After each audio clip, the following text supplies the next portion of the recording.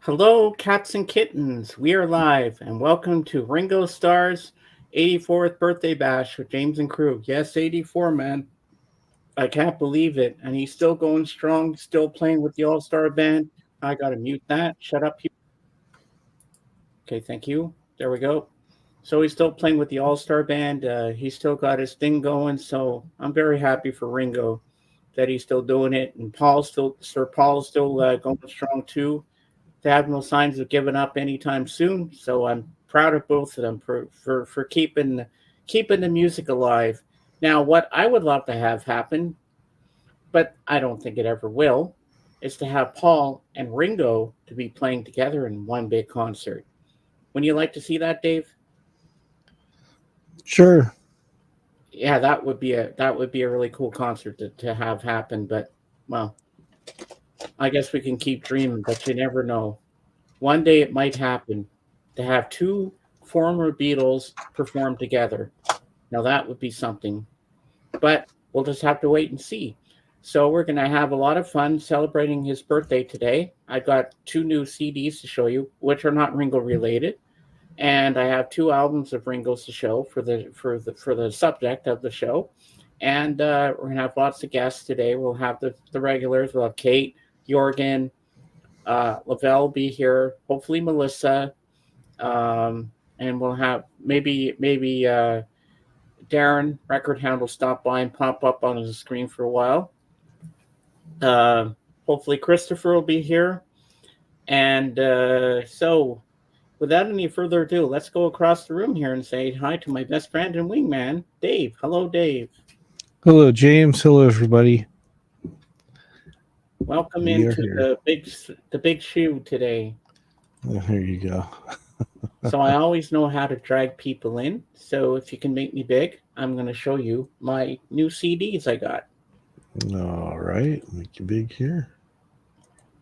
Okay, so these albums I found out where Chalkies is. It was actually coming from the UK when I saw the package. I'm like, UK? I'm like, they don't tell you. They put CA, but you think it's California or Canada, but it was the UK for some reason. So the first one I got is the best of Roxy music. Yes. So on here you get Avalon. My favorite song is More Than This. Jealous Guy. Yes, it's the John Lennon one. They do a cover of it. Over You. Same Old Scene. Oh Yeah. Angel Eyes. Dance Away. Both Ends Burning. Love is the Drug. I remember that song. Out of the Blue. All I Want Is You. Mother of Pearl. Street Life. Do the Strand. Pajama-rama. Virginia Plain. Remake. Remodel.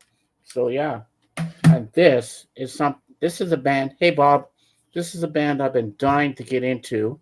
This is an original album series, so you get their first five albums. And no, I have not listened to any of these things yet, but I will eventually. We have the Jesus and Mary chain.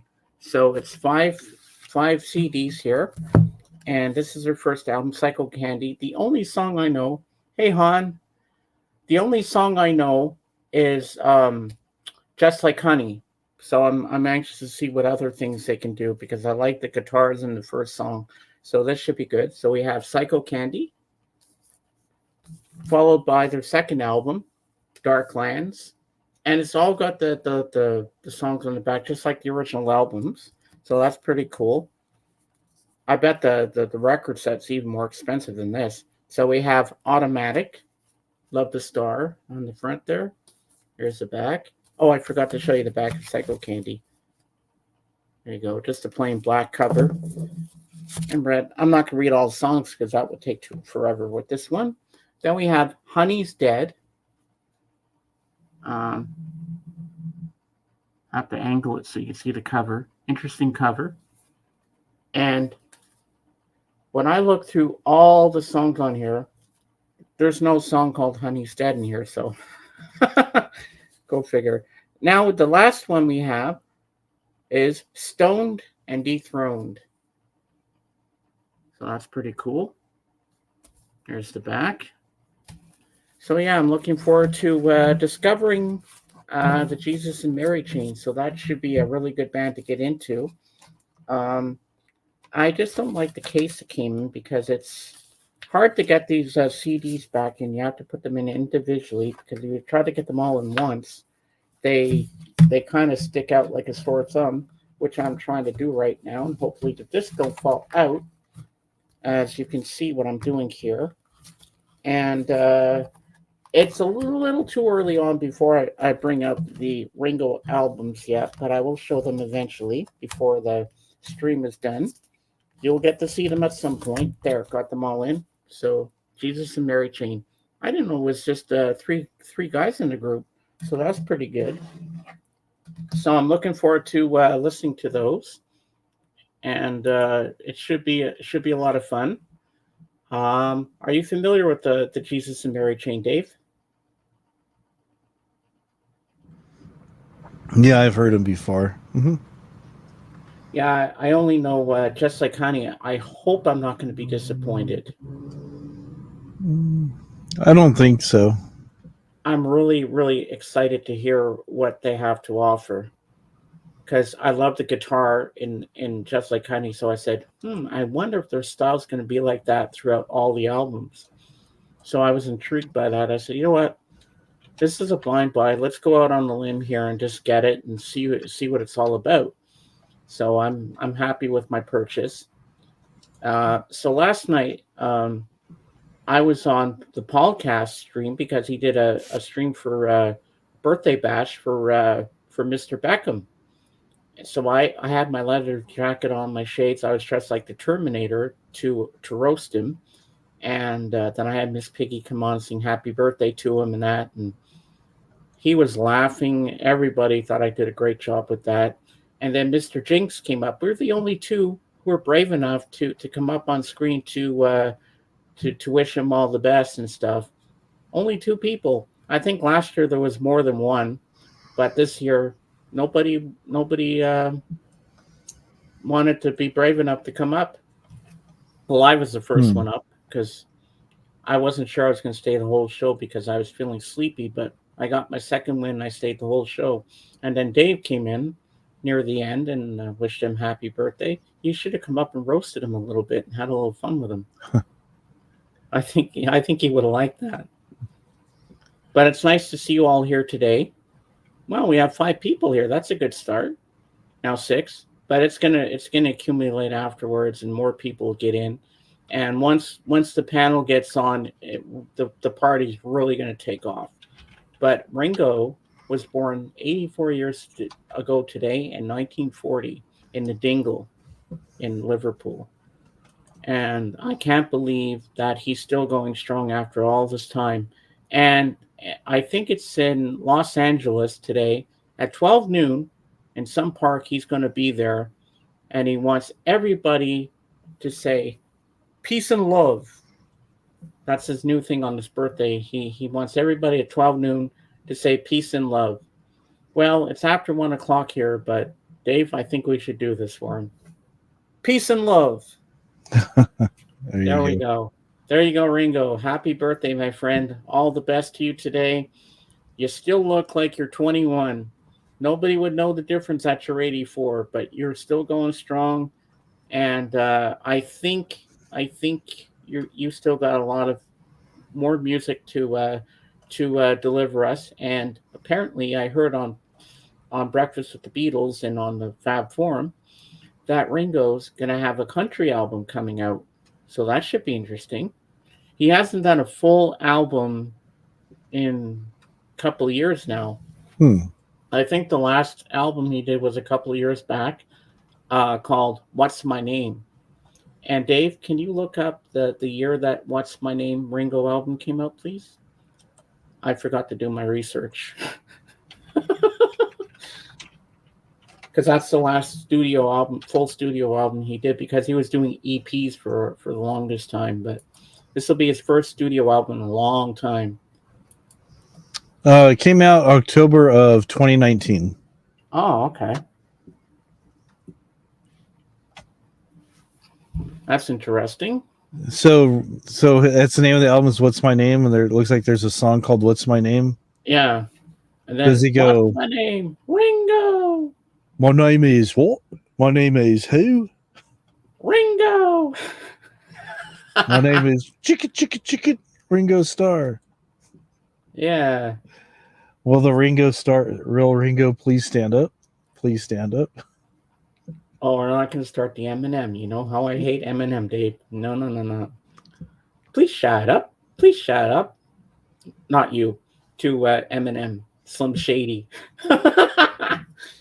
And as you can see, I got my little yellow submarine. There you go. So we're all going to go for a ride in the yellow submarine today.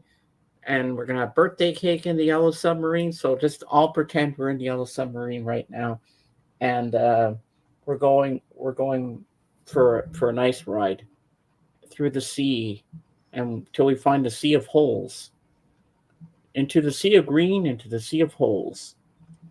No, wait, sea of holes into the sea of green. Sorry, I got it mixed up. Yeah.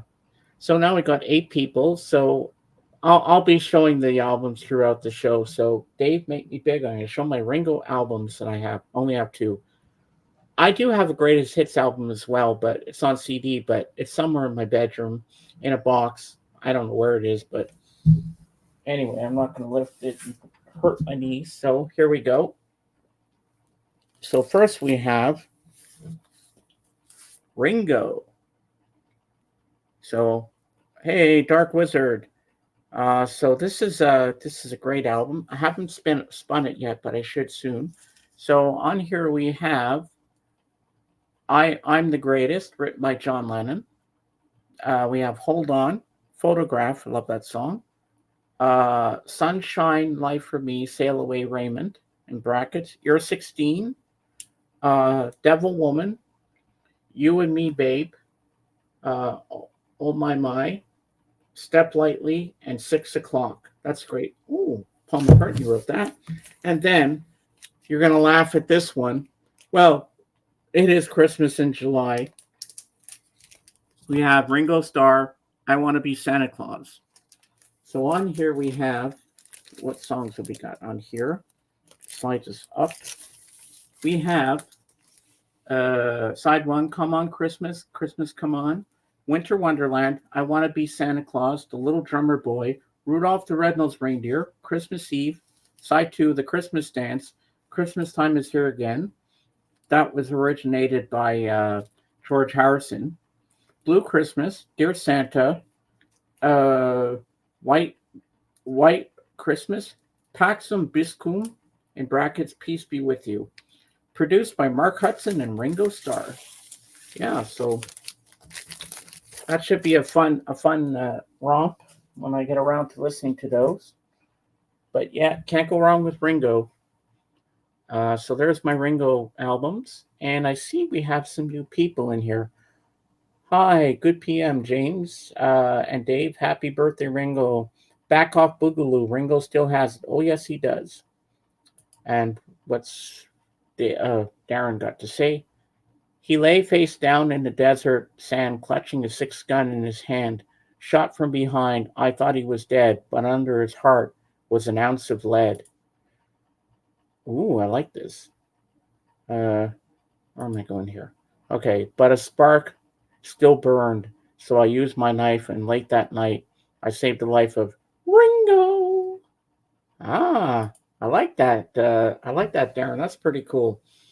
Darren, are you able to come up and join us on the panel? Because you're more than welcome to if you have the time. Come up and tell us some stories about Ringo, how you like the solo career and stuff like that. We'd love to hear from you. So let us know in the comments below if you want to come up, and Dave will put the link up for you. Yeah. Yep. Back off, Boogaloo. Yeah. But I like Goodnight Vienna. That's a good song. From Ringo by Lauren Green. Oh yeah, I remember that song. Do you remember that, Dave?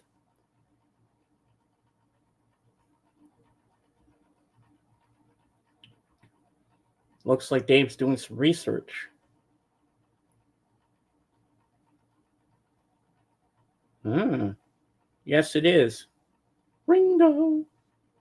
And then there's a guy that sings a song about Ringo, about his girlfriend liking Ringo. And it goes, Ringo, Ringo. Sounds like a western, almost the way it goes. Yeah, I like Ringo. You know what? I think Ringo, uh, like like back in the day, when everybody first started out, like doing their solo careers and stuff, I think Ringo was kind of in the dark because John and Paul and George were like having bigger albums, but then Ringo kind of had some good stuff too, and I like to see that Ringo's in the limelight and he's doing well. He's still with the All Star Band and he's still kicking it.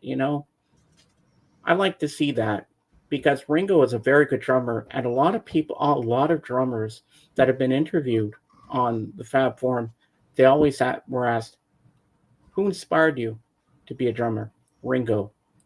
Everybody says Ringo, but he never taught his son how to play. He said, "Uncle Keith's going to teach you." Keith Moon taught his son to play drums, and now his son is playing with the Who. Hmm. And you know how many times the Who was said they're going to break up, but they keep on going. I'm not looking camera friendly. Startled myself looking in the mirror. That's okay.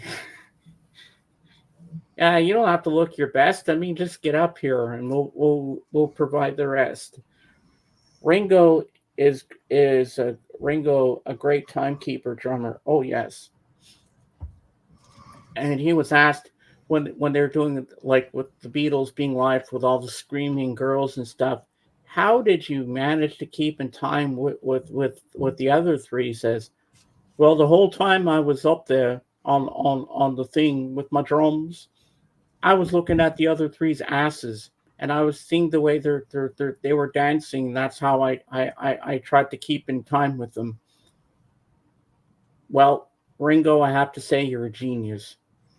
You knew what you were doing, and you still pulled it off somehow. Because that must be hard being up there on stage with all the screaming girls. You can't even hear yourself think. How do you manage to play? It must be hard.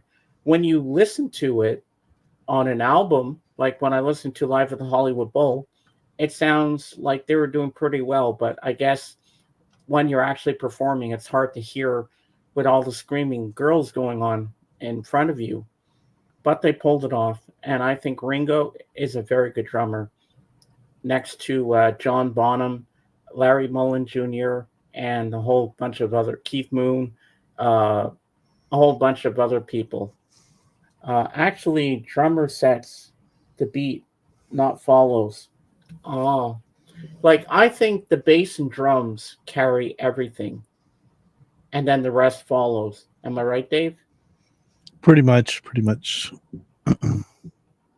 Because they well, would you say that the drums and the bass are the backbeat, They are. They're the foundation of the song.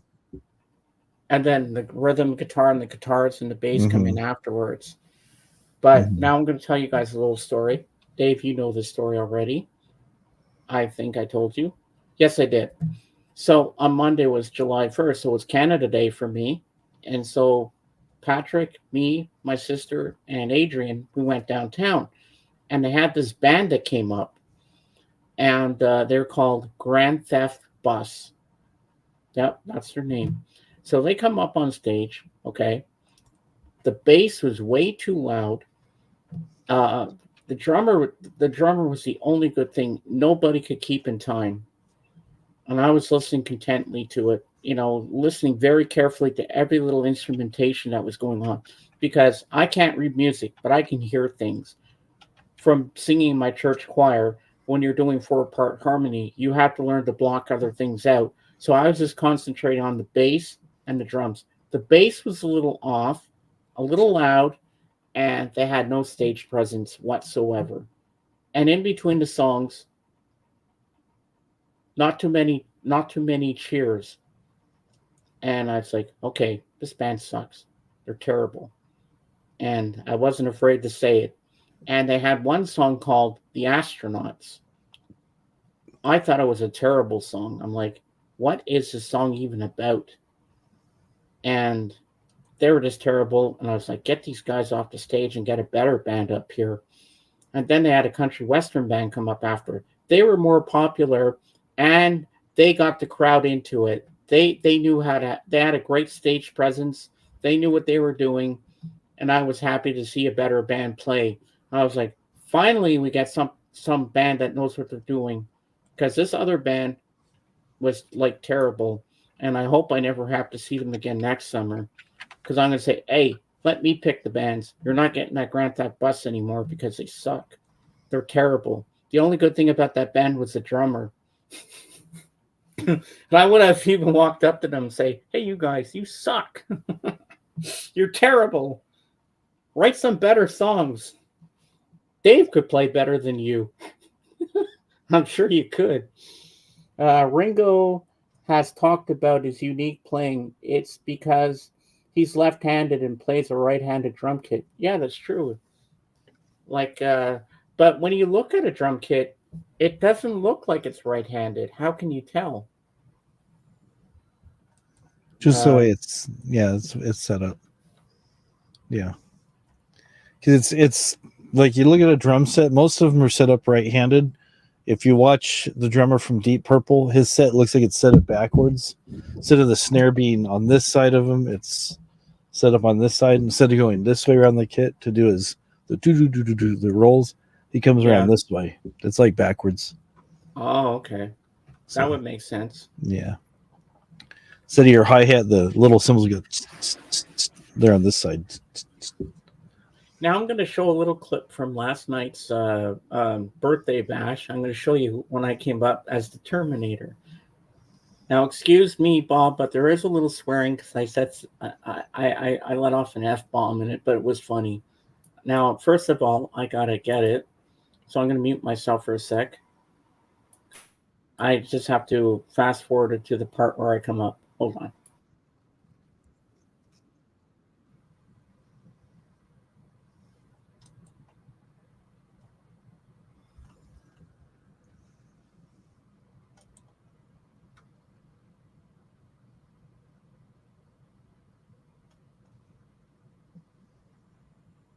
You looking for the clip?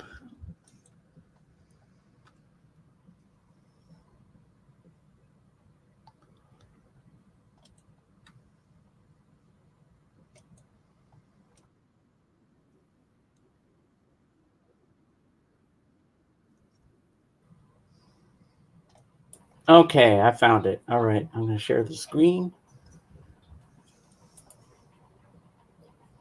What am I doing? Okay. All right. I found the spot, and here we go. This is when I come up. A little easier.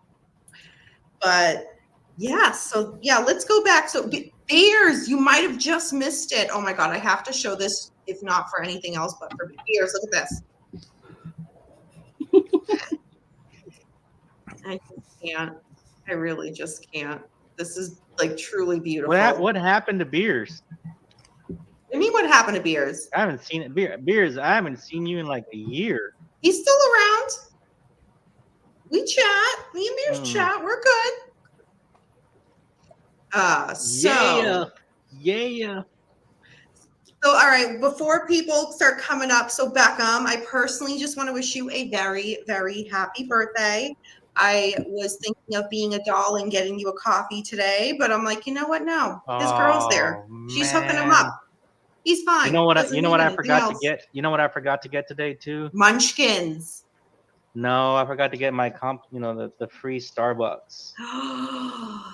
God. All right. Well, we have somebody backstage, and the title says Sir James Bowie, Sinatra. Here we go, Dark Wizard. Lenny, this is when I come up. So on. Insert 10 names. But it looks like somebody else.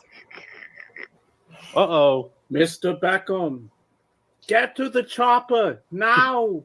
You must get to the podcast house for the party. You motherfucker.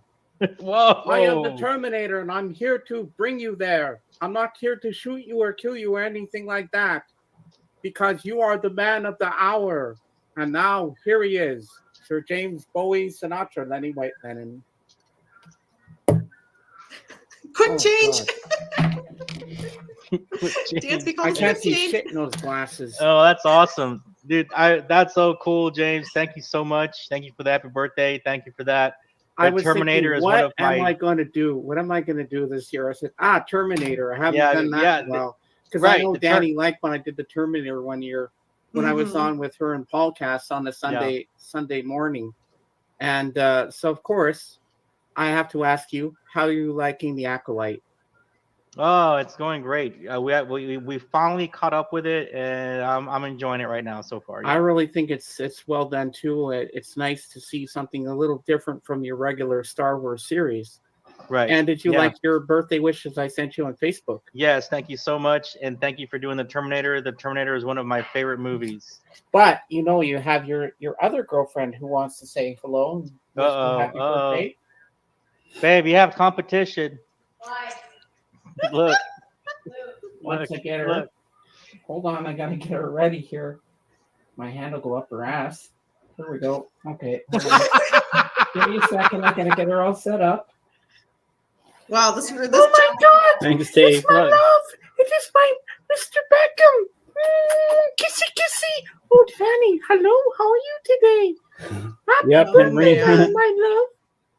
Well, now I'm going to sing happy birthday to you. I've been drinking all day because I want to be extra drunk for you. Me. Happy birthday to you. Ooh. Happy birthday to you. Ooh. Happy birthday, Mr. Beckham, my love. Happy birthday to you. Woo! Well, she knocked herself out, folks. Sorry about that. But, she's been drinking too much. Excuse me. And so, yeah, that's Miss Piggy for you. Thank That you was so awesome, much, James. James. Thank you so much. That was Yeah, you're awesome. so welcome. I was happy to come up and do this for you. And I wouldn't miss it for the world. When Danny told me a few weeks ago that they were doing the birthday bash, I said, "Oh, I'm so there." That's awesome. And James is awesome like I'm that. sure Thank you, Dave sends James. sends his best to you, and you're always welcome on my stream anytime you want to come up and hang with us. Sure. Thank you, James. Thank you so much. You're It's been so awesome. welcome, my friend. Thank you. Thank you, James. And as the Terminator would say, "I'll be back." All right, see you later. Have a good See you, evening. James. Thank I'll be you. in the chat watching. Awesome. Bye. Bye. Oh boy. Good job. There we go. You had fun. And while you're doing that, I think I found a clip of the band that you saw that you didn't like. Oh yeah. I don't know if this is them for sure or not, but Hi, Jenny. might be close proximity. Of course, I like Robert De Niro.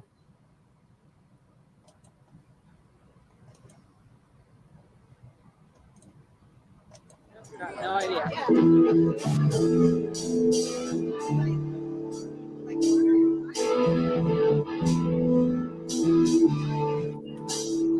If you wanna hang out, you got to take her out, cocaine. Oh my God. If you wanna get down on the ground, cocaine. He don't lie, he don't lie, he don't lie, cocaine.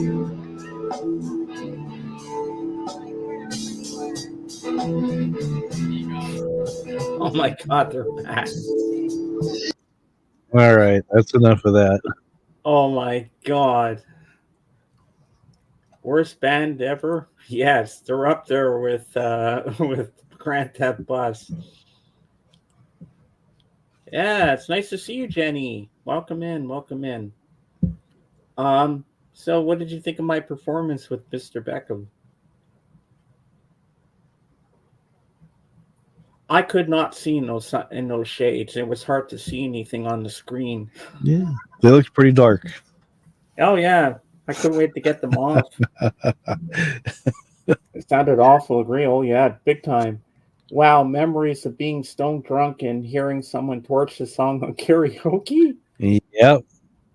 Rule 1, at least memorize the lyrics. That's right, Bob. You do have Yep. a point there. Rule number 2: rehearse the song before you get to perform it. It looked like Yeah, they're and trying to keep in figure out time as with they each went. other. Yeah, I don't think I don't think I think they were booed off the stage. they Yeah. did a bunch of songs. They did "Comfortably Numb," which Oh, is horrible. oh God, I'd want to rip my ears off if I heard that Yeah, version. Oh no way. No, I don't like Taylor Swift, Henry. She's not my favorite.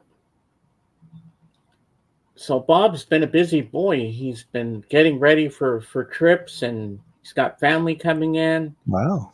And then later on, he's going to Florida. Okay, okay, Henry, keep that to yourself, please. This is not the place to be talking about that, please. Okay, or I'll have to time you out. Just behave yourself here. Sorry, I have to be mean, but that's my rules. If you don't follow them, you're going to be timed out. I know people hate when I do that, but hey, I have to lay down the law. Yeah, it sounded awful. Yeah, Dark Wizard. I think we could have put together something better. Do you go on Joel's anymore? I saw you there first months ago. No, I haven't been on Joel's in a long time. No, I've been doing my own thing. I've been busy with other things and stuff like that. Been a busy summer and will continue to be until September. Well, you're going to need a vacation from your vacation, Bob, after you're done. Take a week off and just sleep every day because you've been really go, go, go. What about your trailer? Do you still use that thing? Your trailer? Do you ever go in that still? Because I remember last year you're driving around in that thing. Yeah, that's you've been all over the place. And he had Maita's parents at his place with her sister Nuria a couple of months back. I think it was back in May. I think. Yeah, it was back in May, wasn't it, Bob, when Nuria was there? Yeah. So, Dave, tell me some of your Ringo experiences you've had.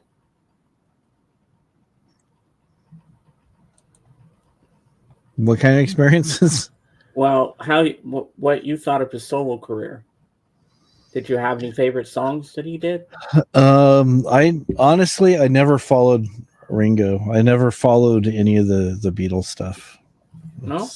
No, I had friends who were into it, and every time I went over there, they were super obsessed with everything, and it was a bit overwhelming being around them. Just kind of over saturation with Beatles all the time. So it's like, okay, they're a great band. They've influenced a lot of people, but it's just every time you go somewhere, it's like if you know somebody who talks about sports all the time, and they talk about one team, and they try to convince you how great this team is over and over and over and over again. Hey, You're just Zeb. like, okay, I'm glad you like the team. But I know they did a lot of stuff. They put out a lot of albums. Paul McCartney's. I've heard clips of him on YouTube. I think he's sounding better now than he ever has. He just seems to be improving. But some people go, "Oh, his voice is getting old. He's getting worn out." He's still chugging away. He's in his He still 80s, got it. and He's still doing well. Can't complain there. yeah. Hats off to him. I don't. I'm not saying that I hate the Beatles. I respect them. But I think I own like 3 Beatles records in their entirety. So, and I know they put a lot more, but as far as solo stuff, I don't even have any solo Paul stuff. I mean, I started with Elvis Presley, and that led me to the Beatles, but the Beatles led me on to other bands and solo artists. I mean, if it weren't for the Beatles, I would have not got into Simon and Garfunkel. And I think Simon and Garfunkel were a fantastic group. Yeah, they've written some good songs. I tend to lead more toward the heavier, harder rock stuff. A lot of metal, Iron Maiden, Judas Priest, Ozzy Osbourne's. Yeah, I like that early stuff. Scorpions, stuff like that. I mean, Patrick got me into that and the heavy metal stuff because I hated heavy metal at one point, but now I love it. Yeah. It just depends what it is. Don't give me that screamo where they sound like they're possessed and they start singing that deep register. That I don't like. They're Yeah. singing nice and all of a sudden they go. "Ah, ah, ah, ah." Or they start singing. Quote unquote normally during the verses of the song, and then the chorus they come in there all. Then you're like, I need a young priest and an old priest. The spirit of Christ compels you. Yeah. So Let's have an exorcist. yeah, to each their own. So yep. Yeah, it's crazy, but but there is a lot of music I like. But you know what? Oh yeah, The Beatles are still my favorite all-time band, number one. that's good. Just like Vance likes Led Zeppelin, Yeah. or Mark Anthony K likes Kiss. Yeah. We're all gonna have our one band we go to, Exactly. but Yeah. I still love other music. I mean, yes, Yeah. Oh I yeah. have a little obsession with the Beatles, but hey, it's a healthy obsession. Yeah. They got me through high school. They were my friends. I got bullied a lot. I come home, I cry, and then I put on the Beatles and take a tennis racket, pretend I was John or Paul, There you go. and I'd sing along, and I felt so much better. It's Cookie good. Monster music. Yes, that's right, Jenny. I apologize. Need to run here. Having to go shopping for some groceries and then cut the lawn. Has to be done. This is the first day cool enough and not raining. Oh, Well, good. take advantage of it, Bob, and Yeah. don't work too much. And we'll see you soon. Okay, Dave Pounds. I love the Beatles music, but there are too many Beatles channels on YouTube talking about the same stuff. Well, there are big people love them. Freddie Mercury. Whoops. Freddie Mercury has the best voice ever. Yeah, he does. He's good. Okay, Zeb. Do you sub to Day Limbs? He does incredible AI music, mostly Beach Boys and Beatles. If you don't sub, do so. Oh, check it out. I don't know how I feel about all this AI stuff. Some of it's good, some of it's like, I don't know. What about you, Dave? Do you like the AI? Yeah. Some of it's like, yeah, okay, it's different, but I don't know. I like real music, so no. Like I like to keep it real with the real stuff, the real music, not some fake stuff. How do you even Yeah. know it's the actual band? You know, Yeah. it's hard Yeah. to tell. AI is getting dangerously better, half scary, half brilliant. Yeah. Yeah, Well, there's I have to agree with that, Zeb, but I don't know. It's not my thing, really. Because how do you know it's the real band after all, Because it does sound different. I remember when Mason sent me something on the Beatles and AI. I knew it was fake right away. It didn't sound like them. I'm like, no, this is AI. I don't like it. It doesn't sound good. mhm. So I said, no, I'm not listening to the rest of this thing. I'm not going to waste my time with it. It's not worth it. I'd rather hear the real thing. Yeah. Hey, Zara, hello, welcome in. Nice to see you. Welcome to Ringo Starr's birthday bash. He's 84 today. And later on in the show, I'm going to have all the panel. We're all going to sing happy birthday to Ringo at some point. And too bad I didn't bake a cake. We could have had a cake on here. I could have blown out the candles for There him. you go. But then again, you wouldn't get this. You wouldn't get to have a piece. I'd have to eat the whole cake for myself. No, I wouldn't want to do that. Um, Nice to see you too. Happy birthday. Yeah. Mm. Well, happy birthday to Ringo. And yeah. So I wore my Beatles shirt today. I'll make myself big. Um, so you can see Sarah. Here's my Beatles shirt. Got John, Paul, uh, George, and over here, Ringo. There's the man. This is the birthday boy right here. Hello, everybody. I'm Ringo Starr, and I like to play the drums, and I'm not very hungry. There's Ringo for you. And also, while I'm big, I'll show you this, Sarah. Here's my little yellow submarine. Do do do do do do do do do do do do do do do, and then it can float around like that. Oh, So yeah, there you go. There's my yellow submarine. Okay, I want to make myself small. There we go. Yeah, thank you. Jennifer Pacifico. Hello. Happy birthday, Ringo. Yes, thank you. Yeah, Ringo's 84 today.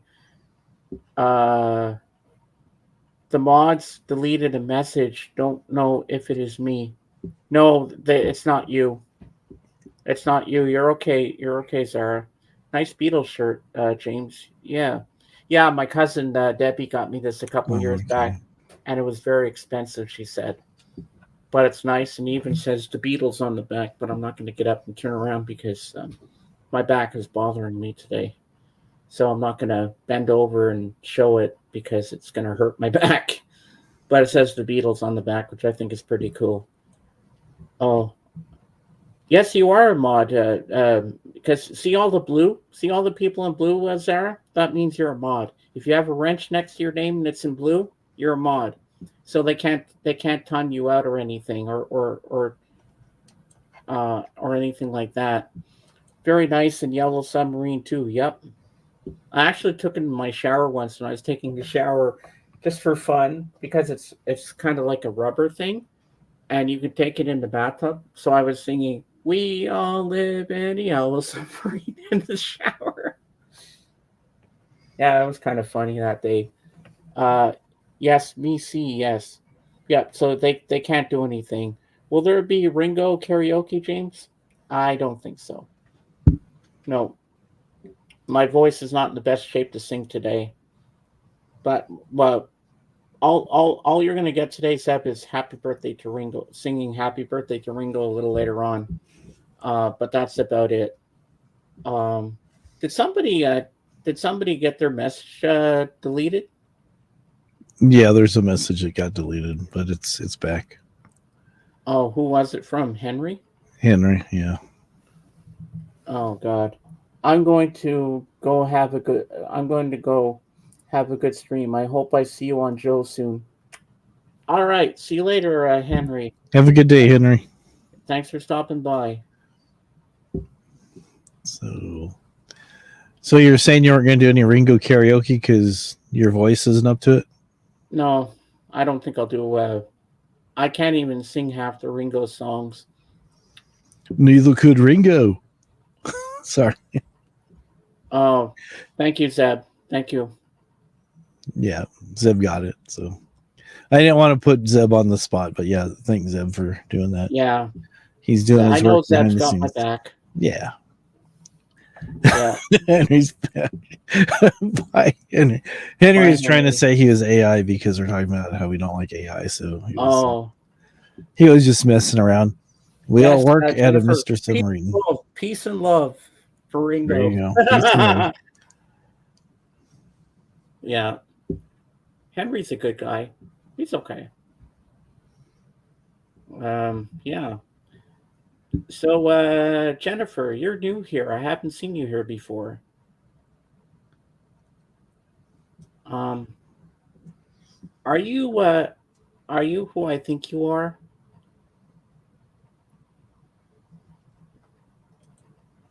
Name is this Jennifer? Is that you, Fred? Okay. This I have a feeling it's Fred. Because I know he comes with different. he comes under different. He does come in different names. He tries to spice up the stream and make things fun. But yeah, there's a lot going on in the vinyl community where somebody goes, "Oh, this is Mr. X." I'm not going to say any names because I don't want to bring all that negativity over here. But they'll say, "Oh, I know that so and so because they come over here and other channels and do all this all the time." Yeah, it just creates a big old mess. But if it's for sure. Yeah, if it's Fred, that's funny. But I think I might have seen that name around somewhere before, maybe Pilmer's or somewhere. I'm not sure exactly. Oh yeah. So well, it's new to me. It looks familiar, but I'm not 100% sure. So gotta let it be sure different from yours with the same 4 of the cover. Oh, that's okay. cool, Dark Wizard. Yeah, I'd like to see that picture of your T-shirt. Yeah, there's a lot of different versions of it, and there's another version of the Sergeant Pepper album cover that I've been trying to get my hands on, but I can't find it anywhere on T-shirts. I think it's the actual album cover itself, and I'd love to get that. I have a different one. You've seen it on me before, but I'd love to find the actual album cover. All right, Okay, Zara. Sarah, thanks for stopping by. Don't worry, no one's going to time you out because they can't because you're a mod too. Don't worry, you're safe here. We got your back. Dave and I got your back. Don't worry. Hmm. I love Zara. She's such a sweetheart. Yeah, she gets all excited that she's here and that she's a mod. She want to be a mod so badly on Twitch. I said, Twitch is not the best place to be a mod because it's confusing because I mod on Twitch for the Lamb and there's a whole lot of other things in there that don't make any sense. So Zara, you're better being a mod in my chat because it's easier to do what you need to do.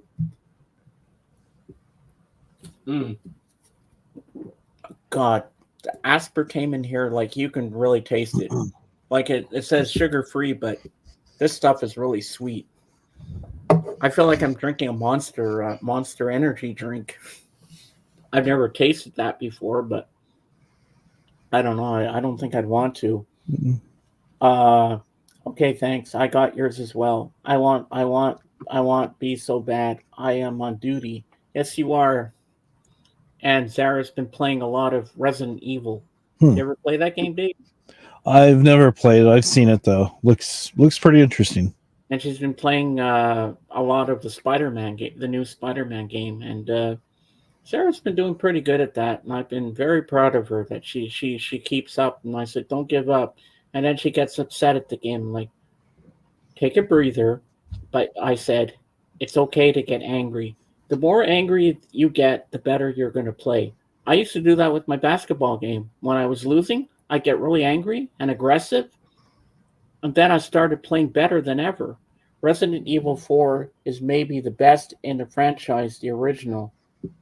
Wow, that's pretty cool. I think that's the one Zara's been playing, Zeb. I was going to say something I forget. Oh, brain fart. I hate when that happens. What was I going to say? I want to say something to Zeb, but I can't remember now.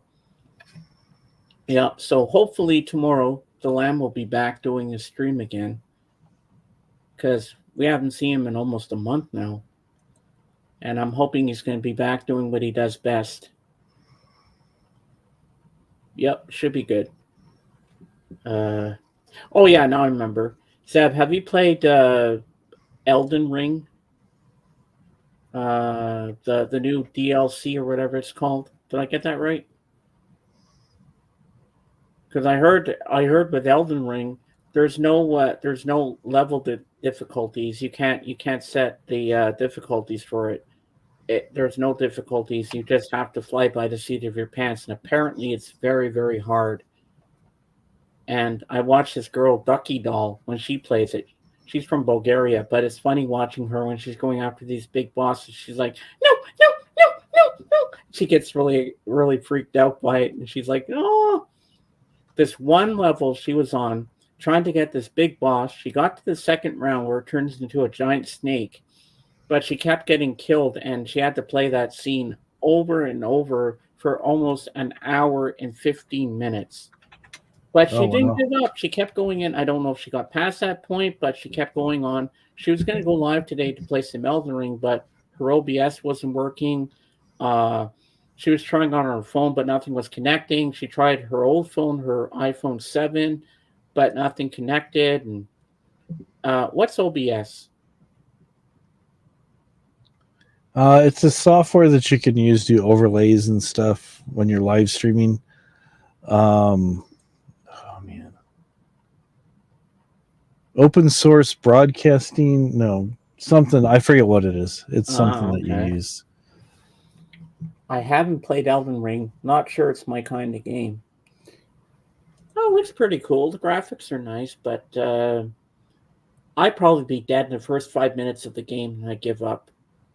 Because apparently it's very hard. If you can't, there's no easy mode. because there's no settings for that. You just have to play it.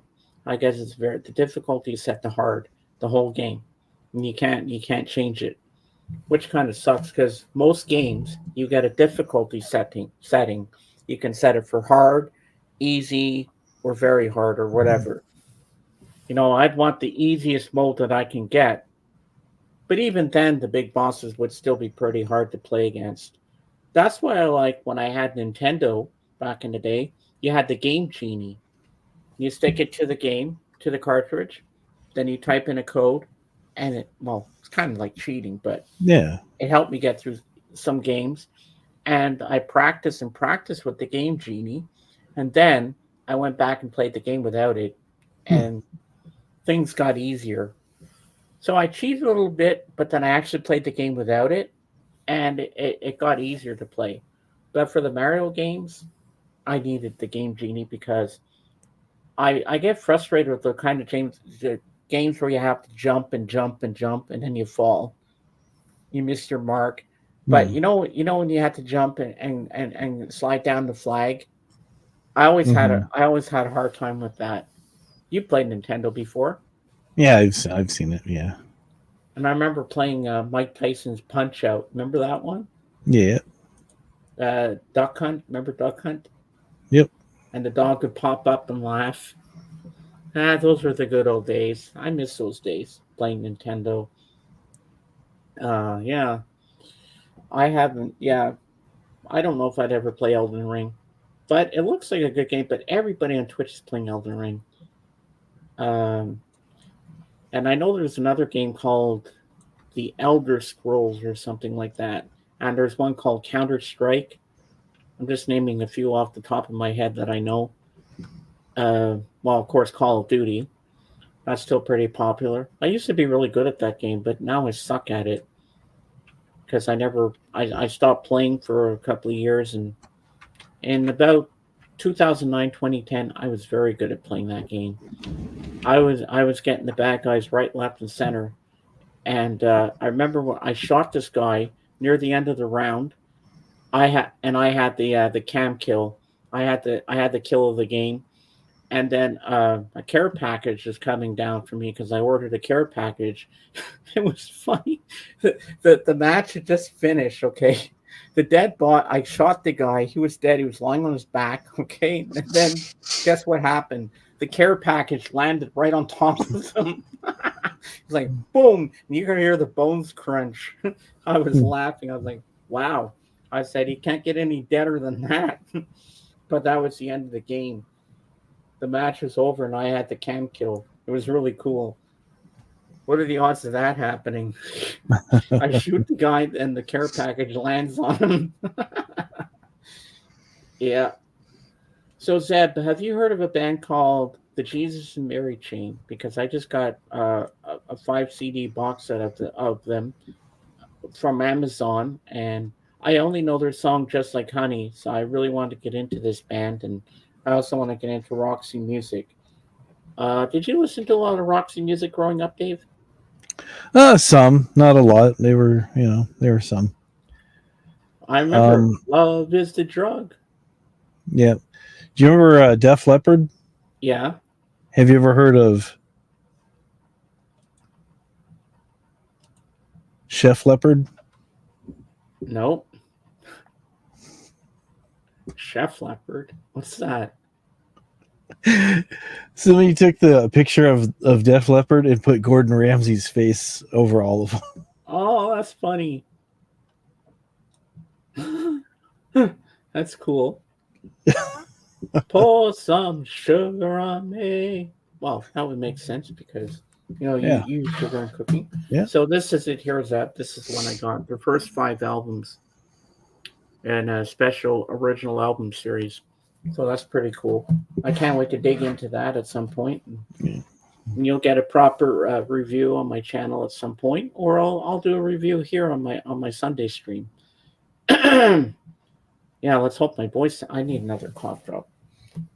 I'm starting to do a lot of talking today, and I still got to be around Royce in the house tonight too. So I'm making my rounds. I haven't been on Patrick's in a long time. Yeah, you should get back over there. I'm sure they miss you. No, I'll get back in there at some point because since my incident with my um, Instagram, he hasn't added me back because he usually sends me the link so I can go up. Mm-hmm. But I haven't done that. But he can always give me the link from the chat if I feel like going up because I've been hanging out with Blood and the guys a Mm. lot lately. But it's nice to have a little change of pace. I'll go back there eventually when I'm ready. I mean, I have no qualms with the boys. Um, I mean, what's his face? There, Vance still talks to me, so Yeah. Yeah, they're all everything's guys good. over there. So Yeah, but yeah, uh, those original albums classics are brilliant. A cheap way to get music. Yeah, nice, James. I remember I loved "Honey's Dead" in my youth. Oh, what a weird title for an album. I was thinking that was actually a song title on that album, but when I looked through the song listings, it wasn't there. Well, I bet if this had um, a record box set, I bet this thing would be more expensive.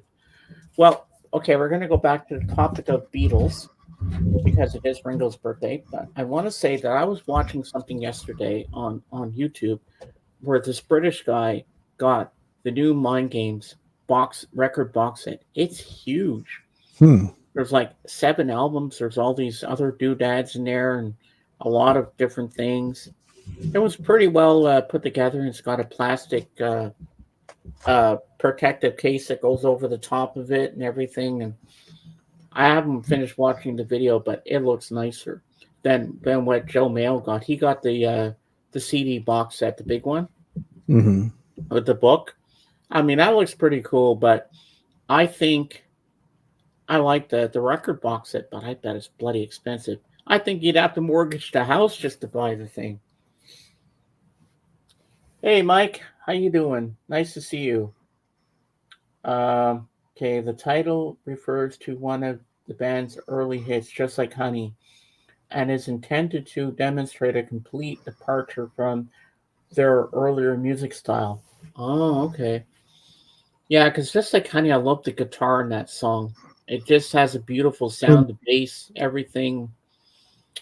So Dave, can you look up uh, this original album series of Jesus and Mary Chain and actually see if there's a vinyl package for this and how much it is?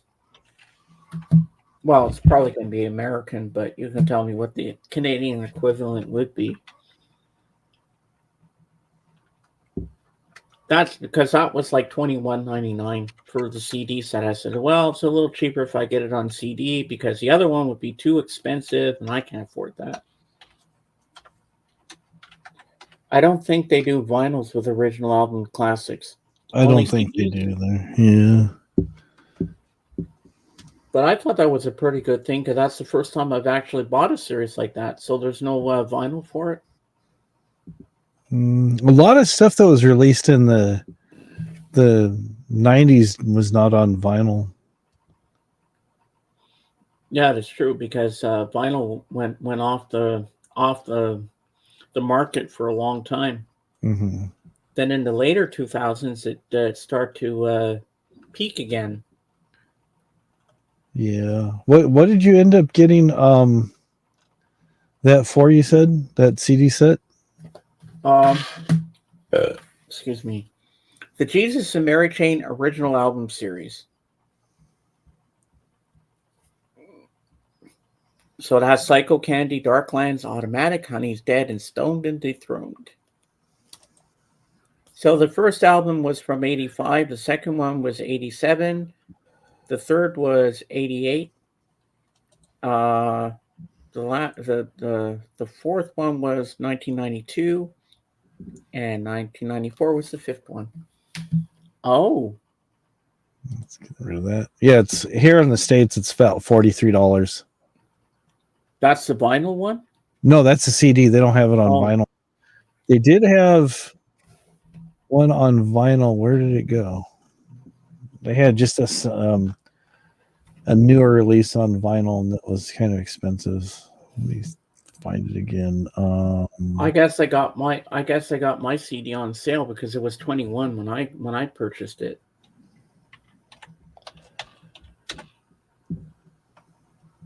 Oh, there's Psycho Candy.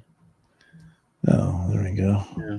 I'm good, thanks. I just pre-ordered Prince Purple Rain splatter vinyl from official Prince site. It's a one-time pressing for 40th anniversary clear LP with purple splatter. Ooh, Mike, that sounds cool. Yeah. Oh, I like that. $45. So that'd probably be about $60 Canadian, roughly. Why does everything have to be more expensive here in Canada? Because I like that. I like the way the record looks. Well, at least I have the albums here, so all your $100 gift card is done. I got everything I wanted. There you go. Records aren't as cheap as they used to be. No, like $90 for Honey's Dead, yeah. Wow. Yeah, here's someone selling a Psycho Candy that was they're saying is listed in 1986 for $125. But it's 85. Yeah, so Wow, they're not giving these away. Holy crap. no. So the CD is good. $62 for original and reprise. So automatic. Hi Jen, Dave. I'm showered, shampooed, on my oxygen. Hope Jen's feeling a bit better. Have a nice day, everyone. Have a good day, Pat. Glad to hear you're doing better. So there you go.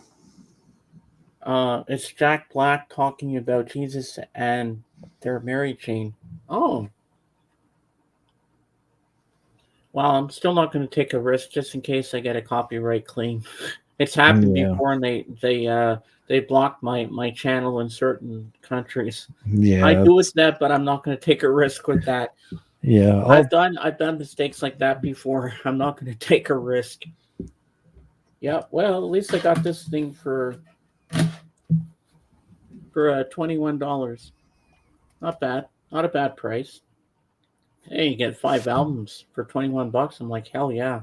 It's funny. It's from the movie High Fidelity. Yeah, if it's from a movie, no, I'm not gonna take a risk. They get the YouTube police are always on the prowl. They can catch you at the before you even know it. I love Prince music. I'm still hunting for an original 1984 Purple Rain LP on purple variant. Ooh, what's the one you have, Dave?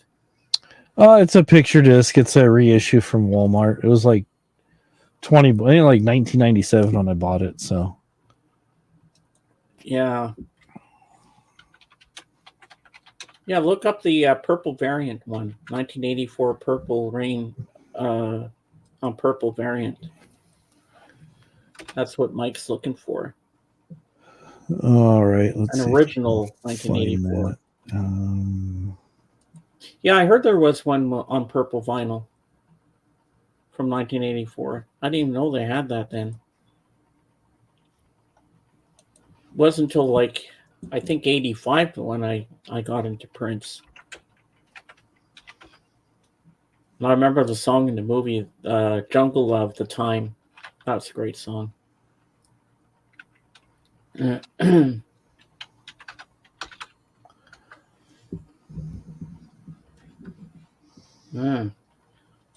Well, Dave's looking it up for you. Yeah, if you want to go more affordable route, let's see here. I mean, it depends on how, here you go. How much are you willing to spend, Mike? That's the question. Yeah. How much do you love Prince? Because you can go to their site if you're in the States and get 180 gram purple edition for $22. That's not bad. So that's not bad. Or here's one on Amazon. Looks like the same one that someone's relisting for $50. Or there's a purple swirl that Target put out. Oh wow. That's pretty nice. I like that. Yeah. That one you get online, it looks like $22.99. Wait a minute, they're showing the what happened to Purple Swirl? What happened to this one here? Oh well.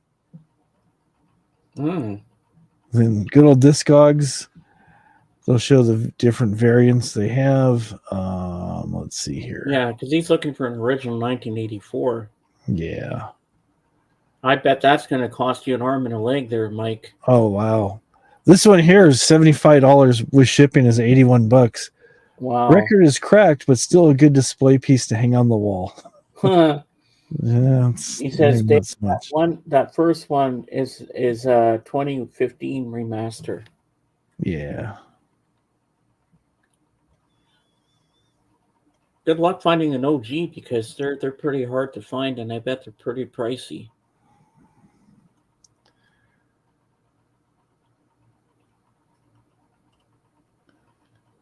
Wow. There's so many of them on the purple variant. They're all. It looks like they're all the re-releases. Yeah, let's give me that one there. Let's just,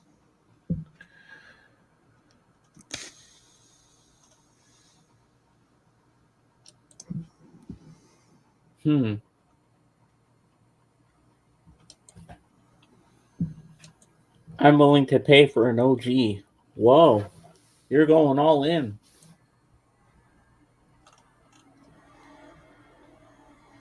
Wowzers.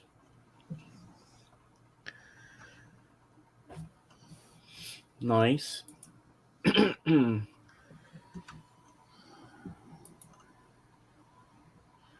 we go.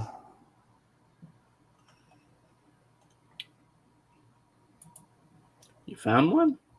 Maybe.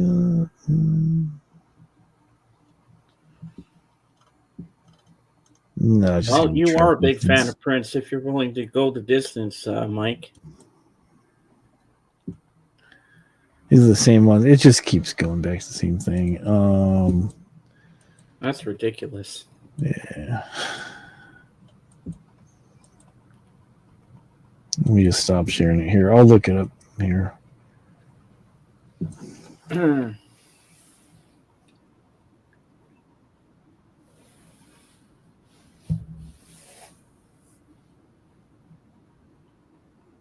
Yeah, then he'll put the link if he finds the right one for you, and then you can purchase it. Yeah, I need to get that on vinyl. I don't even care if I get the 2015 remaster. That doesn't bother me. Just to have a copy of it on purple vinyl, I don't care what version it is. It doesn't matter to me. Just to have it is more important to me than an original. Because I ain't going to pay through the nose for something. I can get it at a cheaper price, which I probably won't here. Because Canada, everything's so bloody expensive. Yeah, practically have to mortgage your house just to get something.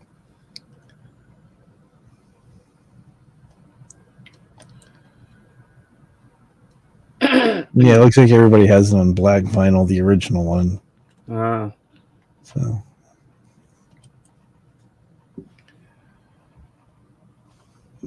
I found original purple, but it was just a 12-inch of the song Purple Rain.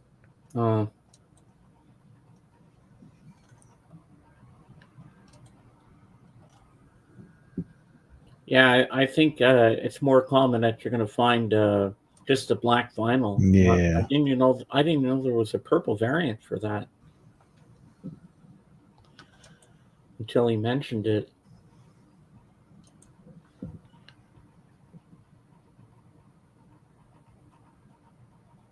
Yeah, I think. Okay, here we go. You found one? They're claiming it's original, but it looks just like the other ones. Let me bring it up here. Description says Prince Purple Rain 1984 US purple vinyl promotional with poster, $200. Whoa. And it is an original 1984 promotional pressing on purple vinyl with a promo stamp. It says music from Prince's dramatic feature debut. inner sleeve is VG Plus with a 3-inch split at the bottom edge.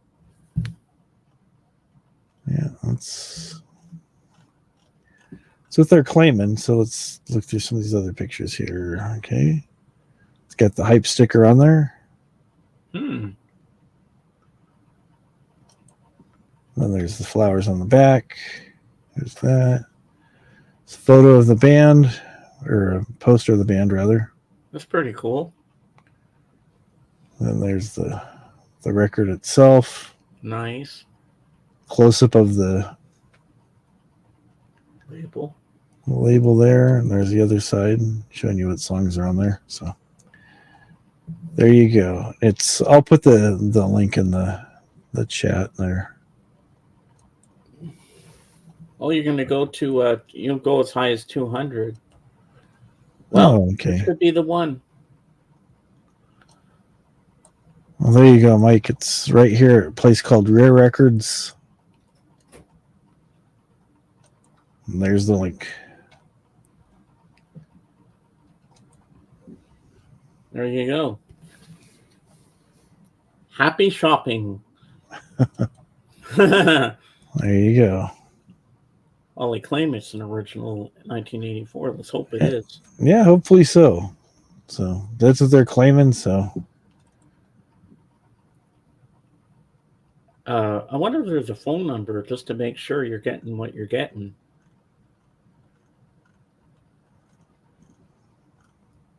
Because you never know.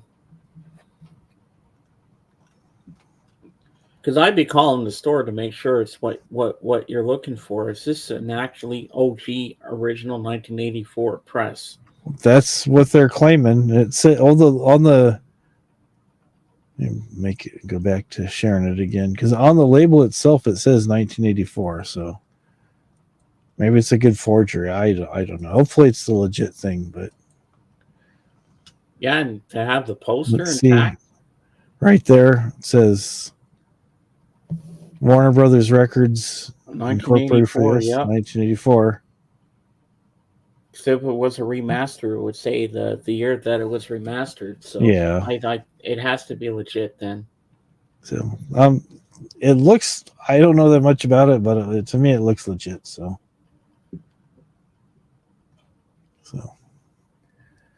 Oh, that's cool, Mikey. Man, you really love your prints.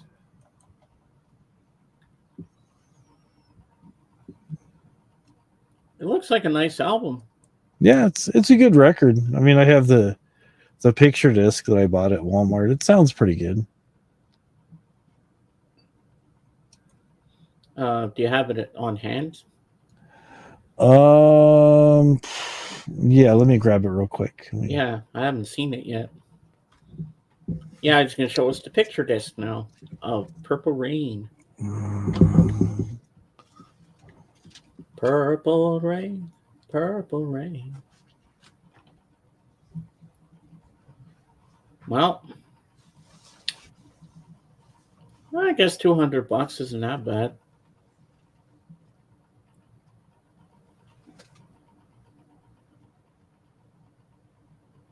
Now, I'd like to get it myself, but here in Canada, it's probably more pricey for us, Mike. Why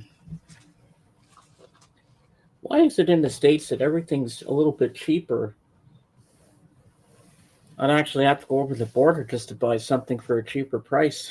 Well, if I had a passport, I'd be doing that. I'd be going to the record stores in the States. At least things are a little cheaper over there. And save some money, you know. But unfortunately, I can't do that. So anyway, it doesn't matter. I got everything I wanted right now, so I'm good. We should move to the States, yeah. Probably get cheaper prices. Well, I'm happy that he found it for you. So I guess at this very moment as we speak, you're getting out the credit card and you're ordering it. Ching, ching. Well, yeah, because when an artist passes away, they always have to price on things. So that's a lot of cash. But if you're willing to go the distance and pay 200, well, good for you because it looks like a nice thing, and it's very rare that you're going to find an album with posters still intact because usually those things are missing when you go to a thrift store. You'd be pretty lucky to have it still in the sleeve. Because I bet if you buy a used Sergeant Pepper, you won't get the um, the cardboard cutout things that normally came with the original. Because most of those things are not in there. So you're damned if you do, and you're damned if you don't. You know, sometimes it doesn't always work out, but well. I got a lot of 12-inch print singles, regular studio LP, and 42 print CD. My friend found original black variant with poster. Ooh. Yeah, that's cool. I like his song America. I love that. I love how it starts off with that drum beat. Do do do do do do do do do do. I just love that. Then the guitar kicks in. I love that song.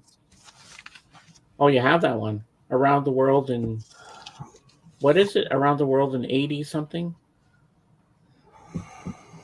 Well, I know it's not Around the World in 80 days, like the movie or the book.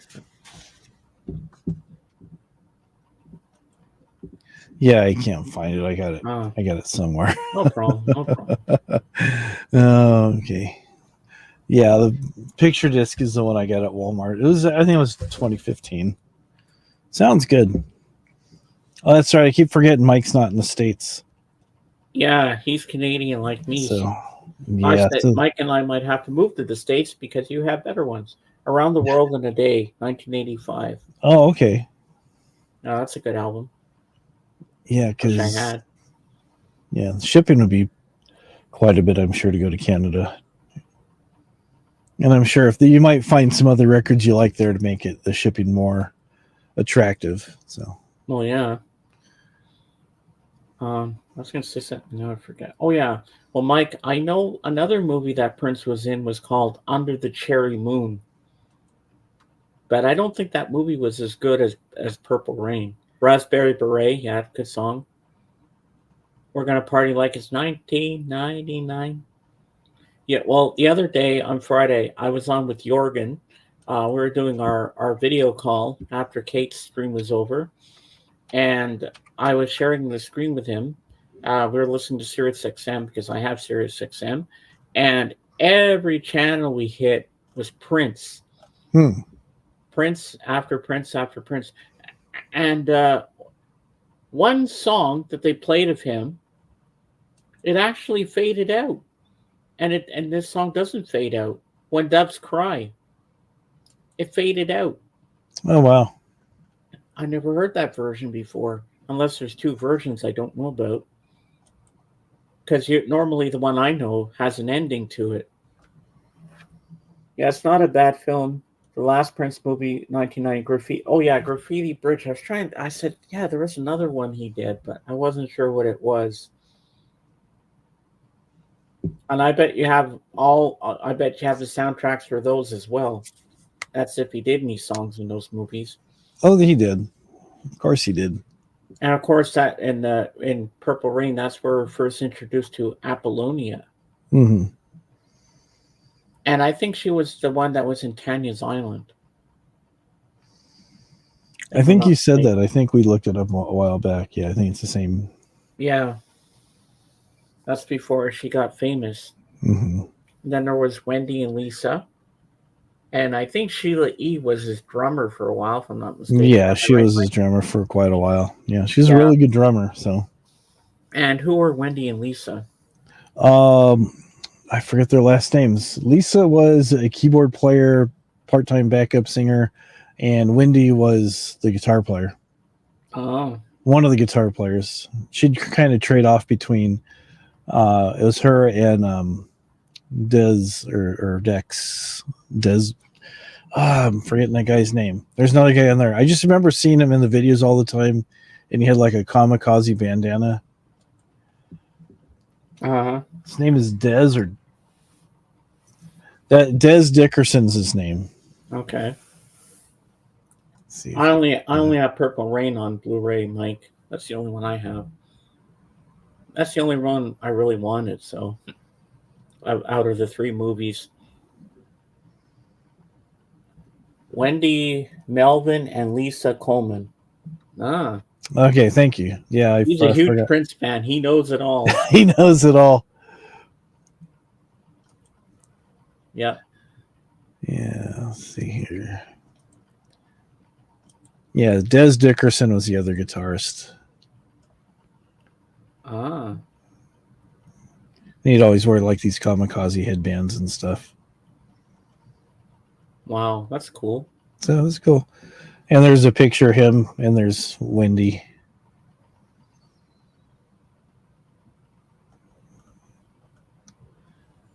But I remember one song from the soundtrack of what's it called there? Purple Rain, that they could never ever play on the radio. Darling Nikki. Yeah, it's a pretty colorful song, I guess you can say. Christopher, hello. Hello, Christopher. Fun nugget. Sheena Easton song background on You. You Got the Look, 1987. Oh. Prince isn't even a king. No, he's not, Christopher. Oh, that's But funny. he was a great artist, Christopher. And Jorgen is going to be here a little late today, Christopher, but he'll be here. He's going to watch a female jazz pianist at a church because he texted me earlier today, but he'll be back here at some point. So, but he said he wouldn't miss it for the world to be here because his buddy will be here in the chat waiting for him. But I might have to disappoint you, Christopher, because he said he didn't buy anything new this week when I was talking to him on Friday. So you won't know if you went to the toilet store or not this week. But I ordered on Amazon, but let's see if you think these 2 albums are from the toilet store. So I'll make myself big here, and I'll show them to you, Christopher. I got the best of Roxy Music, because I really want to get into this band. And then I got original album series with the first 5 albums of the Jesus and Mary chain. This is another band I really want to get into. So, yeah, so I got this and that. And I got a couple of Bon Jovis and Led Zeppelin, their first album on vinyl. So there you go. So did I go to the toilet store on that or on these 2, or did I do good? Don't forget, these are blind buys, so I haven't really heard anything of these bands yet. I only know Avalon, and I know More Than This, because I love the song More Than This from Roxy Music. And I only know Just Like Honey from the Jesus and Mary chain. But I think I know another song on their first album called The Hardest Walk, which is featured on another soundtrack. I think it was for the movie The Craft with Nev Campbell, if I'm not mistaken.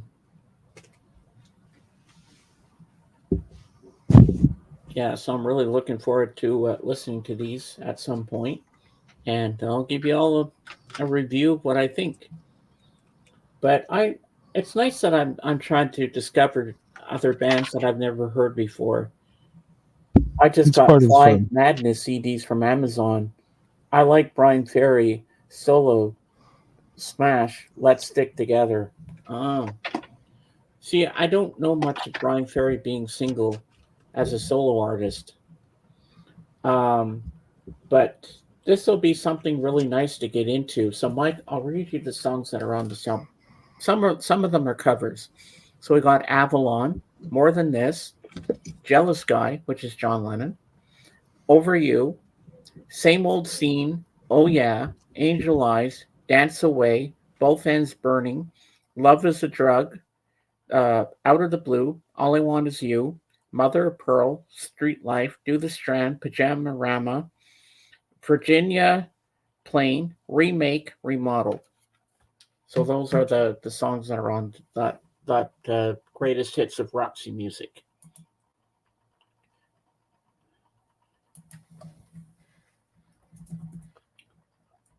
So I'm looking forward to discovering that that band very much. Madness had the hits Our House, Baggy Trousers, Embarrassment, and One Step Beyond. Oh, I know Our House. You know that song, Dave? Our Yeah, I've house heard the other ones too. in the middle of our street. The other ones I don't think I know. I'm sure you've probably heard One Step Beyond. They play that almost as often as Our House.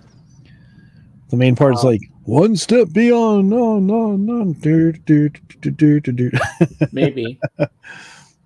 Who's the one that sings Go West? Go West. Something. Oh,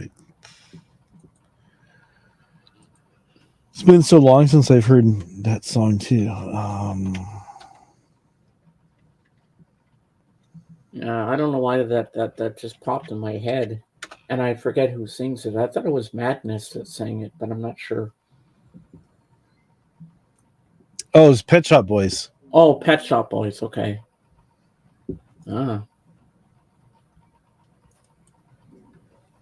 I don't know if it was Pet Shop Boys or Tears for Fears, but they had this weird backing vocal that was going I don't know if it's Pet Shop Boys or Tears for Fears. It sounds more like New Kids on the Block. Oh no, I don't think it was them, but I think it was Pet Shop Boys. Don't ask me what the title of the song is. I just remember that part from the song. But one song by Pet Shop Boys, it was overplayed on the radio when it first came out, and I got sick and tired of it. Sowing the Seeds of Love. They played that song over and over and over. It's like, okay. That's Tears for Fears. Yeah, it's a good song, but it's just overplayed. Yeah. Sowing the seeds of love. I'm like, okay, that's enough. I have the new CD from New Kids on the Block. They have a new album out? Yeah. Yep. They sure do. And Marky Mark's back with them? No, he was never in the band. His brother was, but he was never in it. He was Marky Mark and the Funky Bunch. Oh God, yeah, I remember that. Yeah, that's Marky so Mark. he would like to forget that. So people bring it up from time to time, and he's not too happy about that. Wow. I remember their song, Hanging Tough. Oh, hanging tough. Yeah, good stuff there. Yeah. I never thought they'd actually do another album. Surprisingly enough. It's such a good vibration. Oh yeah, I remember that. It's Marky Mark. Yeah, and that was about the time when Fresh Prince and DJ Jazzy Jeff were becoming popular with that rap song. Parents Just Don't Understand. Where it had that little beat to it. Doom, doom, I remember that. And then there was a song, I forget, something boombastic or something. And that was My Definition Is This.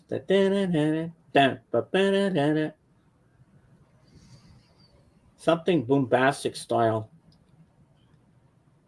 Shaggy, I think, was the artist that did that. I think. I'm trying to remember. It wasn't really my style, but I remember it being around. Yeah, My Definition Is This. And then they had Hip Hop Hooray. Remember that one?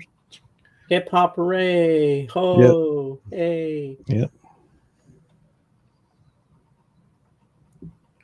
But I think rap became more popular in the early 90s than it was in the 80s. But we started off with the Beastie Boys. I think they were the ones that really started it. Well, you have Run DMC a little bit before them, Oh yeah, that's right. and even earlier you had Grandmaster Flash Oh yeah. in the Furious Five. Naughty by Nature. There you go. Fight the power. Fight the power. Remember that one? Yep. Who is that? Oh god, I'm drawing a blank. I knew this the other day. What was it? One of the guys has a big clock around his neck and goes, "Yeah, boy." Oh, I can't remember. I know what you're talking about. It's on the tip of my tongue. Help me, help me. It's Flavor Flav. Oh, Flavor Flav. Oh yeah. Public Enemy. Public Enemy, that's right, yeah. You don't Yep. hear from them anymore. He was doing some reality TV show, and Chuck D. He was with Prophets of Rage when Rage Against the Machine was doing some different things. So Zach wasn't in the band, and then it was after Audio Slave with Chris Cornell. Then they're doing some other stuff. So Chuck D, one of the guys from Bones Thug and Harmony, and somebody else were taking turns doing the lead vocal rapping stuff for Prophets of Rage, which are the other three guys. And I remember one rap song that became very popular was Rapper's Delight. Remember that one? Yeah. Rapper's Delight. Yep. Or another early quote unquote rap. Yeah, you could call it a rap song. Was a song called Rapture by Blondie. Oh yeah. I remember that song. Yeah. I think even in that one there's some questionable lyrics in that one. Yeah, it's kind of strange. Yeah. Well, I remember listening to Showm FM, our Montreal station, when I worked in my friend's video store, and they were playing a new track by the Rolling Stones. I forget which album it was. I think it might have been Steel Wheels or something. And they never played it before, that they didn't censor it because there were some questionable lyrics in it, and it's playing on the radio. I was so embarrassed that it was playing. My friend Tony was in the store, and all these people are looking at her like, "Whoa, what's going on here?" Because Mick Jagger has a line in the song where he says, "I want to fuck your sweet ass," and Showm didn't even know it had that lyric in it because they didn't play it beforehand to see if it was okay to put on the air. And I heard this line, I'm like, "Oh my god!" I looked at Tony. He's like, "What the hell?" I'm like, "Yeah, I know, right?" It's embarrassing. Somebody might have lost their job over that. You don't ever know. You never know. Yeah, and the fact they were playing that song. I remember once this girl used to come in to rent movies. She came in with her friend, but this girl, she was cute, a little younger than me, and I knew she had a crush on me because one time they were playing "You Look Wonderful Tonight" from Eric Clapton, and she came up to the counter. She took my hand in hers. She was flirting with me, and she was singing it. She said, "You look wonderful tonight." I was blushing. I was like, "Oh my god!" And she did this on purpose. She left her video card on the counter because she wanted me to come up and give it to her, so she could see me again. Just and when I went out, she took my hand in hers again. I was like, and I was so stupid.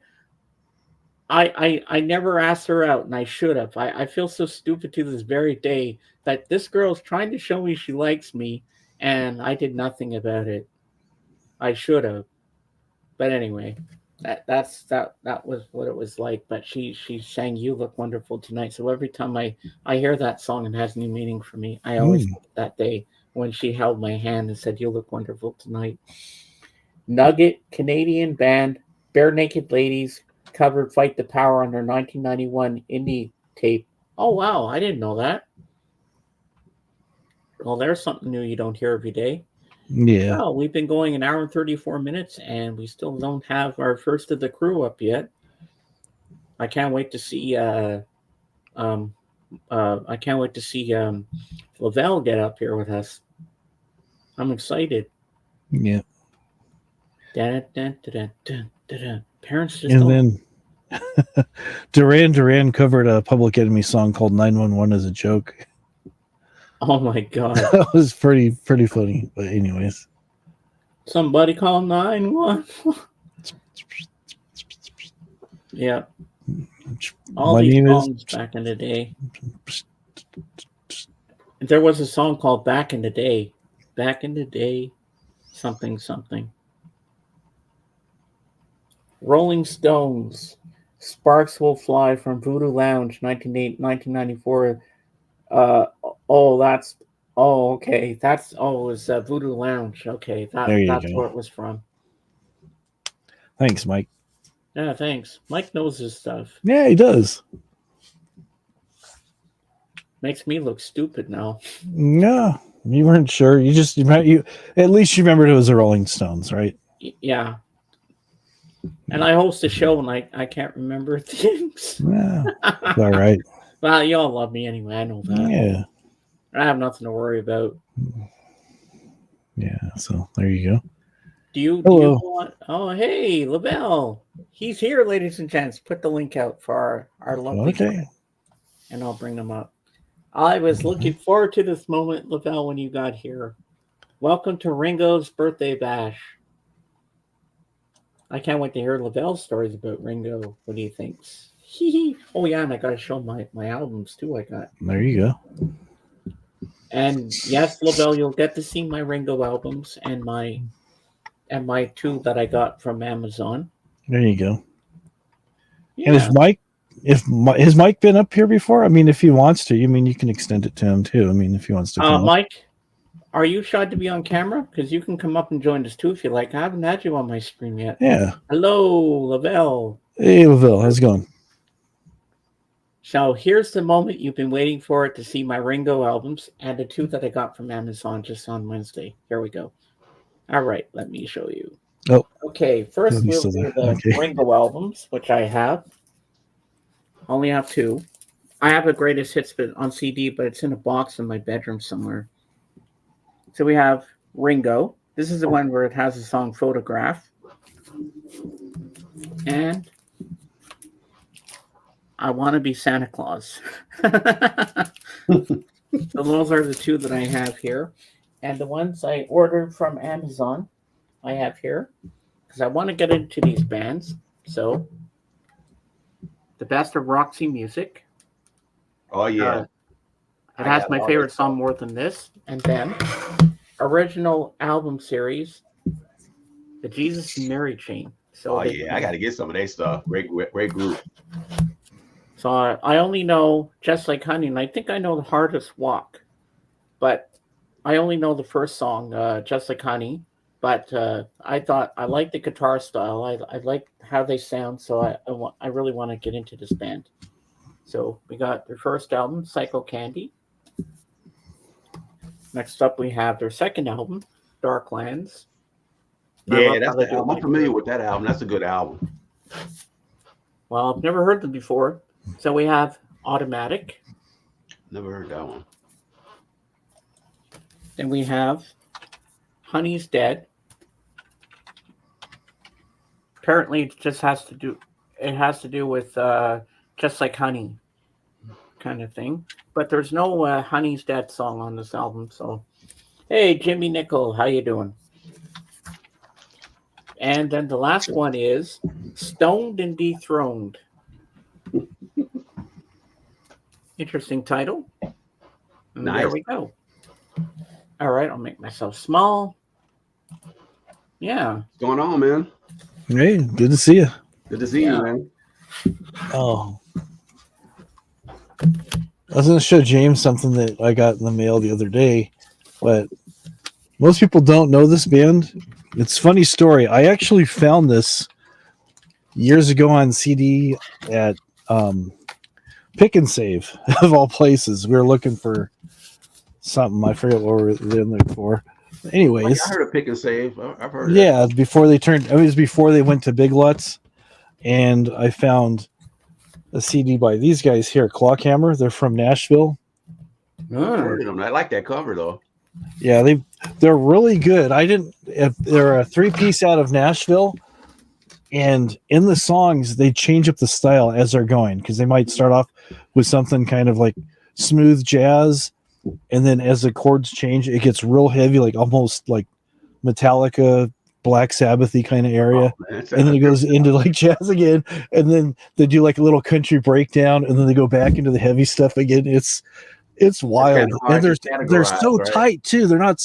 It's not like they're slopping. Oh, we got to do this. I mean, it's like it's so seamless. You're just like, wow, these guys are amazing. Wow. And I was surprised I could find that on vinyl. I have both their CDs. That one, which is self-titled. I actually have an EP which is called Carrot that has 4 of the songs off there, and the other CD was the first one I bought was called Kleinfelter. So. But they're really good. You can check them out on YouTube. They have some of their stuff up there. Oh, that's cool. Yeah. So did you go hunting yesterday, Lavelle? Yeah, I ended up not going to Milwaukee. I just went to the western suburbs. I picked up a few things. I'll show you a couple of things I had grabbed. All right, I'll make you big. I saw Mr. Hall of Fame show this one, and I was shocked. I saw this one. They had this one on the wall. Ready Money. Nice. Sound of Money. This is like the greatest hits. You know, it has Take the 2 Tickets to Paradise, Baby Hold On, and man, all the songs. The Ronnie Spector song, Take Me Home Tonight. I like the song Shakin'. That's on here too. Oh, that's a good song. Yeah, this was pretty clean, man. It had the Shrink on it. Nice. I picked that up, and then I picked up this one. I was shocked they had this Public Image. Another one, because I already had the album compact disc one, the one with Steve Vai, and I grabbed this one. This one came out in '89 because I like the track Disappointed. Love that song. Is Fight the Power on there? This one I don't think Fight the Power's on. I think no, not on this one. Warriors on here. The song Warrior is good too. And an Eno, which I was shocked.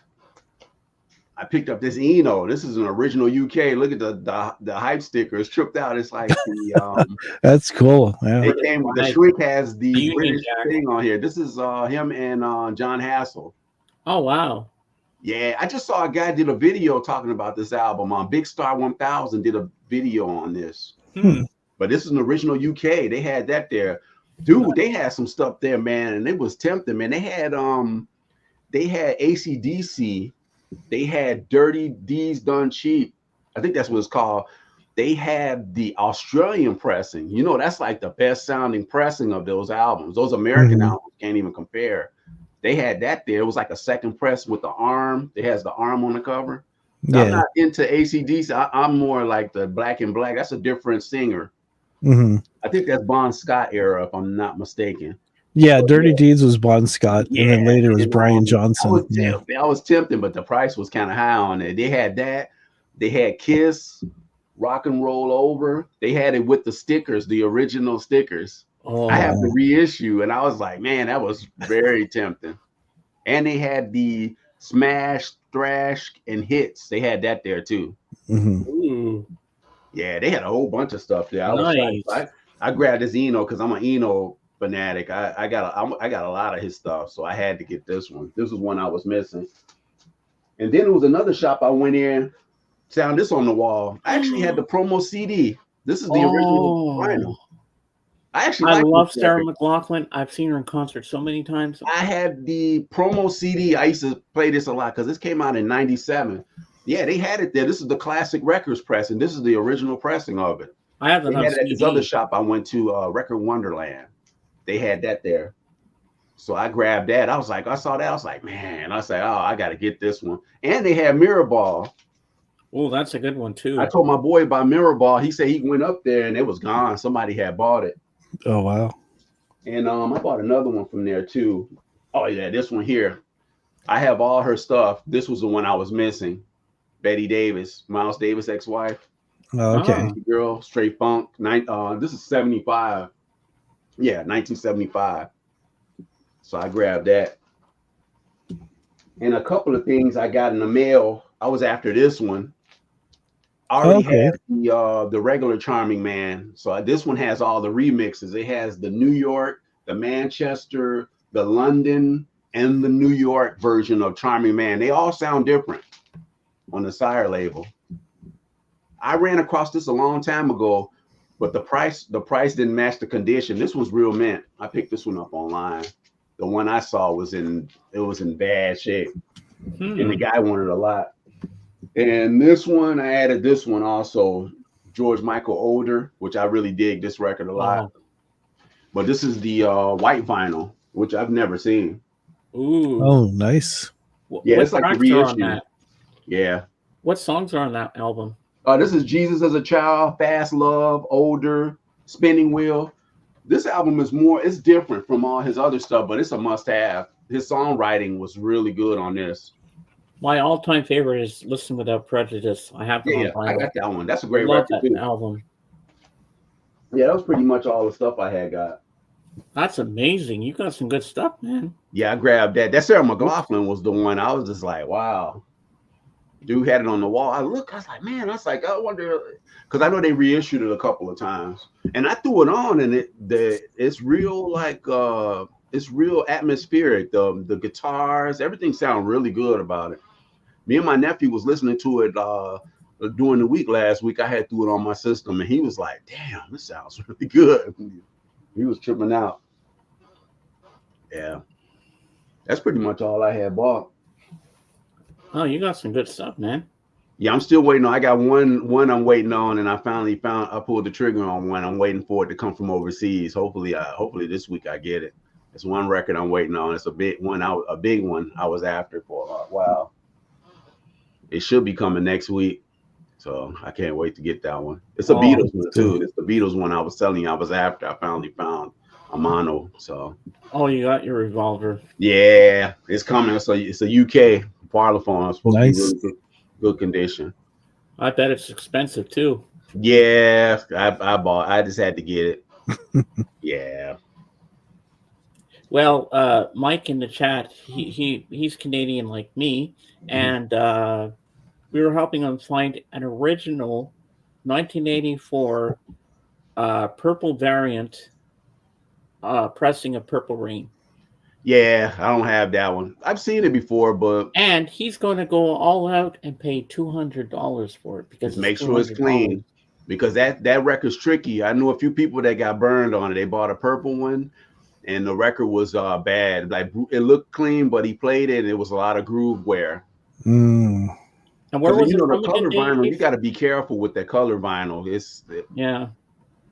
I remember I bought this some years ago at the it was a record show I went to. I was at the Bedtime Stories by Madonna, and the only way you could get it was it was like a color it was like a color record, like almost like a picture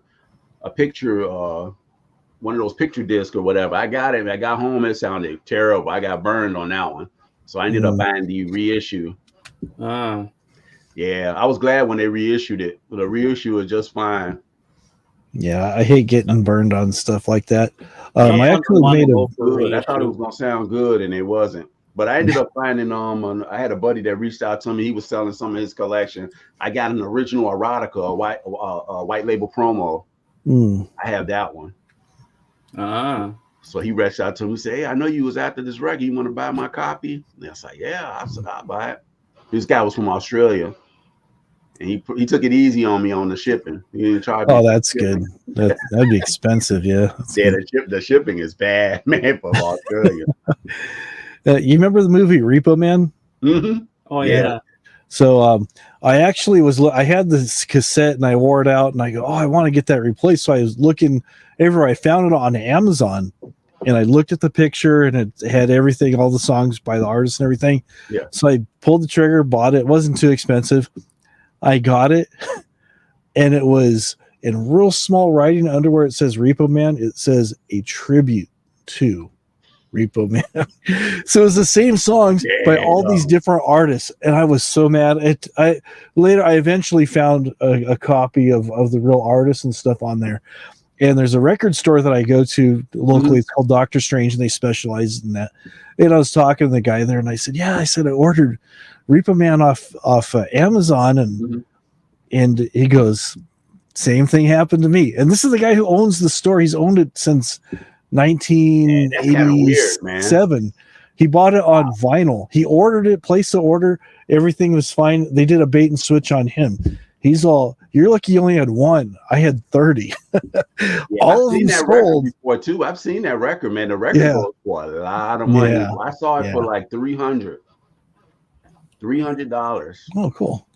But I was like, I like the soundtrack, but I'm not paying that much for that. No, it's good enough on CD, so it's like. So it looks like Mike put in an offer for Prince. Oh, good. Yeah, it's right. Yeah, that's a What good was one, that man. site I have an original, but I have the regular version. What was the name of the site you sent him, Dave, to get? It's called Rare Records. Never heard of that before. Yeah, I got the Gold Experience. That's the only one I have a original of that one, like the Gold Experience promo. I have that one. That's the only one I have by Prince as far as like a rarity out of my collection. And then they did a record store day of it too. Which the record store, I played it against that one. The record store day sounds pretty close. Wow. I do have one I found I got the soundtrack to Girl 6. That one goes for a lot. I found that for like $7. I still have it. The Girl 6 soundtrack, that's a tough one to find. Yeah, there you go. I saw that site before. I never bought anything from them though. Yeah, this is the one I found for him. And then the label, it says 1984 Warner Brothers, because there's a lot of reissues that look very similar. Yeah. But well, it's a promotional copy. Yeah. And it's very rare you find the posters and stuff inside these things, because usually people take them out. You don't see that. I remember when he passed away, man, Dusty Grooves was selling that record for like $290. They was bad, man. Dusty Grooves was bad. I was like, man, dude, you know how many copies of that album they made? But Purple is a tough one to find. Yeah. They did a reissue of it too. I think Kevin Gray did it or something recently, or maybe a couple of years ago. But you don't see it around. Wow. Yeah, I picked up the reissue picture disc version of it. It sounded all right. Sounded all right? Yeah. So, gentlemen, what did you guys do for the 4th of July? Pretty much had family over and barbecue. I had to go to work the next day. I had to work that Friday. Oh, I was kind of mad about that. I'd rather not say what I did. No, just kidding. Just kidding. I still have all my fingers. Yeah. Okay. I'm off tomorrow though, so I ended up I paid him. I made sure I got my 3 days. I took tomorrow off. So Good for you. You deserve it, man. man. I had to go in on Friday. Me and my other buddy had to go in at his job. We were kind of pissed off about it. All the bosses were off, of course. Yeah. Oh, the bosses get off, but you know, you must be a hard worker. You deserve some time off too, man. Yeah. Well, you have my permission. Yeah, we took the 5th off because we knew it was going to be dead. So we're just like, yeah, we'll just take it off. Yeah. So was there any illegal fireworks going on? Oh yeah, it was pretty bad, especially in my hometown. It was a guy got killed. He put a fireworks on his head or something like that. I heard about that. I know it's a lot of TikTok going. It was a guy in Chicago got killed. He put it on his head and they exploded. Oh my God. And it's been happening all over the country. I wonder if somebody saw somebody on TikTok or something, because there was a guy in South Carolina did it. It was like all over the United States. You could see it on the news. Yeah. Why would they do that? People don't think for themselves, and thanks to TikTok, a lot of these people have a monkey see, monkey do kind of mindset. It's like, hey, that's going to get me some views. It might get some injuries from it, but hey, that's going to be your last view. Yeah. Well, that gives new meaning to this. Will make your head explode. Yeah. That's a dumb prank. Yeah. Oh yeah, definitely. And just like the remember the one chip challenge everybody was doing?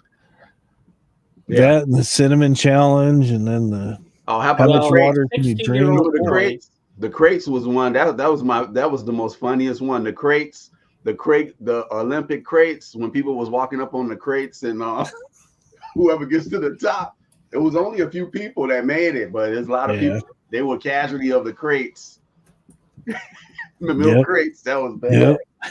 That was bad, but it was funny to watch that one. They call it the crate championship or something like that. Something that was I said, crazy. Man, there's a lot of. It was around the pandemic. I said, there's a lot of people got a lot of Yeah. time on their hands, man. A lot of time. Well, Yeah, there's they a- banned it, and you can't buy the one chip challenge in the stores anymore because a Nah. 16-year-old boy died of a heart attack from it. Yeah. Yeah. There's this one guy I watch out of England. His name's like Colin Frews, Yeah. and he invents a lot of crazy stuff. And he did a thing with making out of pallets and plywood. He did a wall of death, which is just a big ring, and he's got a little moped. And he gets that thing going. He's like, I don't know how many feet up off the ground, just like almost completely horizontal as he's going around.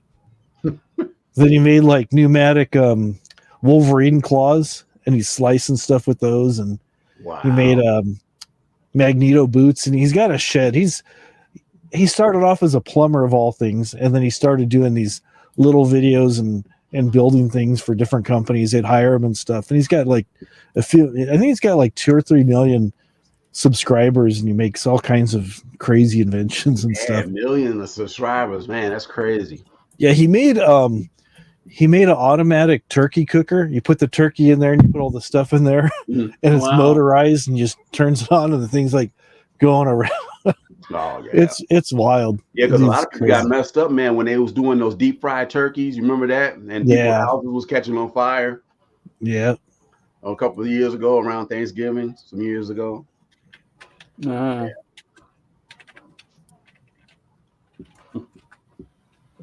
Wow, that's going to be cool. People do not crazy things. I want to do something with Patrick's son, Adrian. I always thought it would be funny to try this because a lot of people have done it on Twitch, they've done it on YouTube, where people go through drive-thrus and they say, I want what the person had in front of me had ordered. You ever seen those ones? Yeah, I see that. That's tripped out. I wanted to try that and see what we'll actually wind up with, but not ask them what it was. Just surprise me what they ordered. But yeah, it'd be some people ordering some crazy stuff. and maybe I don't know. I'm scared at the same time. What if I don't like what they ordered? That I'm stuck with it. But yeah. Yeah. Mike says, I'm always careful and I ask seller questions, Lavelle. Well, that's good, Mike. Yeah, because It's always good to find out what's going on, what you're getting, if you're getting a good one or if you're getting a dud. Yeah, because I got burned on one of what was it the Santana one. The which one was it? The Abraxas, the one step. I got burnt for that one. But luckily I got the money back on that one. It was like 100 and something. Well, 200 something. No, $180. You might say 200, same thing. But I ended up getting the money back from PayPal. Yeah. Yeah, it's a lot of scammers out there. And then usually with the sellers, you got to watch those new sellers because a lot of them are like that too. A lot of those new sellers. I always look at the comments, and I look at the people that they do reviews. Because sometimes you got guys that'll sit up there, they'll have somebody do the reviews for them. It's a lot of slicks. That's why I understand why some people I know. I got friends that don't buy online. They don't even mess with it. They pretty much rather go into the stores and get it. Oh yeah, I don't blame them. But the thing is, a lot of stuff here you just can't get. You're only gonna get it, if you're going overseas or something. That's why I was shocked. I saw the AC/DC yesterday. I was like, damn, you never see that record here. That the Australian press. Yeah, that's crazy. That was like, I was like, huh? That's pretty rare. Uh-huh. Yeah, I would like to hear what it sounds like, but everybody said it sounds really good. Well, I have AC/DC on vinyl. I have To Those Who Are About to Rock, We Salute You, and I have Back in Black. Yeah, that's me. I'm more the commercial Black and Black. That's the one. I like that record. I think I just have the original pressings. I'm not sure, but doesn't matter what pressings I have. As long as I have the albums, I'm happy. Yep. Yeah, there you go.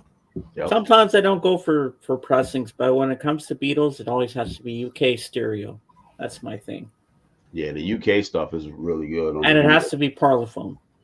Yeah, I don't like the Capitol ones. I'm like that too. I'm not a fan Well, of the because Capitol is American, and you don't get all the songs that are on the British releases. Correct. They switch it up, and That's I why don't one like of my that. buddies was talking to me. He's like, "Oh, you don't want the Capitol?" Yeah, I had the Capitol revolver. I don't like it. I just didn't like it. No, I have the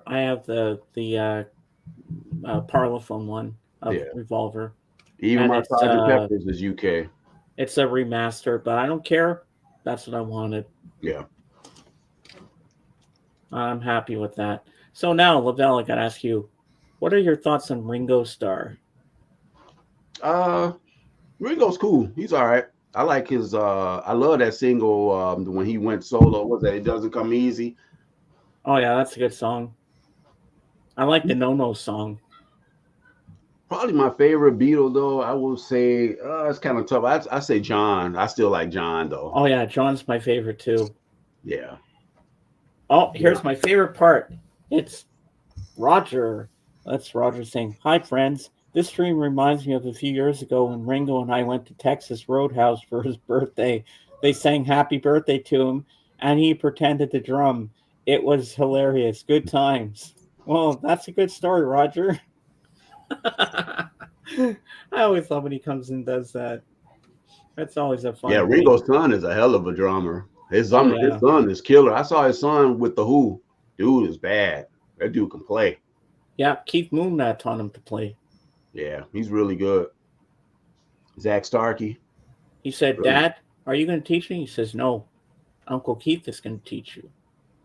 Yeah. That's kind of weird that his dad didn't want to teach him. Right. That's Keith Moon is a killer teacher, though. Yeah. He was. So. Oh yeah, he was a killer drummer, just like John Bonham. And I Yep. like Larry Mullen Jr. of U2. He's a great drummer too. Yeah, you got can't forget Neil Peart, though. Oh Sorry. That's one of my top. Him and Stuart Copeland are like my favorite. Yeah. Stuart. Great Stuart Bissonette. Copeland, very Greg underrated. Bissonette?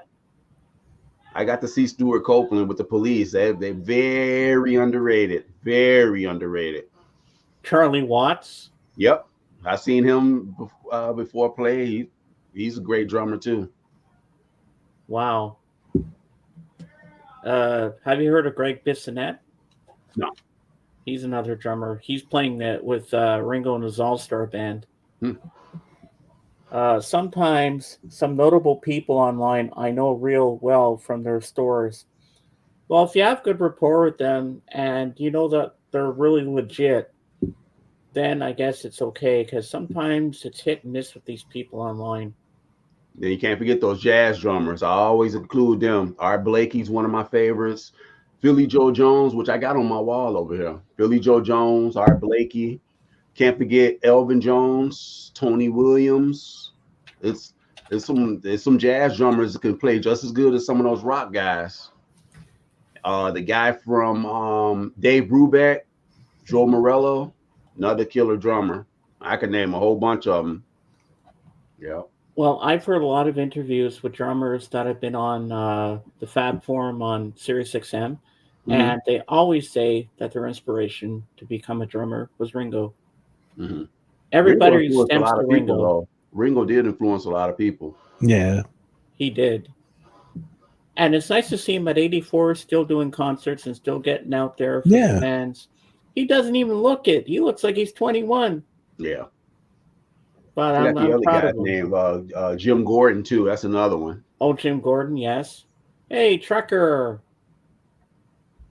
Jim Keltner, yeah, I know that name. Mm-hmm. Are you familiar with the name in my name? Lenny White. He's another jazz drummer. Yep. He's good, too.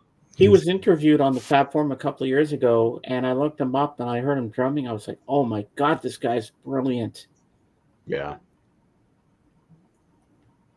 And he gave some good inspirational talk on there. I was crying when he was talking. He was Enough. saying about, you know, you broke up with your girlfriend.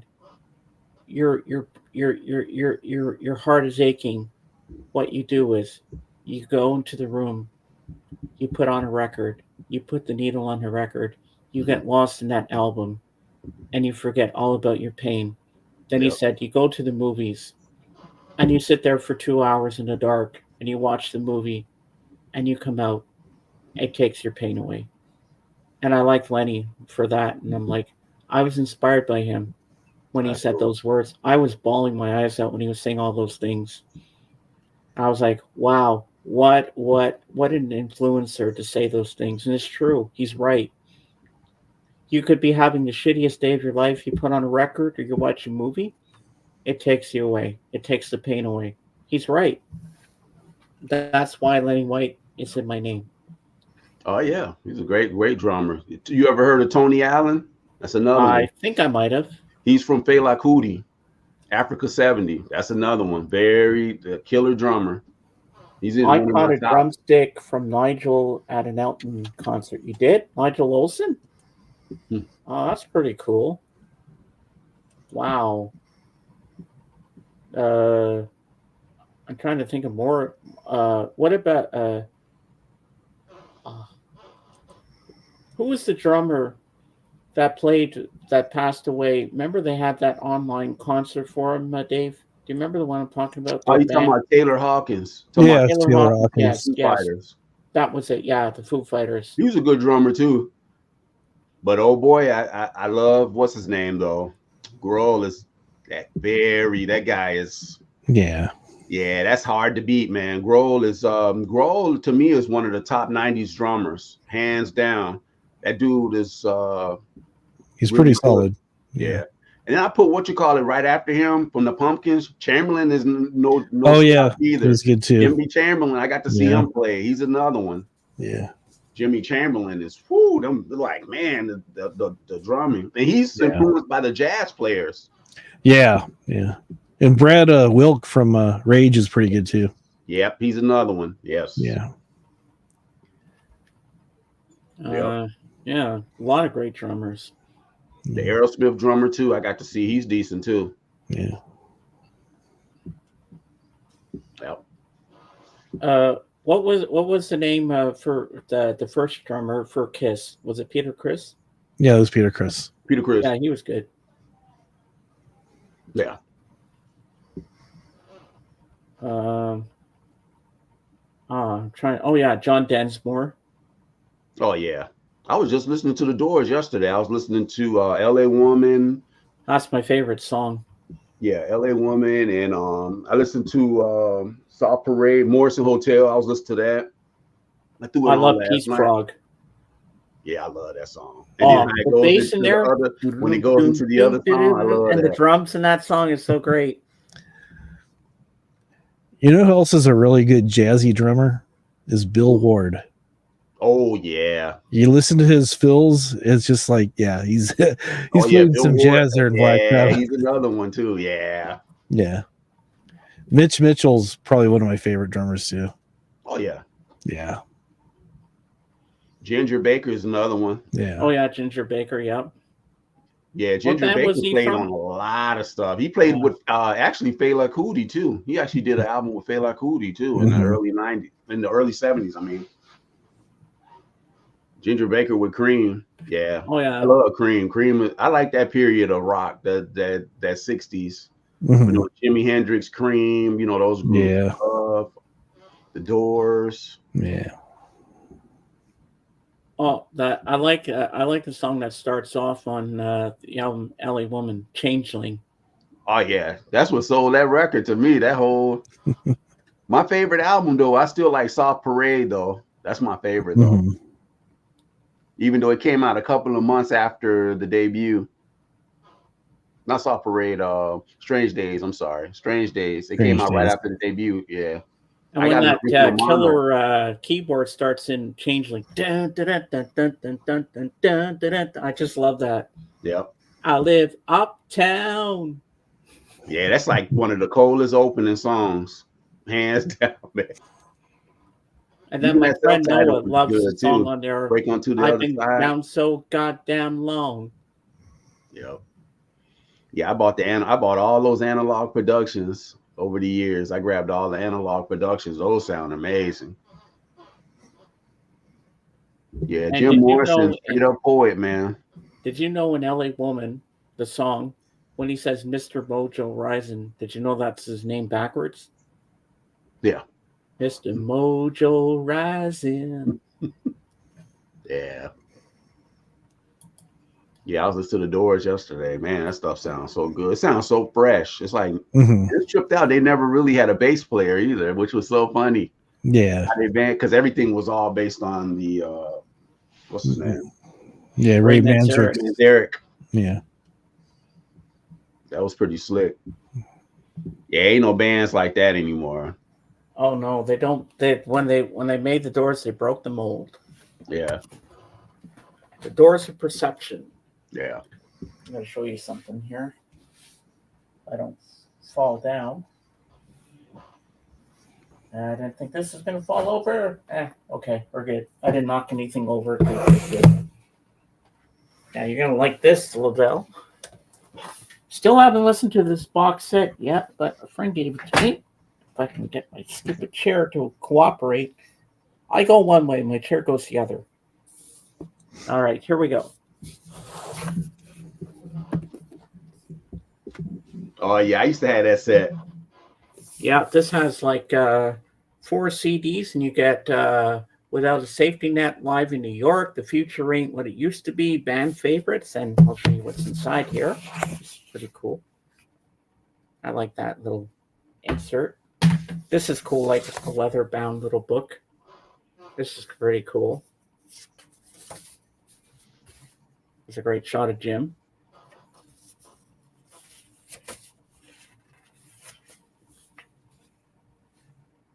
Some nice pictures in here. I'm just gonna show the best pictures.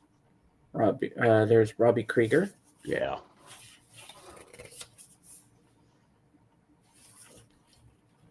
What else we got here? There's Jim. His leather pants. He wore his leather pants a lot.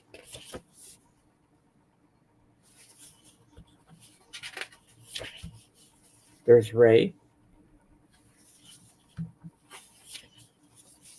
Another nice shot of Jim. And I can see why they put what's his face there, Val Kilmer playing him, because Yeah, that was like the best pick. especially when he got the beard. That. When he got the beard, I was like, yeah, that's perfect.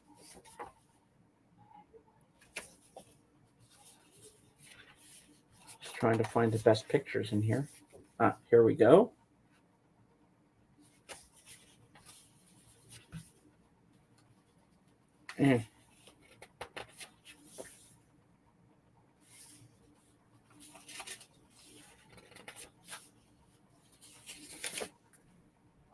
Jim jumping around.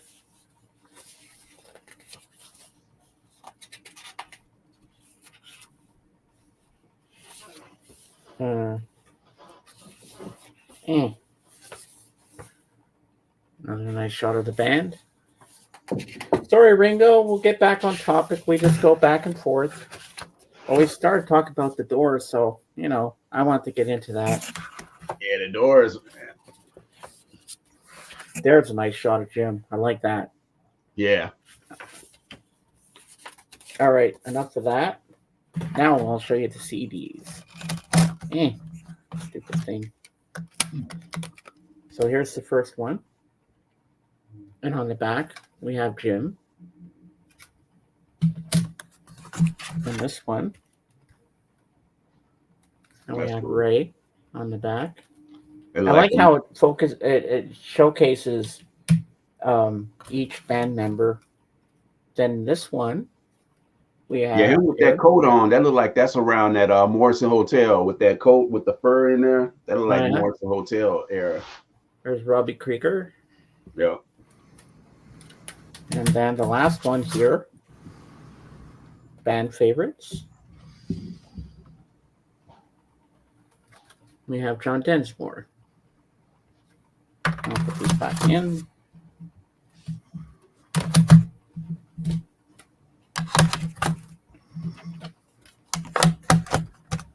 And I have all their albums on CD. I have the first album, their debut on vinyl, and I have LA Woman on vinyl, but I also have it on CD because the CD version of their debut album has, because on the album itself on the record LP, it's like she gets doom doom doom she gets, but on the actual CD, you hear him say she gets high. Yeah. But there has to be an LP version of that where it says she gets high, but apparently that one's very hard to find. Yeah, I don't have that. That's somebody was telling me the original mono has it. The original mono, I think, has it. Yeah, because they couldn't play "She Gets High" on the radio, but I love his performance on when I've seen it on YouTube when he plays on the Ed Sullivan Show, because they told him not to say that. Yeah. Yeah, but you know him, Jim doesn't care. He goes on, "Girl, we couldn't get much higher," and he really emphasized on the music. words. It's about freedom of speech. Why are you going to stop? Yeah. You know? Yeah. Come on now. But it's a kids program. It's a kids TV program. Get out of here. They don't care. Yeah. I mean, they were smoking weed back in the day. I mean, so hey, he's just, it's not like he's, well, maybe he is promoting drugs. I don't know, but yeah, throughout history though, every time the music industry or the establishment or whatever had tried to clamp down on what different artists are doing, it seemed like the hype got out and made him that much more popular. Yeah. With Elvis, they'd only show him from the waist up. Yeah, because they didn't want to like when he move his legs and stuff. Yeah. Yeah. It's too provocative. And then with this, same thing. and then later they came out with the sticker parental advisory. Yeah. And I remember all the kids. I was old enough to buy stuff, but all the kids go, "Hey, can you buy that for me? Can you buy that for me?" Or they'd go into a store where they'd actually just like, "Nah, I don't care." They just wanted the money. But those, when they slapped that sticker on there, they thought they're doing a great thing for the parents. They helped out the artists. That's all they did, in my opinion. They just helped the artists sell that many more records just when that little sticker's on there. Because everybody's all, "What's on there? What's on there?" I show you this record. I had posted it because he posted it on his page. Ice-T. Yeah, it was his first record. Oh yeah, this is the original parental advisory. Look at that on a bullet. Oh wow, God. Nice. Tripped out. It's an original, 87. Yeah, a young Ice-T. He don't have the hair no more. He don't have the no. He looks totally different now. Yeah. Yeah, he was on all those cop shows and stuff. Does that have the "I'm Your Pusher" on there, or is that the one after that? Oh, that's after that one. Boy, you know I can't show that one. I have that one. But this one is the one with 6 in the Morning and Ryan Payne. Oh yeah. This was his debut album. He was always trying to break through because he was in Electric Boogaloo. He was in one of the breakdancing movies. Yeah, I remember that. Yeah. Yeah, he was one of the original West Coast. Like I would say he was way before NWA and them. Yep. He's originally from Jersey, which is crazy. He was born in Jersey and he moved to California, which was so funny.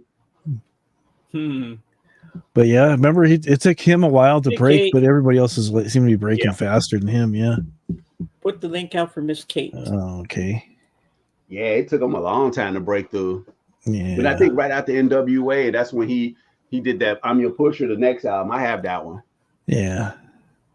Yeah. That's funny. You had Ice-T and then you had Ice Cube. Yeah, well, there's one song they couldn't play from the Prince Purple Rain soundtrack on the radio, "Darling Nikki." Oh yeah. I still think Erotic City is worse than now. That's Yeah, Erotic City is pretty Erotic bad. City way worse than that. Yeah, the Foo Fighters actually put out a set of B-sides on a CD called Rare Cuts, and they cover Darling Nikki. It's like it blows your mind hearing Dave Grohl sing that. You heard it? Oh my God. It's just like, wow. Hello, Mark. Mr. Yeah, Beckham. The song, Hello, Mr. Beckham. Oh, the you're song I'm still looking welcome, for by Mr. them. They Beckham. did a song for the song I like from the Foo Fighters. They did a song from the Godzilla soundtrack. I love that song. I think it's called AO 19 or something. It's like a tripped out. That thing is heavy as hell.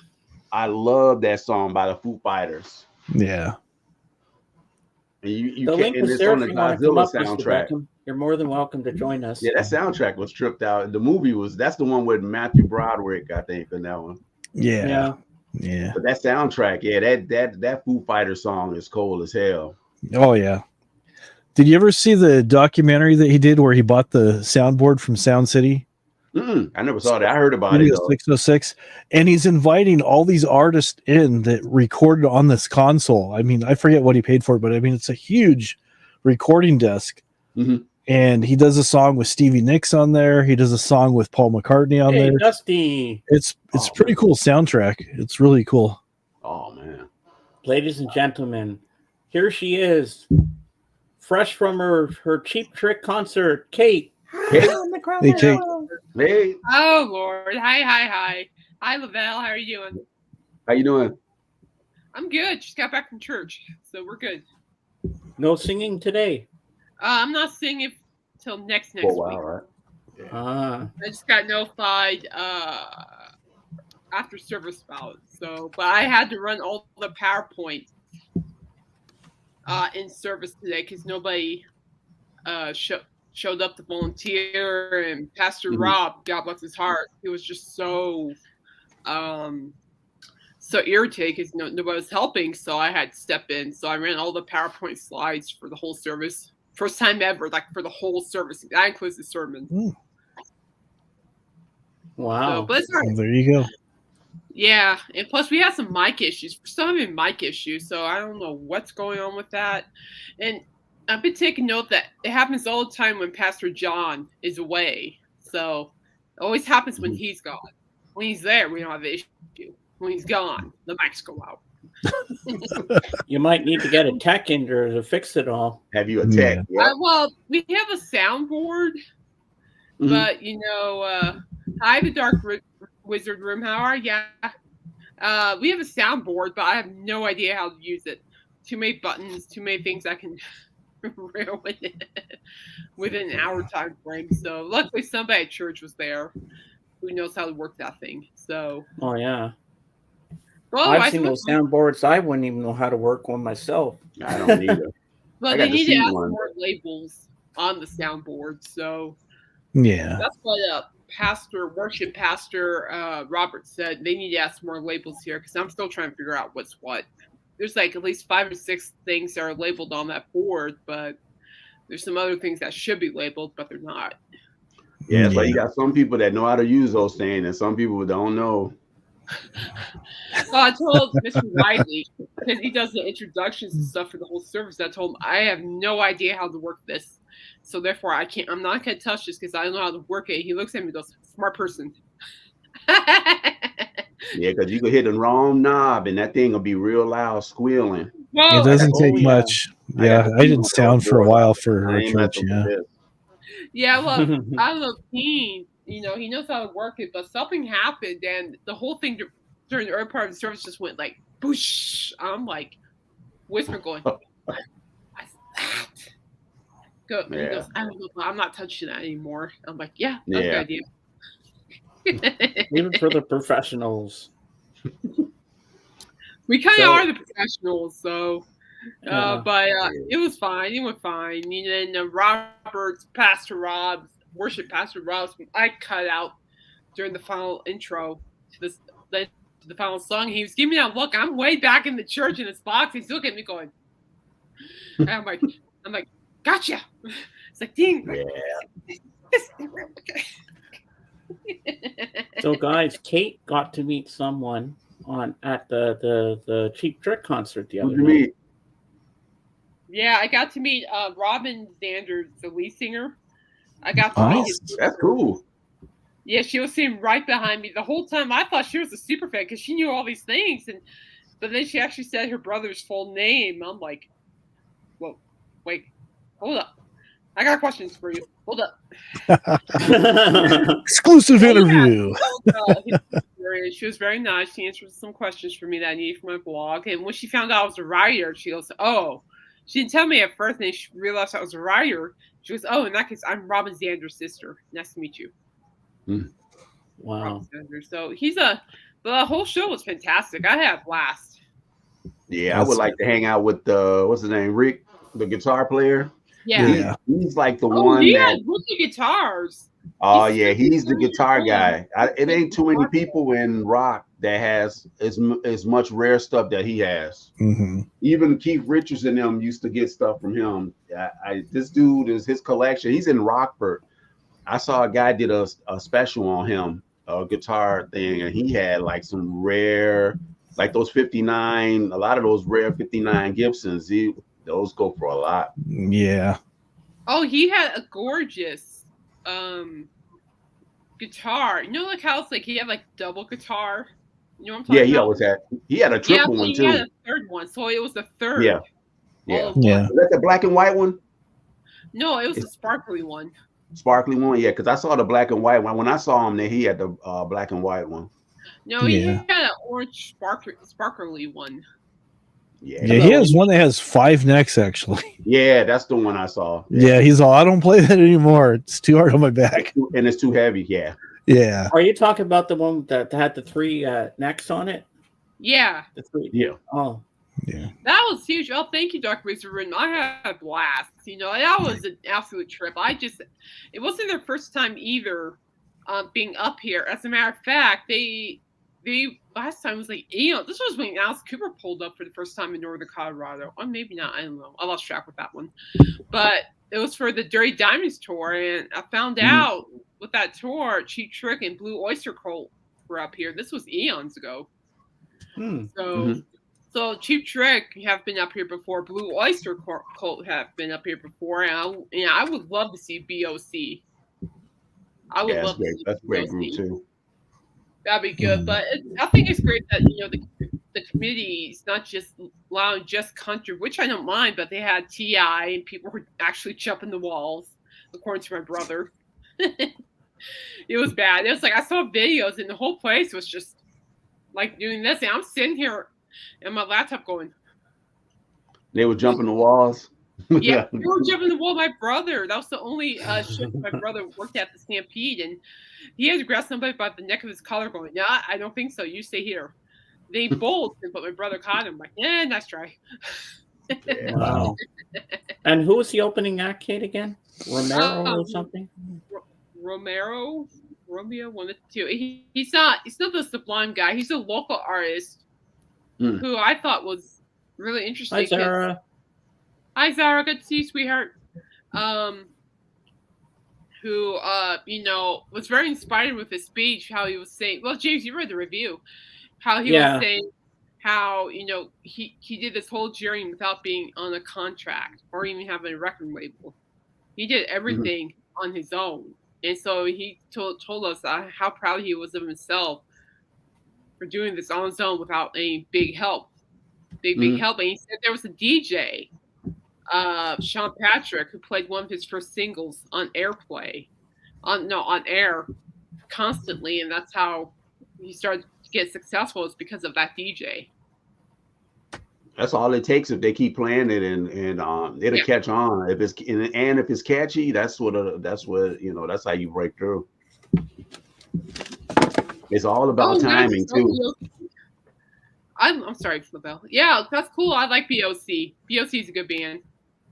Sorry. Yeah, no, I'm sorry about that. Yeah. I saw BOC. I'm like, hold up. I'm sorry. Lavelle, don't mean to cut you off. I'm sorry. That's okay. But it's true. A lot of DJs have helped make bands. And sometimes I've heard story after story where they'll get the promo 12-inch, the song they're supposed to play A DJ won't be paying attention, just sticks a record on there, accidentally plays the wrong side, and that becomes a big hit. Yep. The B side becomes a bigger hit than what's supposed to be the A They'd side. be like, that ain't the one I want you to play, but okay, I'll take it. Well, I actually have a demo version of Heart, radio demo version for the song What About Love, These Dreams, and something else, but it's the radio. Oh, from Oh, Heart? wow. Yeah. Yeah, Wow. I found that at Goodwill eons ago. So I'm hanging on to it's on vinyl too, so I'm hanging on to that.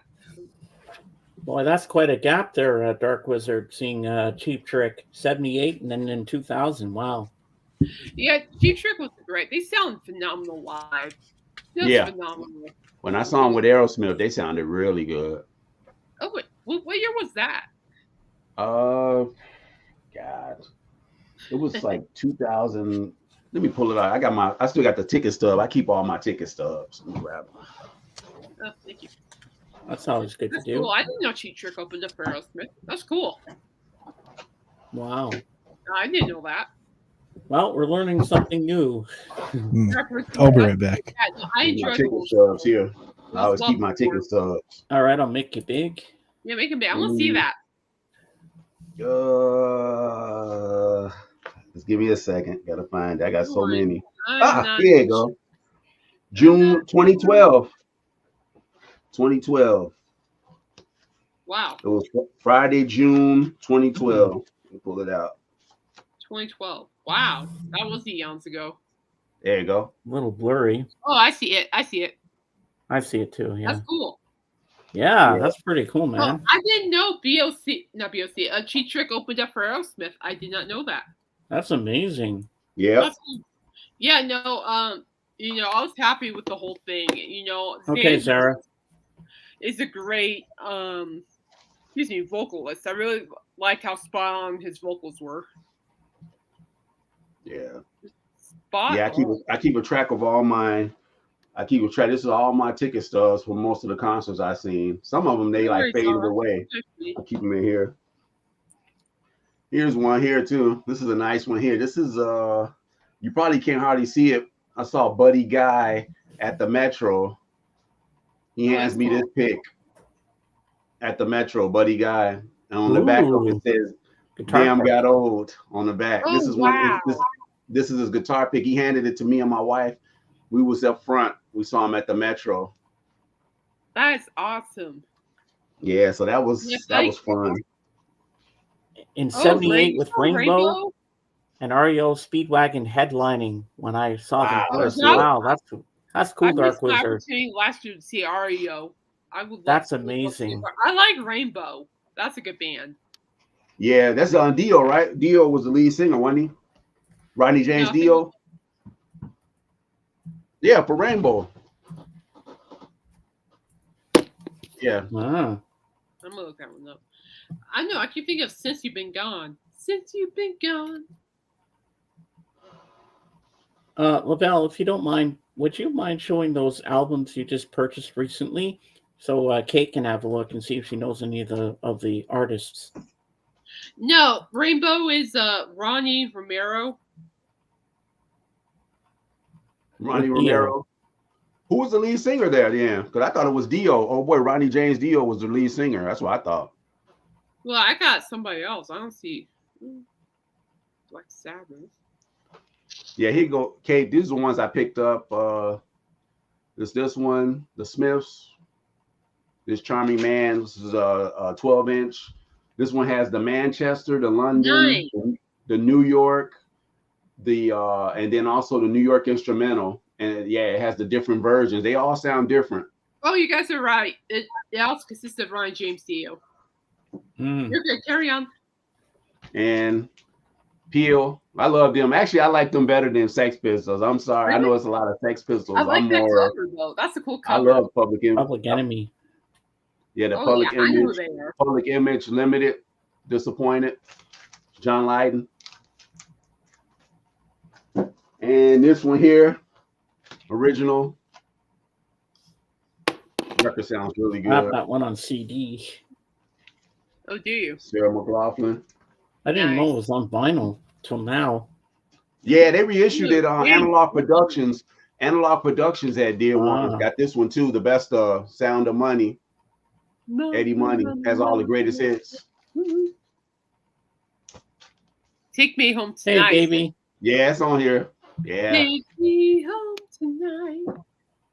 And Brian Eno, Fourth World Volume 1 with John Hassel. This is an original UK. And last one, Betty Davis, Nasty Gal. I like Betty Davis. Yeah, her stuff is this it's pretty much completed the stuff I needed by her. Ah. Nice. So Yeah, what's it's pretty Davey much her. saying here? That's cool. Romero was the last singer of Rainbow. Went to Vandenberg and later Michael Thank you, Schenker Dave. Group. Schenker Group. And was Well, that. Well, I think if him as he's not even together, a band called him. Yeah, very much so. Indeed. Because when I think of Rainbow, I think of that song. Since you've been gone, I can hardly now I'm thinking see. of the Stone songs. She's a Rainbow. My favorite song by them is Stargazer with Stargazer. Richie. Get the guitar playing on there. It's Richie Blackmore's guitar. Oh, amazing. Which he used to be with Deep Purple. Yeah. Oh, Deep Purple's good. I like Deep Purple. Yeah.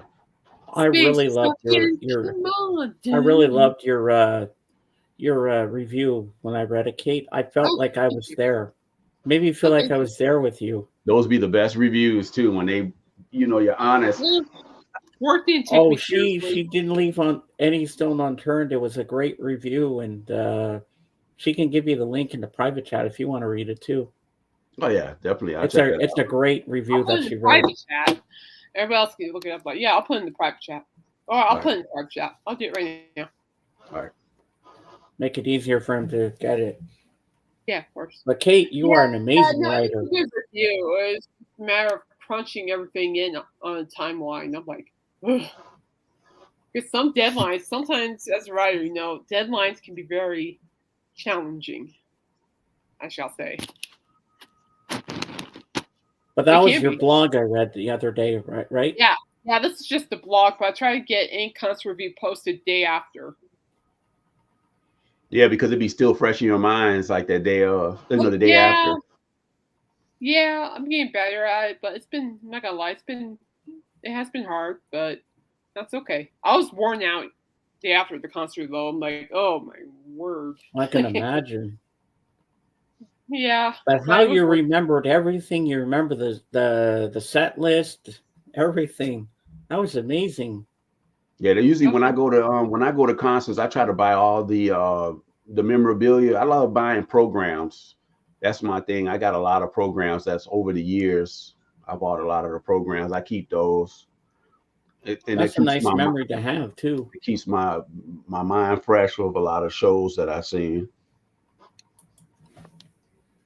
Yeah, like I got like Roxy Music. I got a Brian Ferry program when I saw both.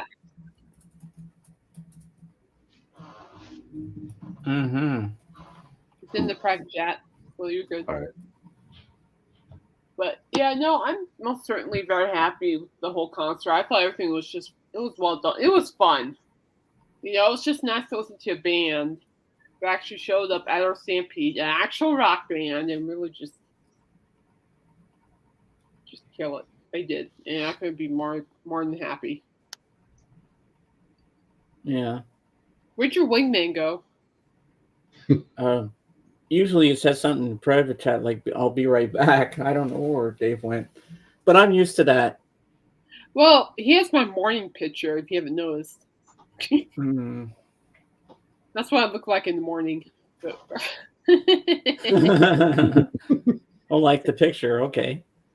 Well, I'm sure you don't, Kate. I am sure you do not look anything like that in the morning. Oh, you don't see me till I have my coffee. So. Oh, okay. I was on a lot of coffee this morning because it's just running the slides, pay attention to keywords. There must be coffee. Must. Yeah, I drink a lot of. I'm still drinking coffee now. Well, I know I just have like one mug, but I had two because I needed it. Yeah. Boy, this is my third one. I drink coffee too much. Yeah. They make really good coffee at church. They add cinnamon into it, believe it or not. I had to try that. I drink the Maxwell House. It looks really nice. It's only like one Folgers, yeah. Or more like one dash or two. Actually, it's not very overwhelming. It complements the coffee very well. So I like the title for Royce in the House tonight. Yeah, I do too. Who was rock and roll's first supergroup? That's a good topic. Yeah, I'll be there. I'll be in the chat. I gotta be that's Beatles, ain't it? Well, to me, I think would it's say the the Beatles Yeah. are one of the groups. That's as obvious. That's Royce will know that I'm going to say the Beatles. He knows I'm going to say Well, it. he already knows. Trust me, he does. Oh yeah, it's a no-brainer. yeah. That's an obvious one. But we're talking about a super group. You know, I was thinking maybe like the Stones. They came after, so that's why I get the Beatles the edge because the Stones came slightly after. There were bands before the Beatles, though. Well, I would say Dave also Clark, was Dave Clark before them? Dave Clark? Yeah, Dave Clark 5, yeah. They're pretty early, yeah. The Kinks, the Hollies. Yeah. The Kinks for sure. Monkeys. The Kinks too, yeah. Lola, la la la la la la la. Would you consider the Monkeys a supergroup, Kate? Yes. Yes. Yes. Yeah. Well, with that big smile, that's a good thing. I'm like, yes. Oh, guess who I saw last night, Kate? When I was on the podcast with Danielle last night for Mr. Beckham's birthday bash. Who? Your good friend, who you love to bug all the time, James Watson, was there. Oh God! I mean, hi. But he behaved himself. Shocker. That's good. He's been quiet. And he didn't. I'm surprised he didn't ask me, "Where's Kate?" I said, "She's listening to Alice Cooper." I would have told him. Well, he's not on during the weekends. Yeah, but apparently he knows Danny and them all. No, he's back on the air tomorrow. Yeah, I'm looking forward to seeing everybody tonight. I have nobody. And I've made my decision. If I know the topic very well on Royce, I'll go up. If I don't, I'm not going to show up for it. Well, if it's a topic I know, I'll go on the panel with them. Well, I told Royce this before, and he says, "Yeah, do what you think is right for you." Oh, I don't think he mind either way. No, because I don't want to look stupid going up there if I don't know what it's about. Never. Supergroup doesn't mean that. Doesn't that refer to different members of original groups get together? Well, there's a lot of supergroups though. We need Michael Nolan, get in here. There's a lot of good supergroups too that was after the Beatles too, though. Like Crosby, Still, Nash, Young. Oh yeah. It's a whole bunch of them. The Guess Who. Yep. I'm probably with Guess Who down there. You know, maybe Yardbirds. Yep. Yardbirds, big time. Cream. Yep. Cream. I like Cream. What about Supertramp? Yeah. Did they do anything like solo wise when they after Supertramp? Did anybody branch off? That's why I always consider a supergroup too. When they branch off and they have solo stuff that does well. Like Cream, well, I know one band that Jack I can Bruce mention. did stuff on the side, and so did Clapton, and I know one band that I can mention because Paul Cass was talking about it last night. He's obsessed with this group, Fleetwood Mac. Yep. Oh, definitely. I agree with all the original. Because they've all ventured off into solo stuff. Yep. So you could say the overall, because you got Peter Green, you got the early Fleetwood, then you got the later Fleetwood. Yeah. You got a lot of people that I know people that only like, I got friends that only like the early Fleetwood, but I grew up at the Stevie Nicks, Lindsay. That's the stuff I grew up on. But I got friends that like the earlier stuff. I got some buddies that they can't stand the the later half.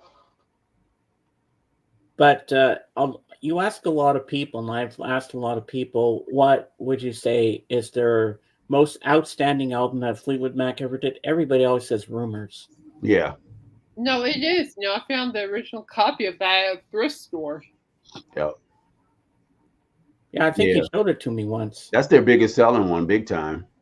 I don't Yeah. Oh, understand yeah. why they put that record in the thrift store, though. I'm like, that's okay. And I I picked it up. love Songbird, and Songbird is a great song, and I love Never Going Back Again. Yep. Hey, Zeb, you're still here. I thought you fell asleep. My dad. The Then play. Play On. Mac's masterpiece. Fair point. Yeah, that's- Rhiannon. I love that song. Yep. Yeah. Then of course, the Go Your Own Way, that was big. Oh, yeah. You can That's go a good- your that- own way. That is a good diss song. Yeah. What's the song I like? Go.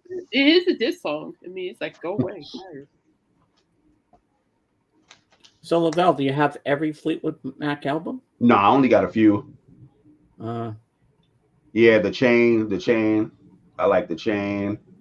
Yeah, it got a whole bunch of stuff. I got a few of Somebody their told me stuff. Tusk is good. Yeah, that's the one I need to get. I don't have Tusk. I do have a few. I got that one in the. Of course. I have that one in the self-title, and I got the dance, and I got the CD live in Boston. That was around the time I saw him.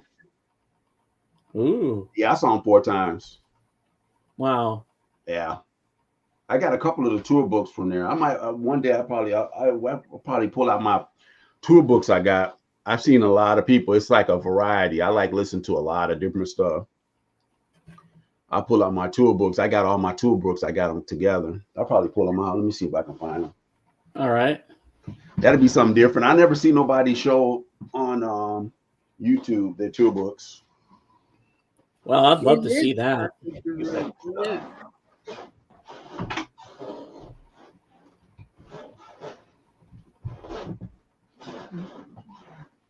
The original Black Magic Woman is a Fleetwood Mac song. It is? I never knew that, Wizard. Yeah. Black Magic Woman is a Fleetwood Mac song. Yeah, Coop talked about that on his radio show. Well, this is the first I hear about that. Well, I learned something on my stream every week. Yeah. And Mike is here too. You remember Mike, Kate? A little bit. He was looking for an original of what's it called there? Purple Rain on a purple variant from 1984. You know what?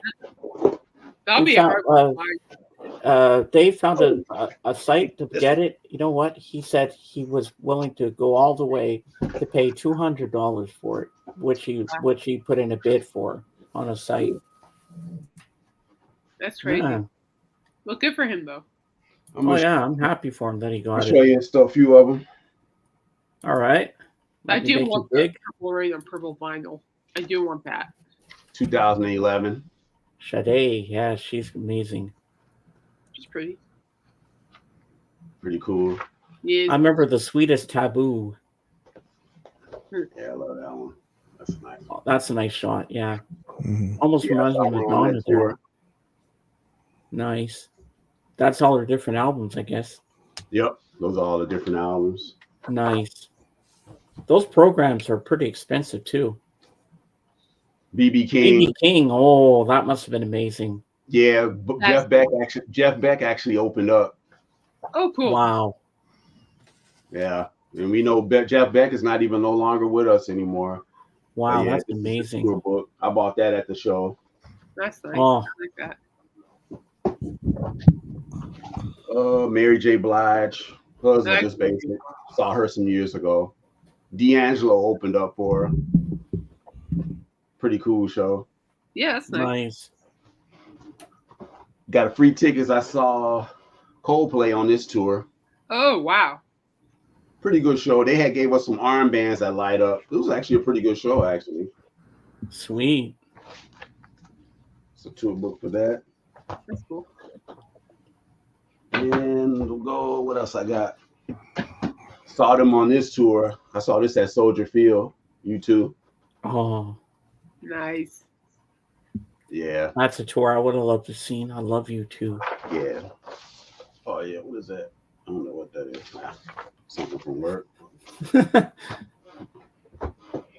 Saw this tour. Oh, No, I bet that that was must have been awesome. Yeah.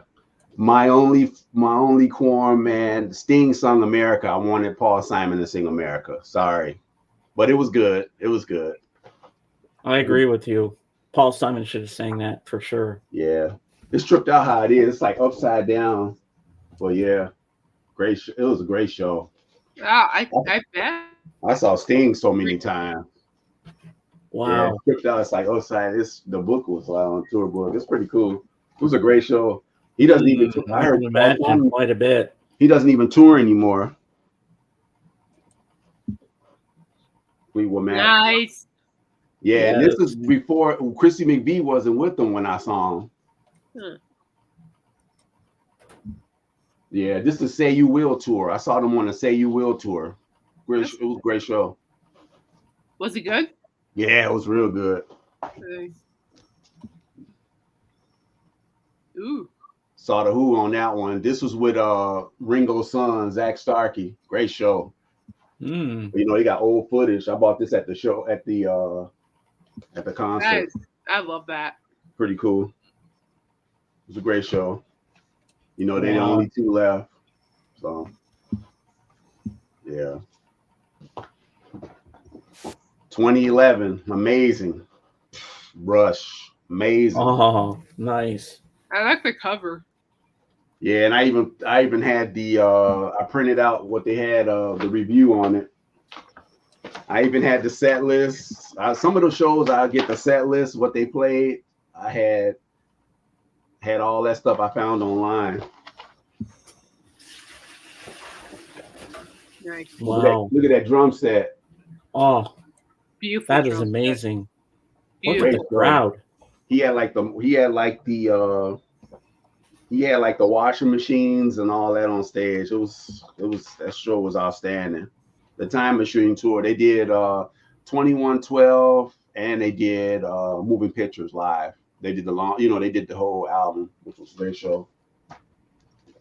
Nice. With Glenn Fry. Ooh. Saw them 2013. Oh, yes. The Eagles. Great show. Look at Joe Walsh. I bet. It was I'm pretty jealous. cool. I would like to see that one. And some of these I was able to get in this concert. I got to see for free. I had my wife's aunt work for the United Center, so I was able to get a lot of these shows for free. That's cool. Mm. Yeah, it was a great show. Did they sing Seven Bridges Road? Hmm? Did they Yeah. sing Seven Bridges Road? I love that Yeah. when they do that.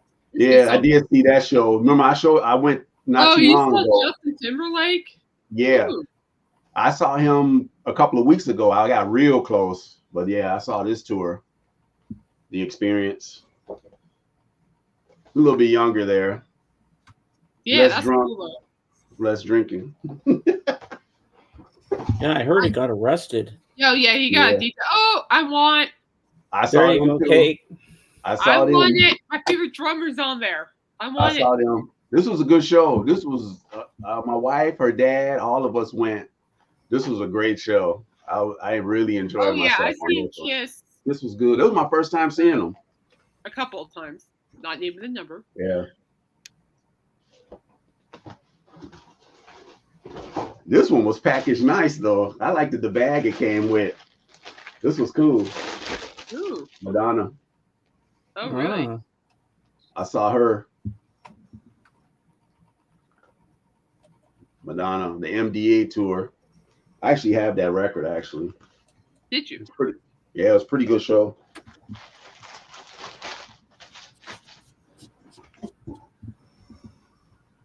Musicology. Ah, I there you saw go, him Mike. about 4 or 5 times. Prince. That is so cool. I bet he was great. Yeah. Was this before he was known as the performer formerly known as Prince? Well, it was after because it was well. This was after because you know he changed his name. You know he started in the '90s. He was doing a lot of stuff. This one too. This was the last time he came to Chicago. Wow. It was called Welcome to Chicago. Nice. Wow. It was an amazing show. I saw Prince like 4 times. That's pretty cool, Dark Wizard. Never had a chance to see him live. I wish I did. That would have been amazing. Yeah. Ooh. Ooh. Rolling Yeah. Stones. Yes. Great show. Well, if you don't want that one either, I'll take it. Yeah, this the 40 licks. This is when they were doing all their stuff. Yeah. I like the whole 40 licks. Yeah. This one got messed up. I got this one messed up in the fire though, but I still got this one. I saw that tour. Eric Clapton. Yeah. The Wow. Buddy Guy, Billy Preston, they all performed there. I saw him on this tour. This was a great show. Santana. You know what's so funny? I was talking to a guy. He went to the show when he came here with the Counting Crows about a week ago.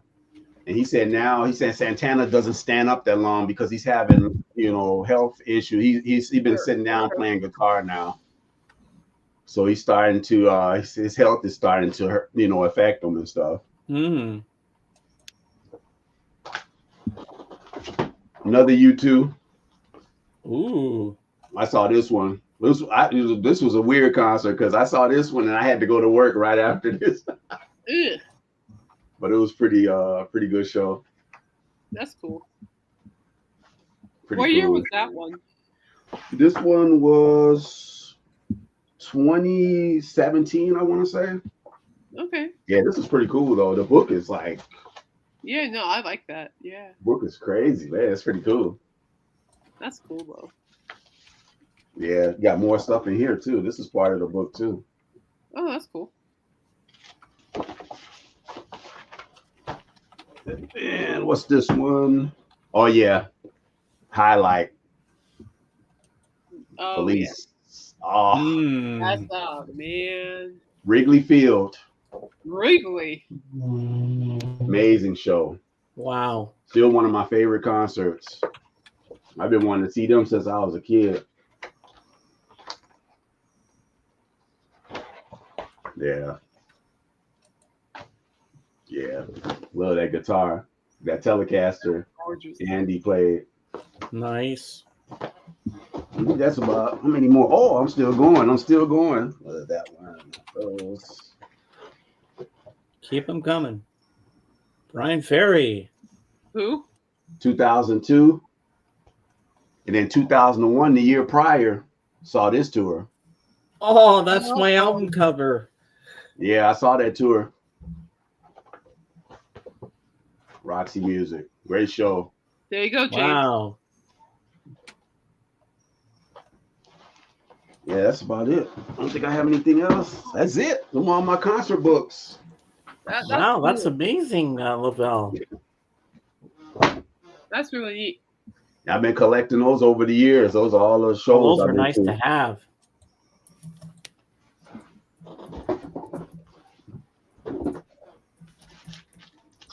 Yeah, those are pretty good shows. Yeah, that Prince one is the one I'd be like, oh, it's hard to believe he's gone, man. Yeah. Yeah, that Kiss show, man. I remember that show was awesome. When I saw Kiss, they had everybody dressed up with the makeup and stuff. Yep. It was really cool. Yeah, So, I Dave, have have you been to that many concerts yourself? Huh? Dave, have you been to that many concerts? No, that's a lot of concerts. I know, eh? And that was the fun thing about having oh yeah, and I saw it was one Prince one. I went to the Emancipation. That was the first Prince concert I saw. He did a special signing, and a rep gave me this. Says, I went to the concert She gave me this. I bought a hat at the concert. The rep gave me this. Oh, nice. Yeah, That the is rep gave me nice. that. And I have the vinyl. I bought the vinyl when it came out. But yeah, I Wow. have the hat. I still That's have the really hat neat. from that show too. Because they didn't have any tour books. It was a surprise concert. That was supposed to have been like a surprise concert because he was on the Oprah Winfrey show. It was a really good show. That's cool. That was before he turned though. He was doing sexy MF, the cursing. He still was doing it at this time. And he changed and he, dedicated to Jehovah Witness. He started stop cursing and all of that stuff. So I got to catch him right before he changed. Nice. Yeah. Well, Kate, I see you want my records and you want some of what Lavelle just showed. Where's your mom? I need to talk to her. Yeah. You're intrigued by what he had there, the Kiss and the Yeah, but I still Rolling want your Stones. records, so you're not getting out of it. And that was a good thing. You That can't was a have good them. thing. I'm not moving, so they're staying right here with moi. And that was a good thing about getting connect. You had connect. You had my wife's aunt used to work there. So man, I saw Pink. Who else? Pink, Carrie Underwood, Rihanna, Carrie Underwood, Rihanna, Beyonce. I've seen. Oh man, there's so many on the list. It's just crazy. I've seen so many different artists. Wow. And then on here too, I when I worked at the music store, I had free tickets. I saw David Byrne. You see what the date is? 9/14/2001. 2 days after September 11th, I got to meet these guys. I got an autographed T-shirt, Grand Funk. I met them. Yeah. And then I saw a free concert. I went to the free concert for Sting. Sting did a free concert in Chicago. Me and my wife had went, which was really cool. I don't know what I did with the thing, but yeah. Yeah, it was pretty good. Well, I can imagine. Yeah, they were you passing did out a lot. tickets by my wife's job, and we saw Sting. He did a free show downtown. It was him, Johnny Lang. It was him, Johnny Lang, and Kebmo. They did a free show in Grand Park. Yeah. Nice. Yeah, so I was looking for the picture. I had the picture. I don't know what happened to it. I had a picture with me and my wife took. It was at the show. It was pretty cool. That was when I had hair. Yeah, I don't know what happened to it. I must have dropped it or something. I had it just a few minutes ago, but I don't know what happened to it. But yeah, it was a great show. Yeah, it's really good. I remember it was, here we are. Jorgen's here, everybody. The man, the legend that is Jorgen. Oh, here you go. I found it. This is it. This was me when me and my wife were younger. It was at the concert. Oh, wow. Somebody took the picture. Yeah, that's when I had hair. Wow, your wife is so pretty.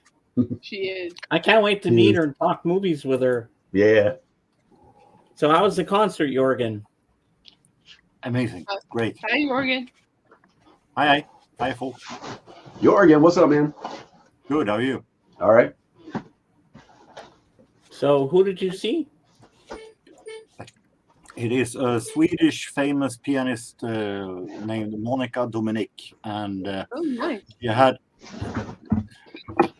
Monica Dominic, and she had a Hammond organist with her also, and it was really, really great. Oh, I know you love Hammond organs. And the interesting thing is that I'm trying not to have prejudices, but when she walks down the altar and said the pianist, okay, then the Hammond organ player came, and I saw a person with hair put up and glasses, with high heels and that kind of dress that you had when you go into a nightclub. And I thought that was a kind of, okay, there's a kind of a road agent lady or something like that, a friend of hers. Turned out that is the Hammond organ player, and that was a male. Oh, Ah, We have Pride Week here in Sundsvall. Mhm. I think that's all I need to say. mm, I didn't expect that to be a man, but it was. you're a little surprised. It sounds like. oh, you Yeah, thought it was but going it to be was a it woman. was a fantastic organ player. Yeah, Fantastic. Yeah. last weekend was Pride weekend in Chicago. It's like on the 30th. They had over in North Halsted. They had the Pride. They always have it every year. I used to work over there by. I used to work in Lincoln Park, so they used to have the parade during that time all the way down Halsted. It's always around the end of right before the 4th of July. It's people come from all over. People come from all over the world, That's cool. and the news media and stuff be there too. Ooh, This is from the Pride parade Yeah, yesterday. see, it's similar like that. Yep. nice. Proud and nerdy. Nerdy. And I'm talking about thousands and thousands of people in Chicago. Yeah, it felt like that here also. Wow.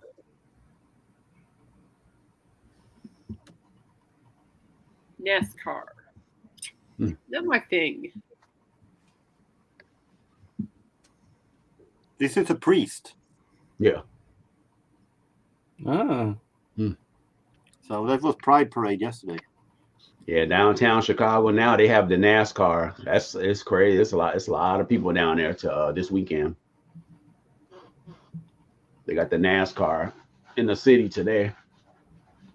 Jorgen, did they have any CDs for sale? Yes, they have with the Hammond organ player.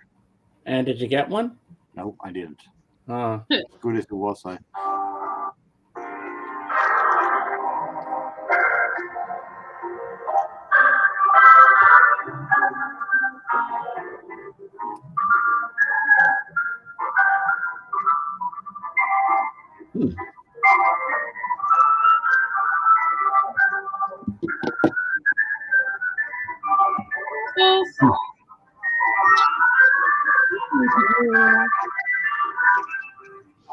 it's pretty cool.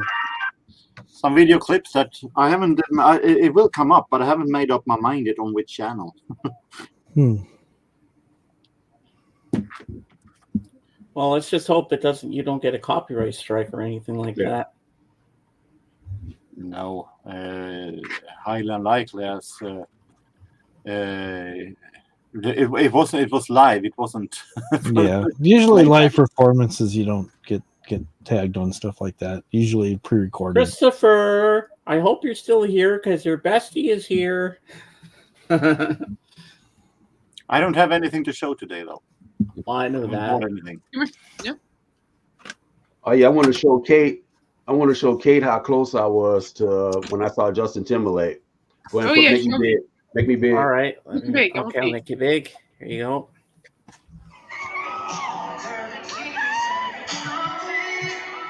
Oh, wow.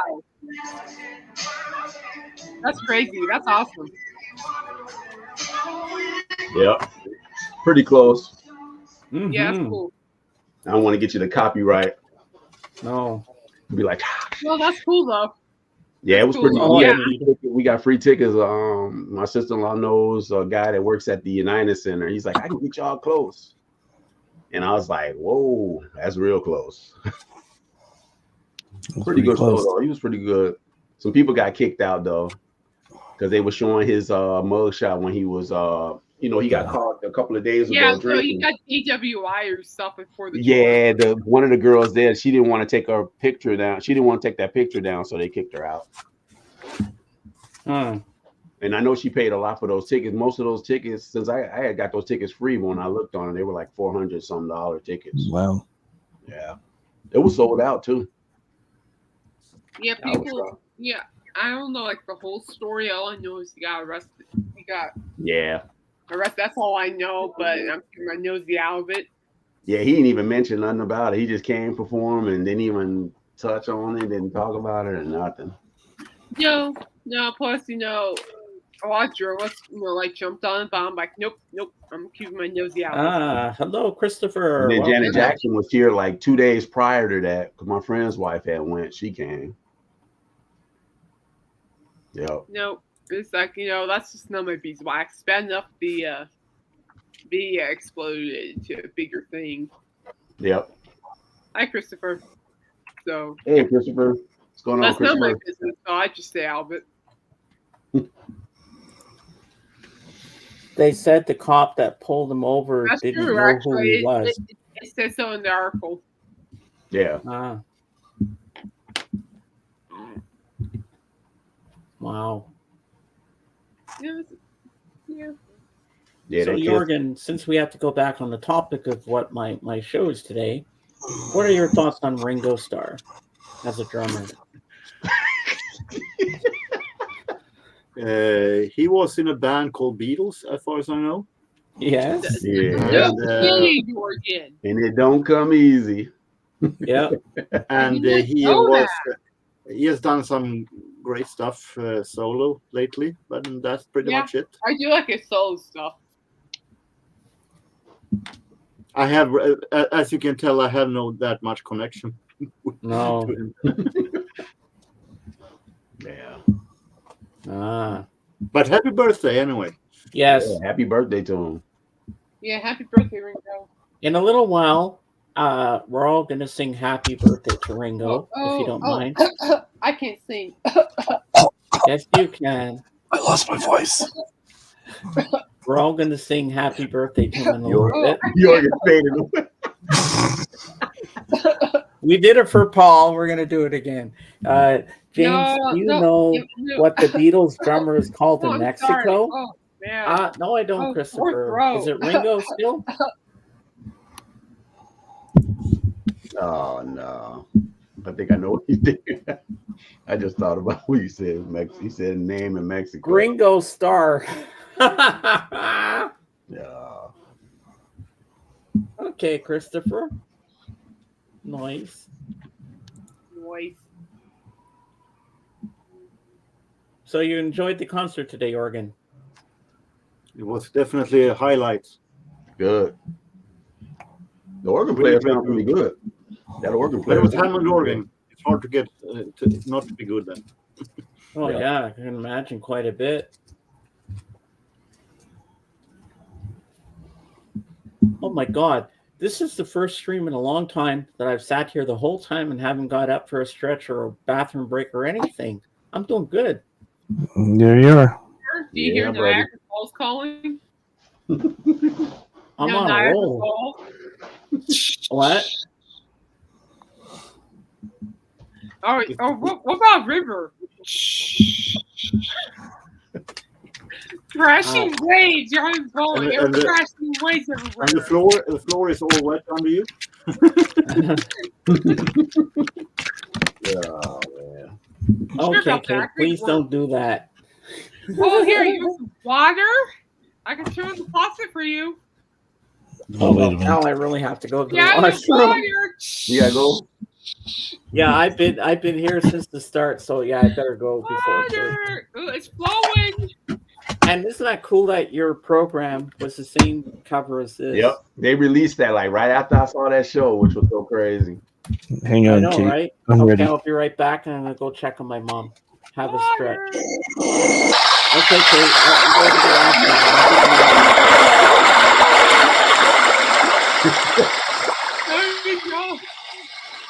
Yeah, I remember that show. That was this guy opened up for them. Rufus Wainwright. Rufus Wainwright. I guess that's the son or whatever. Rufus Wainwright opened for. He opened for Roxy Music. Oh, okay. It was a good. Yeah, I've heard of him.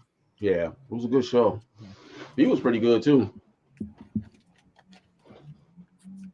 Yeah, they played for like 2.5 hours. Star Trekker.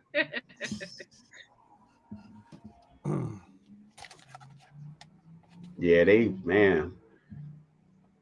Brian Ferry one was pretty cool too. They had when I saw them, because I saw them at the Allstate Arena Roxy Music, and then the following year I saw Brian Ferry at the Chicago Theater. He came out there and he had on no shoes, so it was tripped out. But Brian Ferry did it. He had like some like top-notch musicians. Chris Spedding was with him. It was pretty good. It was a pretty good show. Dude had that one guitar. It looked tripped out. It was like a steel caster. It was made out of steel or something. Yeah, I've seen that. There's a Dude, guy named it James sounded- Trusant that makes those. Yeah. Yeah, man, that guitar was pretty cool. Yeah. But he did all that stuff from Boys and Girls and Bête Noire, and he did a lot of stuff. Yeah, Brian Ferry was really. Then he did a couple of Roxy Music songs. He said, "Oh, if you wasn't at my show with Roxy Music, I'm still gonna do a few songs." He did Both Ends Burning and stuff like that. It was pretty cool. I assume an artist from another band that goes solo, he is followed by his old stuff from the band anyway. Yep. Yep. Because I think he did Roxy Music before he went solo. Nice.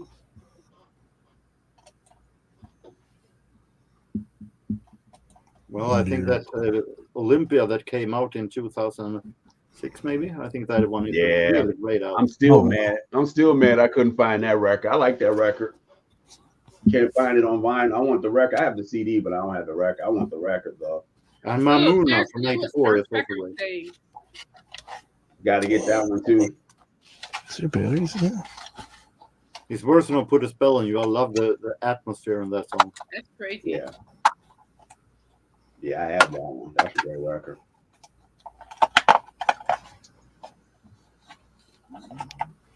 Yeah, they've been reissuing a lot of Brian Ferry stuff though.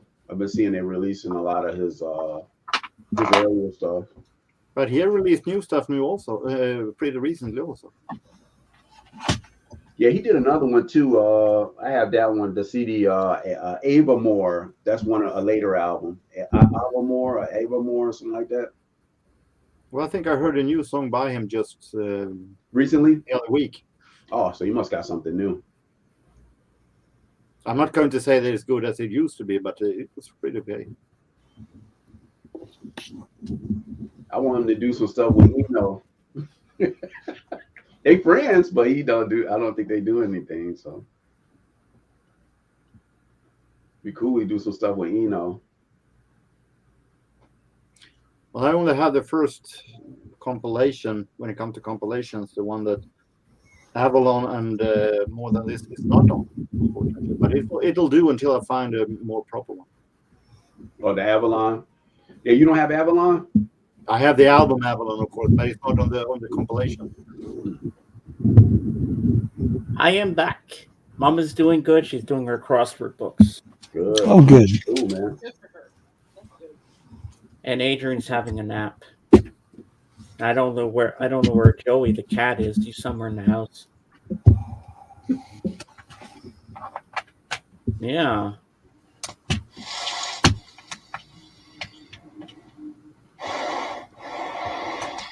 So what was the thing you showed me the other day? Show everyone that video you showed me of the guy that was on the broken glass doing the push-ups and the fire eating. Wait till you see this, Kate. You're gonna love this. The video I have transferred to the computer and taken away from the telephone Oh. to spare place for the concert. Oh, there you go. But I have pictures. The pictures are left. Okay. I can't believe the guy put the fire down his pants too. That must have hurt. Yeah, that's a bad gamble there. It was a fakir.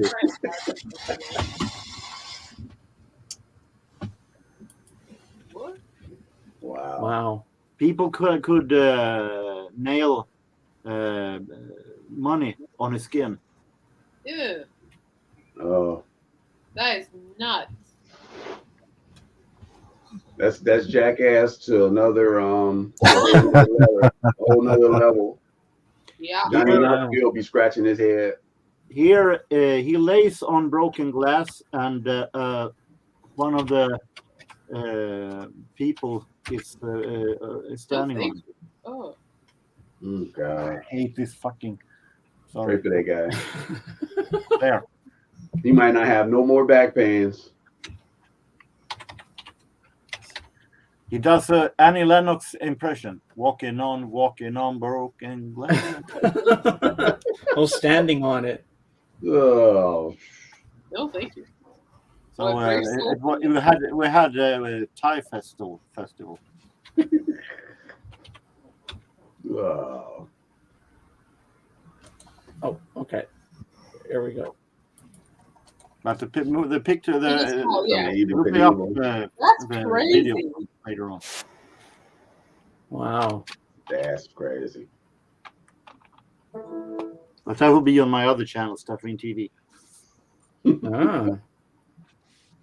Oh man, the guy was standing on him while he was on the glass. That's The interesting thing is that he wanted a really heavyweight to stand on him, and he got this guy. Oh my God. yeah. That's a new chiropractor there. That's a new technique. Shatterproof. So, what y'all plans for the rest of the day?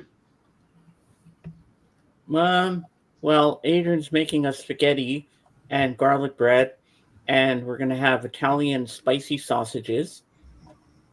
Well, my mom's not gonna eat that; she's just gonna have the spaghettis and the garlic bread, but we're gonna have the spicy Oh, great. sausages. Everybody to James's house. You guys go in. I'll just, let the records. I don't think that's gonna happen, Kate. I'll just, casually stroll through, and Dave will just bring me a box. I'm gonna have to keep an eye on you two, aren't I? Oh, you just don't worry about me. I'm just looking. Danny, hello. Yeah. Hello, Danny. Hey, Danny. Yep, see, she's right here. Oh, hi, Danny. Hey, Danny. Nice to see you. Hey, Dave, Lavelle, Andrew, Jorgen, and Kate. Yeah, Hey. the whole gang is here. Oh. We're all here. Yeah. Well, thanks for stopping in, Danny. I appreciate that. Of course, physically I'm here. Mentally, I'm on a beach somewhere. In a galaxy far, far away. I can do a little review of an album that I just listened to. Oh, yeah? Ah. Yeah, I just listened to that early. I had posted it on Facebook. I listened to that the other day. Ah. This is a fantastic album. Yes. It's a 5 out of 5. Yeah. Nice. I played that the other day. I'm trying to talk myself into that it's equal to All in All, but deep inside of me, I know that it might be even stronger than All in All. Yes. But fantastic groove, amazing groove, and the song Africano, the instrumental song Africano is that's amazing. Amazing. So this is one of the records that will wind up in the top 10 of best final of the year when the New Year's Eve comes. So highly recommended. I don't know anything about the movie. I didn't know it existed until I got this album, but I find it interesting that the Earth, Wind and Fire is in this movie. That's The Way of the World. Yep. And they actually, I read that they got, of course, firsthand to see it, the final, and then when they saw it, they realized that this is going to bomb hard. Let's release the album before the movie. So it's released. Yeah. So I think they should be really happy that they did that, because most likely it wouldn't have been such a huge success then. But highly recommended, Earth, Wind and Fire. That's The Way of the World from 76. Yeah, my mom used to play that record all the time. I had posted it. I put childhood memories on when I posted it on Facebook and Instagram. Jorgen, what year is that from? Late 70s? 76, I said. 76. Ah. Yeah, that's a great record. From what I understand, the movie is about the music business and a band trying to get up in get into the music business. Well, I was 5 back then in 76. I was 2. No, I was 1 going to. Yeah, so he was 2. So I was 76. So I was about 4 or 5 then. Wow. And I still remember. It's tripped out how I remember a lot of those records. That one, all in all those records. 76. Wow. And all in all, then I Am is It's one of funny.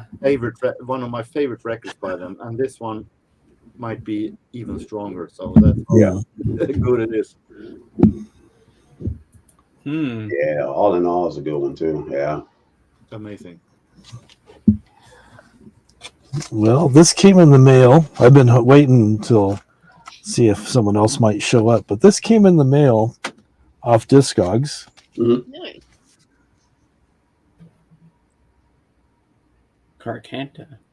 See if you recognize a person on the back. Oh, is that Melissa? Yep. Oh, Melissa. Oh, you got it. Yep. Oh man. Oh, wow. That's so cool. On the green. Oh man. Oh, there you go. Whoops. When did you order Where that? is she? She needs to see that. I ordered like last week. It came on Friday. Oh man, that's nice, man. Oh, wow. Yeah.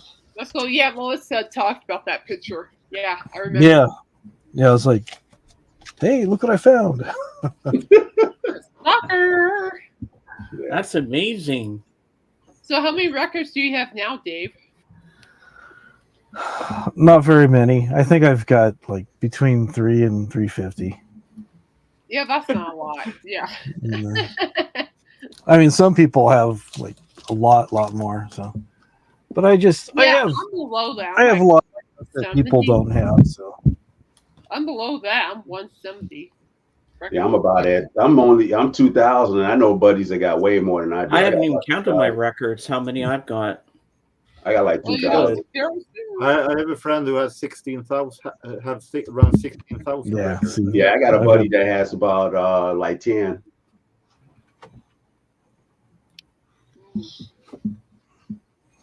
And how is that 45? Is it good songs on there? I just got it the other day. I have not had a chance to listen to it. I've got all my stuff disconnected. I'm rearranging stuff, so I'll let you know how it sounds when I hear it. So, and I think I would have more, but I would think I would have more, but I'm real picky. I'm more the condition. I started learning when I was collecting.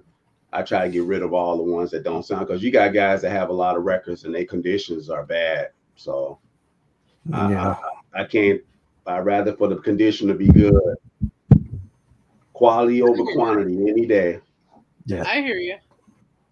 Mm-hmm. Yeah. but I try to find stuff that's kind of a little bit off the beaten path, like this one here. I think I shared this last week. Kind of like what Bizarro plays. Well, I like that. That look cool. That Joey Ramone. That Yeah, Joey Ramone with the Huntingtons. So it's like a Ramones tribute band. They got to sing with the Ramones. Nice. That's pretty cool. And now I've been like going after stuff I'm really after, but then the jazz, I still buy jazz here and there, but it seems like the jazz is so popular now. So I'm kind of like going a different direction. I'm looking for more obscure, and then a lot of the stuff that I used to like, I go more into that stuff. So because everything's now everybody's into the jazz stuff now. It's like all the the metal guys and stuff. It's yeah. I have some jazz. Yeah, so I ended up like the stuff I have. I'm good with. Yeah, these are all my jazz here. This is all my jazz. These are all my impulses. See the color, my blue notes, and then this is my other jazz stuff here. Jazz here, jazz here, jazz here. Those are all my Miles. My Miles Davis starts here, all the way till about here. Nice. Bill Evans here, Joe Henderson, all that. And then my jazz goes down here, and then my rock stuff starts here. So it ain't too much stuff. It ain't too much other stuff. And I got some obscure stuff, like Like I like straight Bob stuff, and then I'll show you some stuff. This is what I call my more obscure stuff. The Actual label, stuff like this. Yeah. Archie Shep. Dewey Redman, Richard Moncour, Don Cherry. Like I like to get into like a lot of not the commercial stuff like a lot of people have. It's another Don Cherry. I like to get into stuff like that because like that's a lot of the stuff I've been listening to. Wow. I assume it's more free. I assume it's more free jazz. Yeah, I like getting into that stuff because sometimes the commercial stuff gets over, you know. But it's still a lot of the earlier stuff like Bop. I want to get more into the more Bop stuff, like more Bop. Right. Like I got and I like what's his name too? This guy here. I dig his stuff too. I'll show you his stuff. He's another guy I like a lot. Gil Scott. That's an original Free Will. Pieces of a Man. Nice. Winter in America. That's a killer one here. Winter in America. His debut. And then later. Nice. I like that. Yeah, so a lot of that stuff. Then another one that's on that label, another one, a tough one to find. I found this one. This is an original Flying Dutchman. Wow. Horace Tapscott. And I get down with him too. Bobby Womack's on this one on Blue Thumb. It's a killer album too. Like I see people, they show jazz. A lot of people show like different jazz. You know, they show a lot of other jazz stuff. But I feel like, oh yeah, and I got this one at a half price books. He's another good one too. I found this for like $15. This is an original. That's cool. But I know I see a lot of people, the jazz bums and stuff. I like their channel and stuff. I go on there and I look at, listen to some of the stuff they talk about. But now I'm just trying to get more into like, I've been buying like a lot of different stuff. Like I show you the Eddie Money and stuff. I've been trying to get into a lot of different, trying to get my collection more around it. Instead of, some people, they just have straight, you see guys that just only listen to jazz. You got guys that only listen to hip hop. You got guys that only listen to rock. I like to have like a variety because I like a lot of different stuff. So. It's like when you go to a thrift store and you only like 60s and many times you come home empty-handed because they don't come in that much at thrift stores. But if you like me, like a little bit of everything, no 80s today, but here is a nice jazz album and here is a nice soul album. There's a very slim chance that you come home empty-handed. Yeah, and that's the thing. I like it, the mood, whatever mood you in, you want to hear, I want to hear this, I want to hear that, that's what you want to. And I got buddies that only listen to R&B all the time. And sometimes I'm like, man, dude, don't you get tired? Or sometimes you can listen to other stuff. There's other stuff out there. Oh, I don't want to hear that type of stuff. I remember there were short times in my life when I was younger when I tried to niche myself. But I giving up on that. Now I'm a proud liker of everything, and I'm very happy with that. Me too. That I can listen to everything and have knowledge about a little bit of this, a little bit of that. Yeah, that's how I am. Yeah. But what's interesting when it comes to jazz is that I think the most of jazz channels in the vinyl community shows those more modern jazz, and I'm one of the few that shows old classic jazz. Yeah, that's true, man. A lot of the stuff a lot of people show is mostly from the I would say late 50s, 60s. I have grown interest in some hard bop since I got here in vinyl community, but I feel like the jazz who was once most commercial in the vinyl community is the one that people show less. Yeah, that's true. You're right. Yeah, and like it's tripped out. Like some artists, they led me to stuff like The Cure. The Cure led me into Susie and the Banshees because, of course, Robert Smith used to play with them. So it's always a connection. A lot of connections with a lot of artists. That's true. But just like when I first started listening to jazz, I was listening to Coltrane, Miles Davis, which led me to Bill Evans, and then from Bill Evans you go into Bud Powell and all of that stuff. I like that stuff too. I like Evans. He's good. I had a little bit different way when I started listening to jazz when I was 12 Yeah. back in 1986. The first thing I listened to was Dixieland, and it didn't read me anything because Dixieland today is not something that I'm all that I can listen to it live. It can be interesting live, but it's not something that I'm interested in. If it isn't from the 20s, because I'm in a phase right now when I'm trying to discover the early jazz. But Dixieland, it wasn't until I heard a documentary of Lenny Tristano that I started to get into the real jazz. So the thing I discovered first. He's one I want to check out, like his stuff. Pardon? I would like to check out his stuff. Lenny Tristano. I've heard of him, but I don't know too much about him. Because I think I'm more like Dizzy Parker. That's the stuff, the bebop stuff. That's the stuff I like a lot. So see if I can find some Tristano.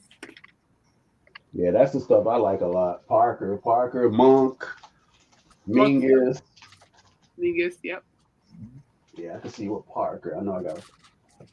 Where I leave it? No. See if I can find my Parker. Oh yeah, here goes. Here's one here. Nice. Like I can go a little deep. Hold on, I need to get something to drink. I'm thirsty. Yeah, this is on Savoy. Parker. Nice. It's another one with strings. It's the original one. That's cool. I like that. Yeah. I like this one, the cool. I like that cover. Yeah. Yeah, that's the stuff I like. But I know a lot of people show a lot of different other stuff. Sure. Lenny Tristano was a blind pianist who could actually be once was seen as the almost founder of the cool jazz style. He played block chords a lot, and he took famous jazz standards and totally reinvented them in something that you can only hear small phrases of the original melody, but you can't otherwise don't recognize it. And he renamed them also. He's fantastic. This is the new Tristano. Oh yeah, that's nice. And he was also a teacher for many. He was the one who was a teacher for Lee Kunitz and Warren Marsh.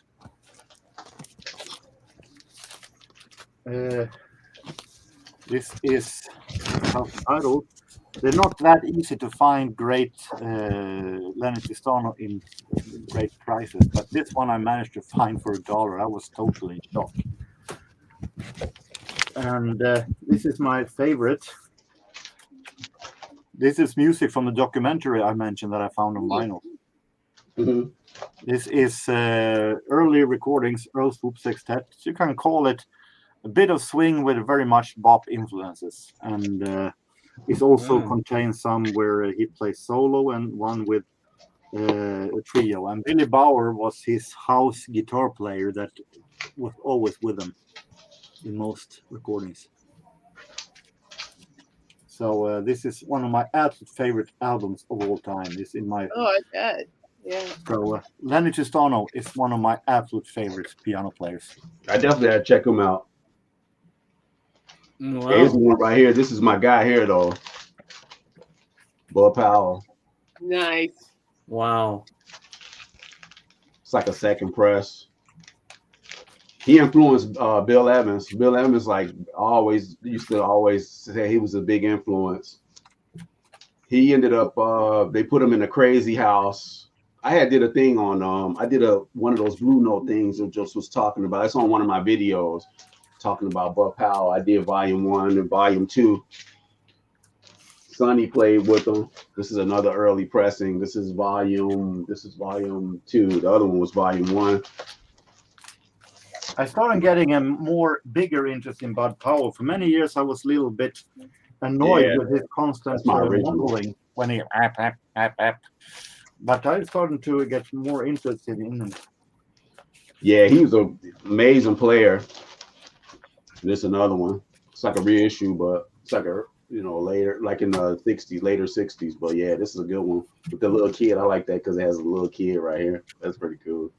Hmm. But yeah, Bud is like one of my favorite piano players. Definitely a great one. Definitely one of those killer players. Yeah. Well, yeah, it's a lot of Then you got McCoy. McCoy is later. I like McCoy Tyner. Yeah. McCoy is the one that's like he's like the backbone of like all of those Coltrane, the Impulse stuff on Impulse, and even his solo stuff is good too. And he played on a lot of great sessions. So Sure. What about you, Kate? You have a lot of jazz albums? I have Stan Getz. I have. he's a good one too. Stan Getz is Yeah, I great. love Stan Getz. Dave Brubeck. Lubeck I have. Yeah. I'm very small. This is a recording from France. Oh, nice. Bud Powell. And we have this also. Yeah, and the thing with a lot of those piano players, a lot of them had to go overseas because the racism during those days they couldn't play in a lot of those places. So they had the people already picked out who they wanted to play on the albums. A lot of them they couldn't get no work, so they went overseas and they were more treated like kings overseas. But not only, if I'm not wrong, Dexter Gordon moved to Copenhagen, but it was for tax reasons. Yeah, it was for they wanted money from him, the IRS. Another player too that's very underrated is Mal Waldron. He's another one. Mal Waldron, very underrated player. He played on Lady of Satin. He's an underrated player. Mal Waldron. Yeah, this is a guy here too. You don't hardly hear people talk about him, but I know people are starting to talk about him because they just reissued his album. This is Mal 2. Mm-hmm. Mal 1. I heard of him, but I don't have anything by him. Mal 4.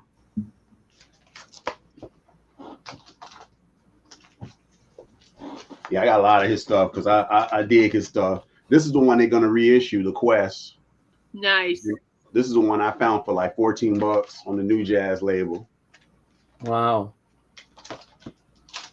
And this is him. Up Jumps the Devil. This is a hard one to find. The Call, original Japanese press. That's gorgeous. This album is far out. He's with the guy from the group Embryo. The guy from Embryo is on this record with him. This album is like really crazy. It's pretty good though. Yeah, he played on Lady of Satin. His what is that? His he made his daughter was made Billie Holiday his he's like he was like the father or something, like, you know, he named her like a godfather, a godmother, named Billie Holiday as godmother of his child, because he used to always perform. He used to tour with Billie Holiday. This was before she passed away, but he's on Lady of Satin. But he couldn't get any work after a while. He ended up leaving and moving overseas. He couldn't get any work. Said it was so much racism and stuff. So he ended up moving overseas. He never came back to the United States. He passed away over there. I think it was Copenhagen or whatever, somewhere over there. But he never came back to the States because he said the States was too racist. So, but he has a ton of records, a ton of stuff. Black Glory. I got a whole bunch of stuff by him. Wow. Yeah, he had a lot of stuff.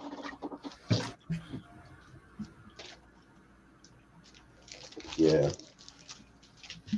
A lot of albums. You know what impresses me about you, Lavelle? You know exactly where the artist is on your shelf. You know, oh, it's right here. Yeah, right there.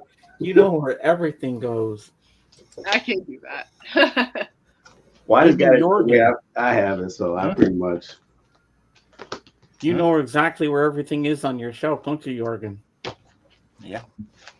But I have it in Jagner orders and within that in alphabetic order, so pretty easy to find. Mm-hmm. And Jorgen, you have some 78s, don't you? Yep. I was just talking to a guy about the 78s. I have around 100 Jazz 78s. It is in the closet back in the back. And I remember the one you got there with the misspelling on there. I assume you want me to go get them. If you want to, you don't have to if you don't want to. But Yeah, I don't have any 78s. I know with 78s, they're more, you got to be careful with them because they break easy. Yeah, Don't keep it clean. You. And I was talking to a guy yesterday. He was showing me some of the stuff he had on Sun, 78s on Sun. I got to see that. That's big money stuff there. Oh, Sun Record, yes. Johnny Cash. This guy had it. Ooh. He I showed like me Johnny yesterday. Cash, It was Any crazy. Elvis? I was just like, wow. They have to have some Elvis on there too on 78s. Yeah. That's amazing. Wow.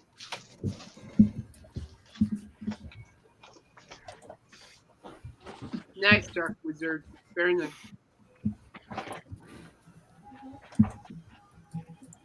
I haven't picked out all of them. I just picked out 2 of these. All right. But I can start with the one that you mentioned.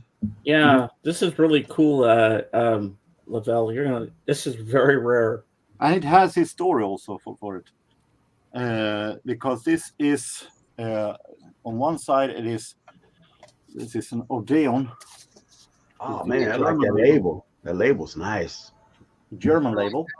And it is of Louis Armstrong. And as you can see, it is his Hot 5. Not 5, but 5. 5. That's cool. Wow. And on the other side, it is Eddie Lang Orchestra. And Eddie spelled not with E-I-E on the end.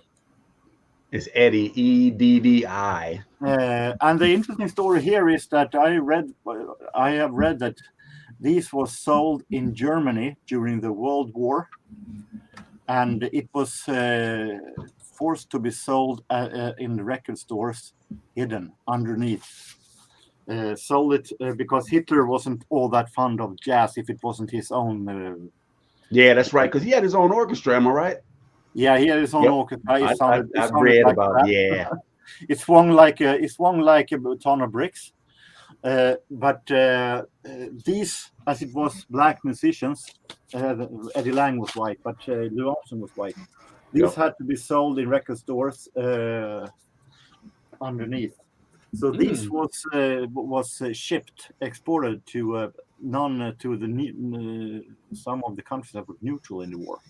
Damn, that's like documented history right there, man. And then we have some of these. Here we have. I like the books that they come in. I like you got them in the book. They're heavy. I have a Mildred Bailey. Oh, Brunswick, nice. I've seen a Brunswick 78 before. Oh, I can't see myself what it comes next, but here we have Mildred Bailey, Lionel Hampton and his orchestra. Yeah, Lionel Hampton. That's like the early stuff. Yeah, it's a little hard to find 78 with John Coltrane. Nah, you know. So but I have some 78s with Charlie. Teddy Parker. Wilson. Yeah, that's the early stuff there. Teddy Wilson. I have some 78s with Charlie Parker and so on. So it's mostly. Well, here we actually have. See if we can. Here we have Dizzy Gillespie. Oh yeah, plays Johnny Richards conducts. Nice.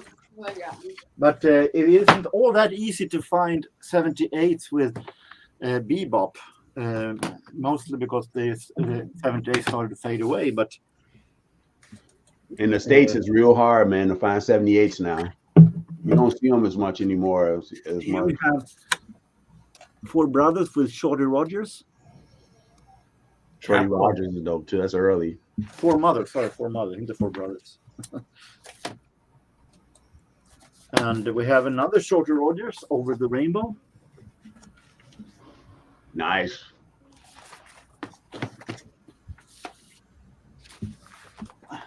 Now it is Four Brothers with Sue Sims. But not the song Four Brothers. It is Four Brothers with Sue Sims. And we have some Lester. We have some Grupa. So it's easier to find big band on 45s. On 78. Who's echoing? Somebody's echoing.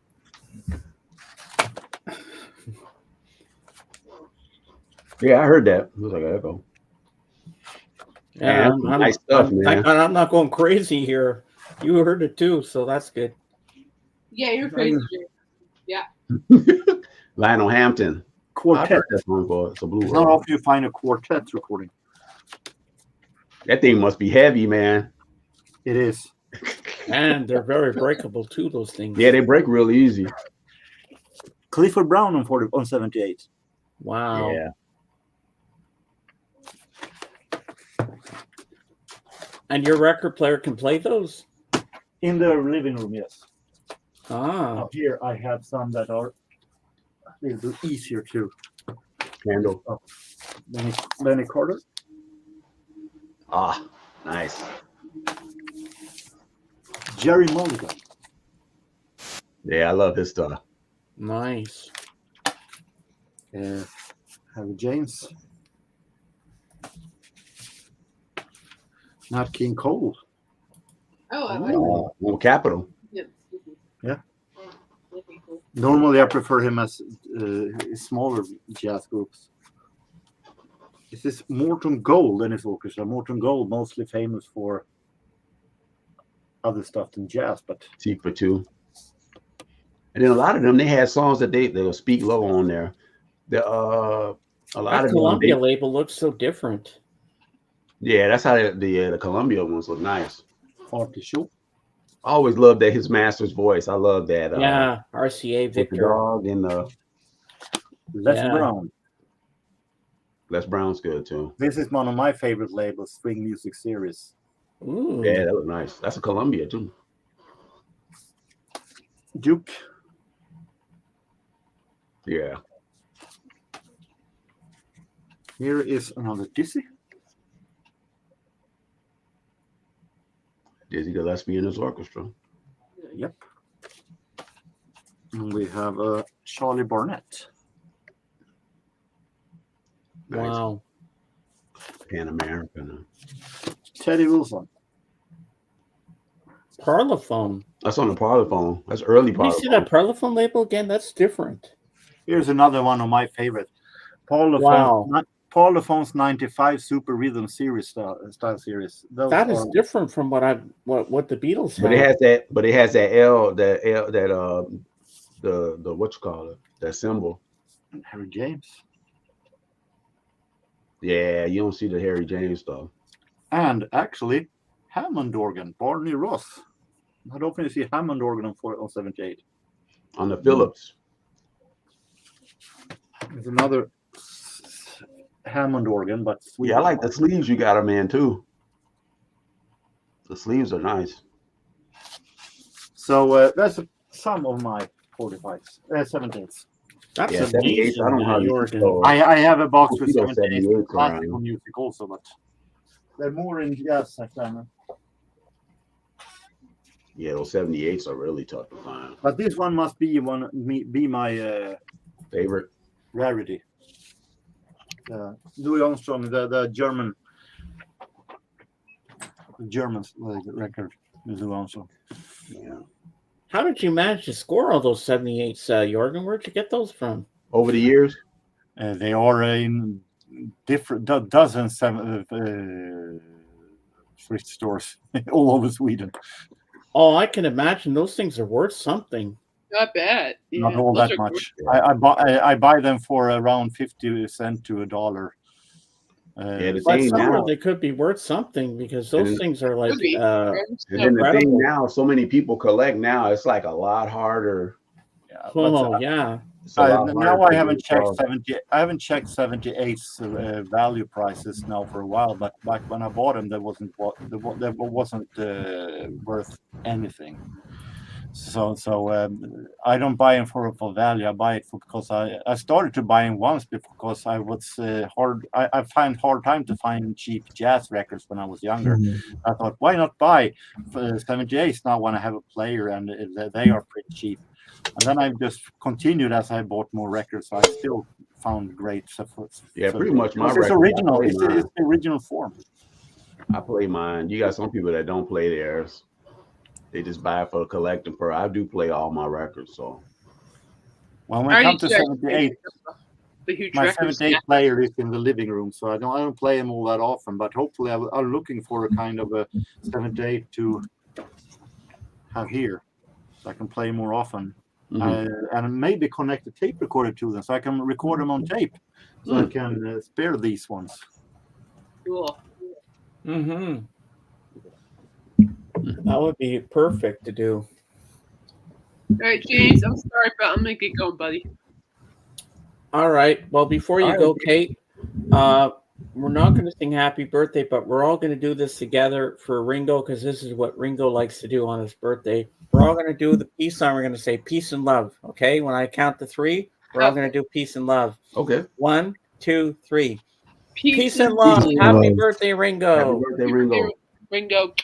Blessings. There we go. All right, Kate. All right. I guess I'll see you Take on care, Kate. Wednesday. Are you still doing your early show? Yeah, are you okay if going early on Wednesday? Yeah, that's okay. I don't mind. Okay, I want to run that by you. I have nothing going on. I'm not doing anything spectacular. So, yeah. Well, just give me can do that. updates. So. And hopefully by then I'll listen to one of the Jesus and Mary Chain albums so I can review it on your channel. Yeah, you should. You should. Yeah. I highly encourage that. That'd be kind of cool, actually. Yeah. I highly encourage that. That'll be fun.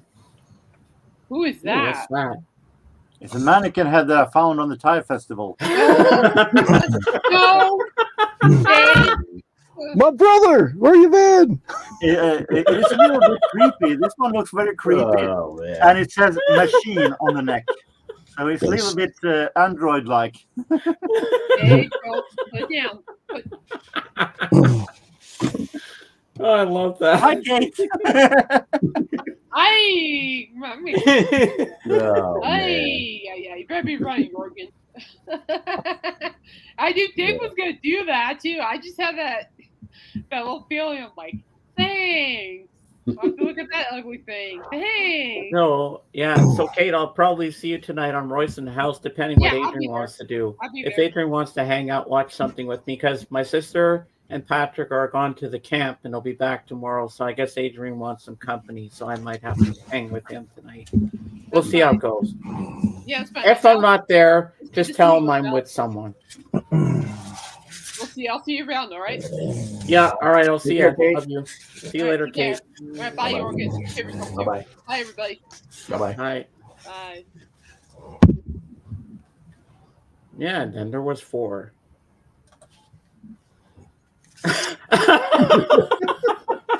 Oh, Nice try, Oh, buddy. man. Nice try. Camera's the wrong angle. Sorry. oh, man. Oh, that was good. Could have been good if it had prepared a little bit. Yeah, I know. I should have prepared a little better. Uh, Wait till next time Kate's up here. Oh no, she's gonna freak out and have a heart attack or And then you something. have to like change your name to Fred Putterman. There you go. that. Yeah, or as his real name is Davis. Is he still around? I haven't seen him around anymore. No, So he's kind of fallen off the face of the earth. I remember when I used to be on Rachel's and we'd have him up, and he'd be fixing something in his record room or something. He'd be bent over. I'd always text Danny on Instagram. We'd be talking. She says, "Is Davis up?" I said, "Yeah, he's bent over. He's showing his butt." She goes, "Oh, okay, I'm coming in. I want to see Davis's ass." She'd always do that. What was his nickname when he was his Rachel's? I've forgotten. Yeah, when he was married and he had the kid, and then something happened, and now he's alone. I guess I don't know. Yeah, It's- but Something what, like what that. That's was last his, I name- heard, what was his yeah. name when it was his Rachel's before? It was Oh, he was the Vinyl Davis. Community College. Yeah, Vinyl Community College. Did that Yeah, for a bit. yeah, but Yeah. it was something with Davis. He's Davis. yeah. Davis was his real name. Then he went to Fred Putterman. Yeah, last time I saw him on there, he had got into it. They got like in an argument. I can't remember who it was with. Most likely Rachel. Yeah, I left her too. She kind of hurt my feelings. I'll go on there. I just say hi and that's it. I listen. They get too political. They get into that political stuff. Man, I don't got time for that. Yeah, man. it's too much. I went my own over way. that. That's the reason why I get on there. I don't want to hear about that stuff. No. Then I was upset for a while, and Dave and Jen. Yeah, they get away from talking about music. They don't talk about music as much.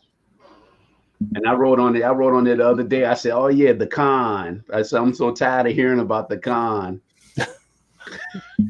You know, we all older, man. We all know it's all, it's all garbage. People just getting votes. It's just a lot of people say to me, James, we like your channel. You stick to the music. You stick to what you want to talk about, and I do. I don't bring religion or politics into the game. I tell people when they come in, you better just listen to what I tell you. You stick to the subject. You don't bring up any negative stuff or drama or nothing like that, or you're going to get the fuck out. Yeah, life's too short for all that leave drama. the politics for CNN. And yeah, that's right. I don't take that shit around here. I just want to talk about music and movies, and that's it. That's it. Yeah. And maybe anime, because I like anime too. Do you like anime, LaVille? I love I'm anime. not familiar. I'm not into the anime, but I've watched a few that seemed okay. But I take it over the politics any day. Oh, definitely, me too. And you know what? I watch anime in the original Japanese language with subtitles. Because sometimes the dubbed, it's poorly dubbed and it doesn't match the lips and it just sounds terrible. But you mean like the old kung fu movies? Yeah. Yeah. Fight me further now. Yes, I'm stronger. Look at you. Yeah. I'm gonna get your butt. James, do you understand what they said in Japanese? I can pick up a few words. Like I know when they go, hi. Hi. That's the entire movie, 90 minutes. Hi. Hi. All you care about is getting somebody to corral when you see the fights. That's the fight scenes. That's what you sold on. You don't care what the hell they talking about. Yep. Of course, you know this song. You know this song, Jorgen. Domo arigato, Mr. Roboto. Domo. No. You don't know that song? No, Sticks. That Sticks. Sticks, Mr. Roboto. I got a secret. They used to play that a lot. The Sticks is a band that I know absolutely nothing about more than really. I'm like that too. I don't know that much about them either. And I'm from Chicago. I think they're from. I forgot where they're from. That area, yeah. Them and Ario, I'm not into, and it's tripped out. I'm from the Midwest. Really my they're band. big. All the wheels are turning in my head right now, Lavelle. One day, you and I should do a top 10 Beatles songs together. You and me. We'll do a collab. Oh, one day I'll probably do one. Yeah, I know a little. I know a little bit. And then I'll do a collab with your wife. Songs. She's up for that. I like top that. 10 action movies or something. If she'd be okay with that. Yeah, the Beatles stuff. Yeah, I like a lot of the odd stuff too. So. Oh, I think we could come up with some good stuff. But you know what? Sometimes my favorites can change from time to time. Yeah. 1 week I'll like Strawberry Fields, and another week it'll be Imagine or something. Or I like. She came through the bathroom window. I like. Cheese I and love Onions that is a song. good song. I love that song. I even like Joe Cocker's version. I like that song. That one. I love Lovely Rita. Lovely Rita, Meter Maid. Love that song. Oh yeah, that's a great song. Love that song. A Day in the Life is what really made me a Beatles fan. That's like a whole nother. That's like, yeah. when I sat there when I was 16 years old and I got that album from the library, and it went to that song at the end of side 2 of Sergeant Pepper, I was sitting there. I was like, "What did I just hear?" I was like, "What was that?" I Yeah. said, "I got to play that song again." So I put on Day in the Life again. I played it 20 times. Yeah. I had to keep playing it over and over and over because I was like, I'd never heard anything like that with the piano crash at the end. I was like, "What is this?" I was like, I've never heard any rock and roll like that before. I even like some of the songs off of the White Album. I like Subway Truffle, stuff like that. I like all the songs like that. I like Cry Baby Cry, believe it or not. I like that one. Well, Like I all heard the a odd cover. songs. I heard a cover on the Beatles channel on Sirius XM one time, a couple of times. It was a cover of "Why Don't We Do It in the Road." I forget who was singing it, but it was funny because he added new lyrics to it. He says, "Why don't we do it in the road?" Then he says, Mhm. "Why don't we do it in the house? Why don't we do it in the car?" And then he goes back to, "Why don't we do it in the road? Yeah. Why There's don't we do so it many in the songs. house?" They have so many songs. It's gonna be kind of hard. It's kind of hard to the top 10. It's kind of tough because it's a lot of But the songs. one song they never play, maybe once or twice at Halloween time they'll play it, but they never play Revolution 9. Yeah. Number 9, number 9, number 9. They don't play that on the Beatles channel hardly ever. I don't know why. Yeah. You probably could put a request in. That's why you can't even do a request. Yeah, I can. But so you found the app Yeah, I to got put the on app your and stuff. computer? But you I know what told you you could do it in the I house. noticed though a lot of like when you listen to a lot of those stations, it's almost like they have it all set up and they play the same songs Yeah. over and over. But I never But they get do it tired in of listening different to it. I they listen do it in every different day. hour increments though. But they do it. I get Yeah. up every weekday at 8:15, so I'm ready to get my coffee and that, and get myself ready Mhm. for 9 o'clock in the morning for breakfast with the Beatles. I never miss it. I listen every day. I don't care if I can hear them 100 times over; it still sounds good to me. Yeah, It sounds good. just brings back memories of when I first heard it. Now I'm going to show you 2 movies that I have, Beatle related, and I think you're going to be mind blown. Hold on, let me get them. Why don't we do it in the road? Yeah. Where is it? And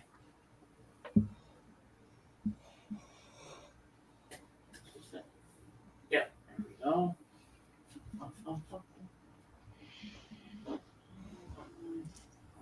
Here we go. Yeah, it's hard to do a top 10 with them. They got too many songs. They got a lot Yeah. of songs. Well, they put out that number one a while back, and it's like 27 or 28 songs. Yep. Yeah, it's like, yeah. Now I saw both these movies in the cinema when they first came out. I even sat to the end credits for the music because it's always a good thing to do that. I'll make myself big here and I will show you. Now this one came out in 2019 and I thought this was brilliant. And for the end credits to actually play Hey Jude. To hear that in surround sound in the theater, my mom says, "Don't sit through the end credits," because she was at the mall with me. She had to wait for me. I said, Mhm. "Mom, I'm sorry I had to sit through the end credits." They played Hey Jude, the original, Mhm. and it sounded so amazing in the cinema. I said, I have to sit and listen to this. So this movie was amazing. Yesterday. Mm. It's about this guy who falls off his bike and there's an explosion all over the world kind of thing, and he wakes up in an alternate universe where nobody knows who the Beatles are, and he's the only one that knows them. And he starts singing all these songs, and they think he wrote these songs, but he says no, Paul McCartney wrote them, and John Lennon, and they didn't know they didn't know anything about the Beatles, and so he has to educate them on it, and he even does a concert with Ed Sheeran in the film, and he said, "Listen to this song." He says, "Why don't you change it to Hey Dude instead of Hey Jude?" So this movie is fantastic. I highly recommend this movie. And Now this one is one of my all-time favorites. It's like The Wizard of Oz. 100 times is not enough to watch this movie. And I have the soundtrack too, the double disc on CD. And I absolutely love this film. And I like that everybody sings live on the set in this movie. And all the characters in the film are based from different Beatles songs. So here you go. Across the Universe. Oh yeah. Oh, I yeah. absolutely love this film. Oh my god. I can never tire of watching this. If this were to come back on the big screen, I would go see it on the big screen again. That's how good this movie is. Such a great film. But you haven't seen Yesterday? I never seen Yesterday. Well, you have to watch Yesterday. I think you're going to love it. If you love the Beatles, you're going to like Yesterday. It's such a great film. And he's You the have to only see one that Yesterday. knows who they are.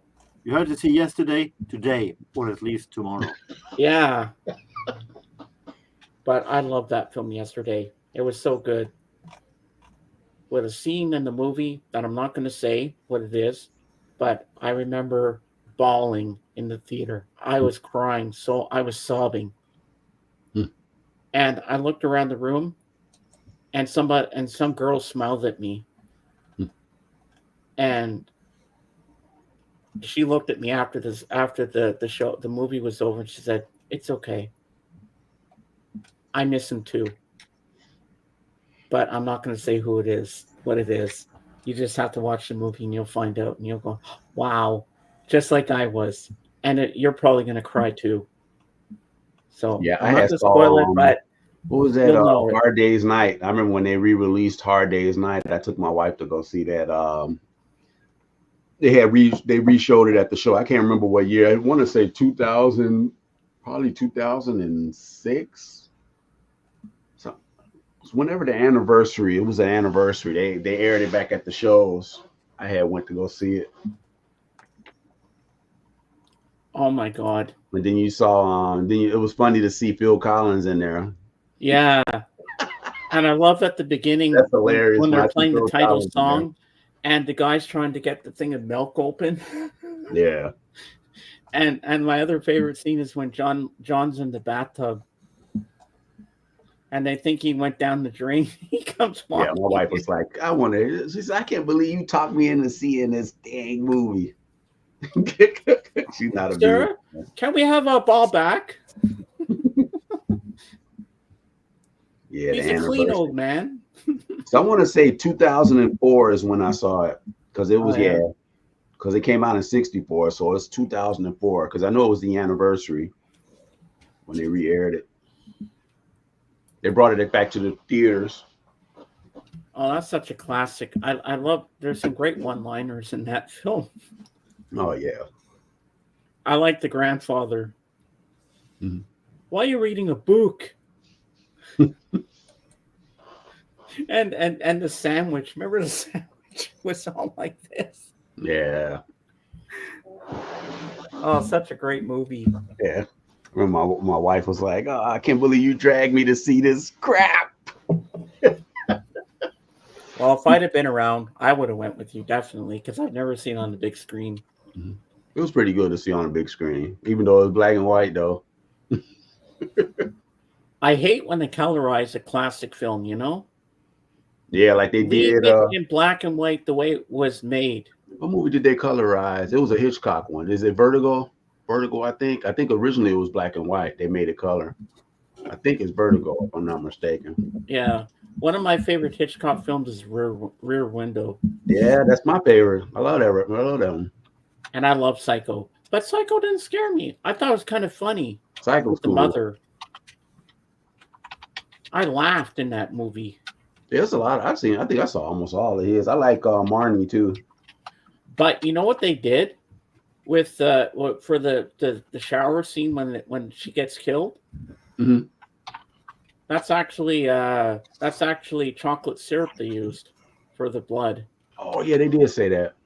Well, gentlemen, we've been going for 4 hours and 13 minutes. It's been a great run. It's a great I run. want to thank Kate for being here.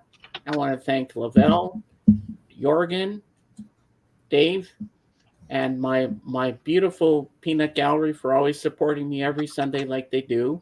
Shout out to And the I'm really Peanut looking Gallery. forward to listening to that Jesus and Mary Chain stuff. Oh yeah. I'll let you know. And I hope you all had a good time today. And happy birthday, Ringo. Happy birthday, You're Ringo. amazing. You're still going strong. You and Paul are still making people happy with your music. So keep doing what you're doing. And he's got a country album coming out soon. Ringo does. Well, it'll be nice to have a full-length album after a while because he's been doing a lot of EPs lately. Yeah. The last full-length album he did was 2019. What's My Name? Ringo. Well, I want to thank you all for being here. And as I say in my channel, Beatles forever. See you on the next one. Bye for now. See you guys. Bye, everybody. See you, Dave. See you, Jorgen. See you later. Good seeing everybody. See you, man. And we are out.